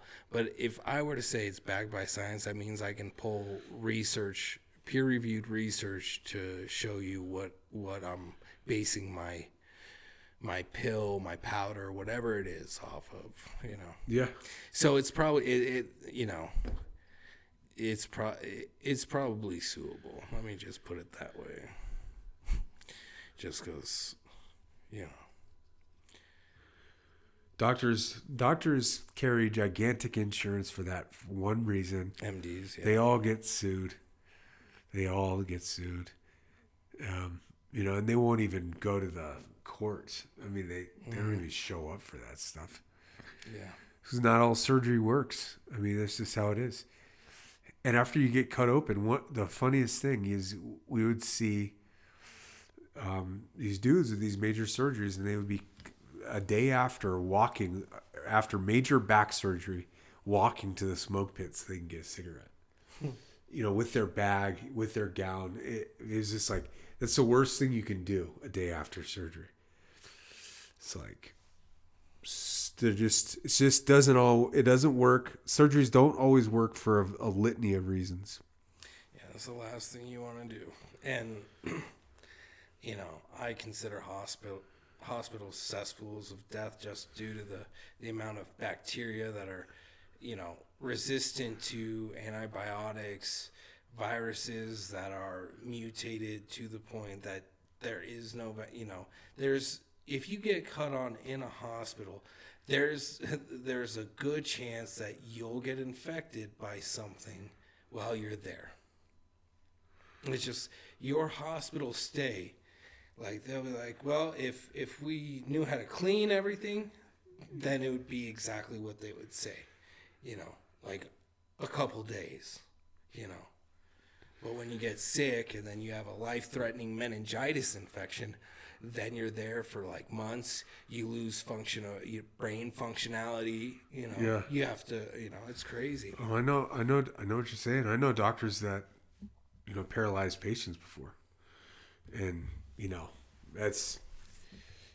I mean, of course it's a cesspool. It's where all the sickness in the town is going. Yep. You know what I'm saying? Yeah. All right, we're getting ready here. They're announcing stuff. The Dominican being announced first. I can't wait to see this. This might be the first. Waldo Cortez Acosta, 16-2, 6'4", 262, fighting out of Phoenix, Arizona. But he's minus 350 favorite, which is this is like my body weight. I'm like 10 pounds lighter than this guy. big boy. Oh yeah, Big boy, Waldo. I mean, a lot of these Dominicans grew up throwing baseballs. That means they could throw a punch. Yeah, he's probably an ex-pro ball player. Let's be honest. Phoenix, Guaranteed. spring ball. He's been a ball player. Starts fighting. All right, here we go. D-Lou. Most wins in UFC history when outstruck by opponent. Ooh. No other heavyweight has more than 4 wins, and he has 9 after outstruck. So what that means is when you hit him, he turns it up. Here we go. Fight there at the beginning of the round here. The round has started. The fight is on. Okay. Got a kick in. Dancing, getting ready to throw something, maybe. This could be a quick one, guys. This could be a quick one. I'm thinking it might. Think so? Might. You know, well, it deserves to be a quick one, guys. They're trying to figure each other out, I guess. They're moving, but they're not throwing. We got a couple knee kicks. The shin kicks. We've had 3 shin kicks. A boiler shot with the kick. Yeah. Just kind of standing there. Both of them kind of lumbering slow right now, huh? Yeah, they're not dancing, that's for sure. Mark, did you watch Brock Lesnar fight? Yeah, I was just thinking about him because of his hands, how big they are. I don't think I've ever seen him fight. Dude, he's so fast. Like these guys, he would be on them already. Derek Lewis tried a jumping roundhouse kick, some sort of crazy kick, and missed by a mile. But D-Lew's feeling good. They're both moving very slow, though, guys. Oh, yeah. I mean, very slow. Yeah. What do we got going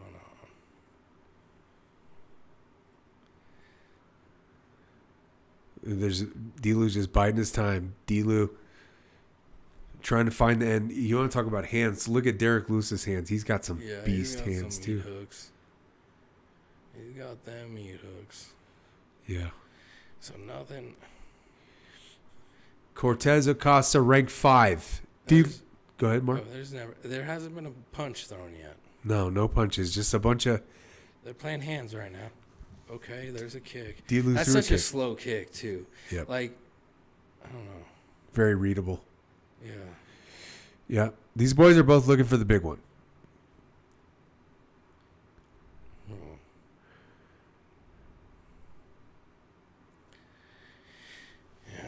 slow moving. Yeah, real Okay, slow. there's a punch to the chin. Okay. Costa snapped a jab off of Dilu's chin. Maybe D-Loose's strategy is like, try to get hit. I'm going to let him hit me 10 times, and then it's going to go. His knees look weak. Yeah, so his Derek Lewis's knees are real bowed inward like duck walk type. I didn't notice that in his other fights before. He might have some knee issues going on.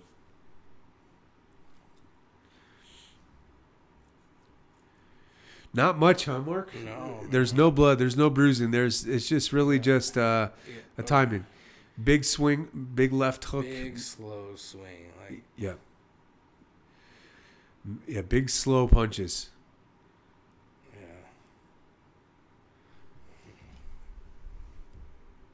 Leg kick got him pretty good in the femur there. Acosta landed it on Dilu. Big swing there and miss. Threw that like a football. I mean, like a baseball, right? Acosta missed with an overhand right that looked pretty powerful. Fast, too. Yeah. These guys might just be kind of playing around, and then they'll go after it the next round. Who knows? Yeah, maybe get around under their belt to make that money. Lou kicks. Acosta catches the kick, puts Derek Lewis on his back. Lewis is now crab walking on the back. Acosta grabs the ankle, is trying to kick in. He's going to go with the... Standing up. Goes for a top punch there and misses. He's grabbed onto it. He's telling Derek Lewis to get up. Referee steps in, gets Derek up to his feet. All right, they're up. Here we go.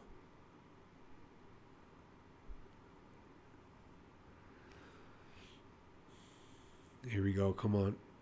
Lewis is starting to gather some of his perspiration on his head. He's warmed up. Throws another high kick. Okay, wow. Did he get him with that? Gosh. High kick missed, but Acosta slipped on the edge of the cage. Okay. So, you know that little nub there? Okay.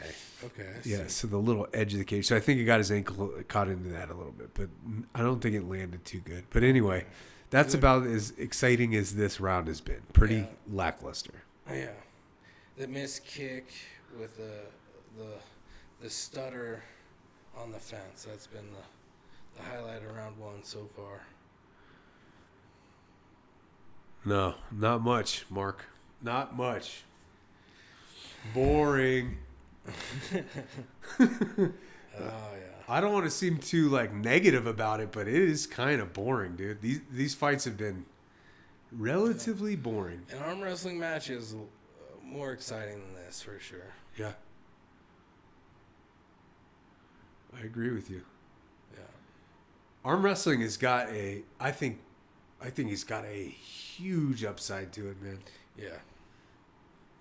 The slowest part is the setup, and then once it goes, and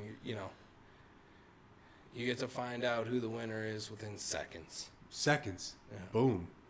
Hits gone.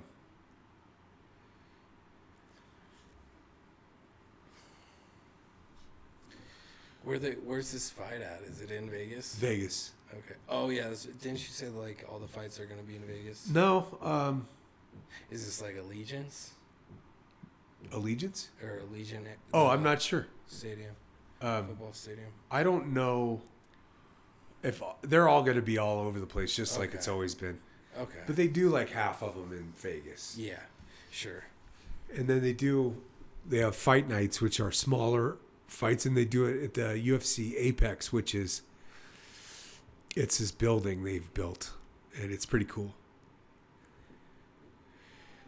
When we go to Vegas, we'll see all that stuff. All right, so they're back at the middle. They're throwing a little bit more hooks this time. They're throwing a little bit more action. A little action. A little bit more action.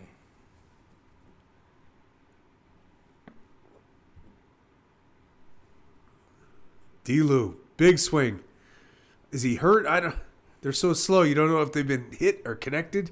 Acosta hits him with a knee right above the pelvis. Big overhand right misses. Acosta tries to swing Derek Lewis into the cage. Does not get it. Now they're both standing. D. Lou looks a little angry too. He looks like he's. Acosta hits the leg again. D. Lou is turning it up a little bit, huh, Marko? Oh yeah, less shin kicks. D. Lou's waiting for that big one.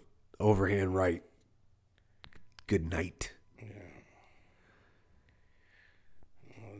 Little jab. Come on, boys. A little late to the dance, baby. D. Lou winds up. Big swing, big miss. Acosta ducks away from it. Got D. Lou with a little line drive. I tell you what, if D. Lou makes it through this round and the round keeps on going where Acosta's just popping in jabs and moving around, getting away from D. Lou, next round's going to be Lewis. I'm assuming Lewis is going to come after him harder. Yeah. You know, because right now Acosta's got the upper hand. Well, I'll tell you what. When you're dealing with these soft bodies, dude, round threes are usually a snooze fest. Yeah. You know, these boys in the early 2000s would have been considered out of shape. I mean, these guys weren't showing up to the cage looking like this. They need their cheeseburgers, their buffets, them Golden Corral buffets. You think about it. You know Andrei Arlovsky? Have you heard of this guy? You know Andrei Arlovsky. He's a Russian champion. He was fighting early in the UFC. Dude, this guy's ripped as any of those lightweights. Mm-hmm. You know? You got to look up Andrei Arlovsky. All right. You'll love this guy, dude. Man. So, oh, what the heck? Costa just hit him with a counter jab, and D. Lou just went down like real weak. Now he's getting rained down on. Derek Lewis is trying to get up. Acosta's smashing him in the side of the head. He's getting looked at. They called it off. Acosta wins. That was bad. That was a really weird. I mean, what did he drop him with, dude? I couldn't see. That was like he threw this half-assed jab. And D. Lou went down just randomly, dude. Oh, gosh. And then Acosta pounced on him and beat the living crap out of him. You know. Shoot. What's Acosta ranked? Is he ranked? He has should to be. ranked, If he right? ain't, he is now, eh? Okay. 5. Okay. Well, I mean, what the heck? They're showing the replay. I mean, it's just a weak Lewis wants punch, to get dude. back to T-Bell or, hit some Central Barbecue downtown Memphis. You don't want to be in there, dog. Look at this. Tell me that, dude, No, that's not. How does his knees are like already buckled? Huh. He didn't get hit with much. I'm going to say this right now. I'm going to lay it out in the line. That looks like a thrown fight to me. That wouldn't shock me. They set it up to where, they probably want. Gosh. He didn't hit him. Yeah. Acosta hit Derek in the neck shoulder area. Yeah. Right here with this. Just that. Yeah, it was. And you're Derek not Lewis knocking just down a 12-year-old girl with that shot. You're not going to knock out any girl with that shot. Derek sits on his butt and then gives the booty. And Waldo Cortez Acosta rains down. But when Acosta hits him with this slap, it was like a slap. Acosta looks at him like, "What are you doing going down?" Yeah. That looked like a rigged fight, man. It might have been.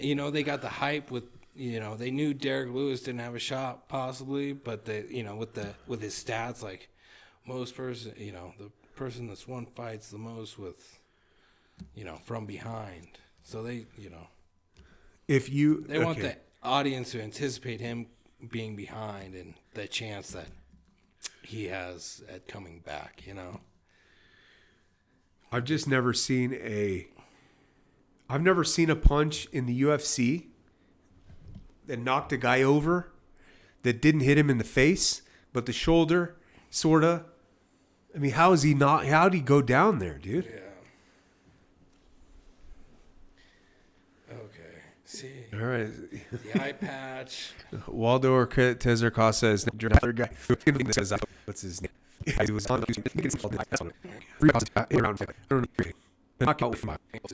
Just hard my watching. Because I let a lot of foot.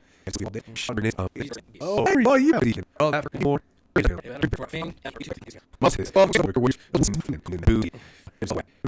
Just in case he's 99%. You call it. You know why else? We're minor by us. Not one out of 10. Just he's any fire. He's awesome.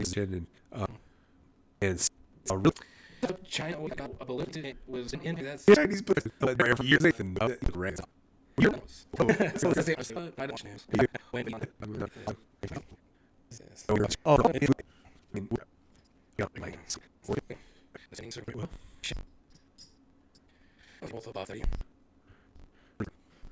Stuck.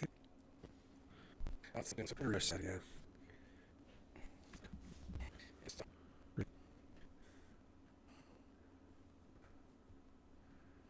So,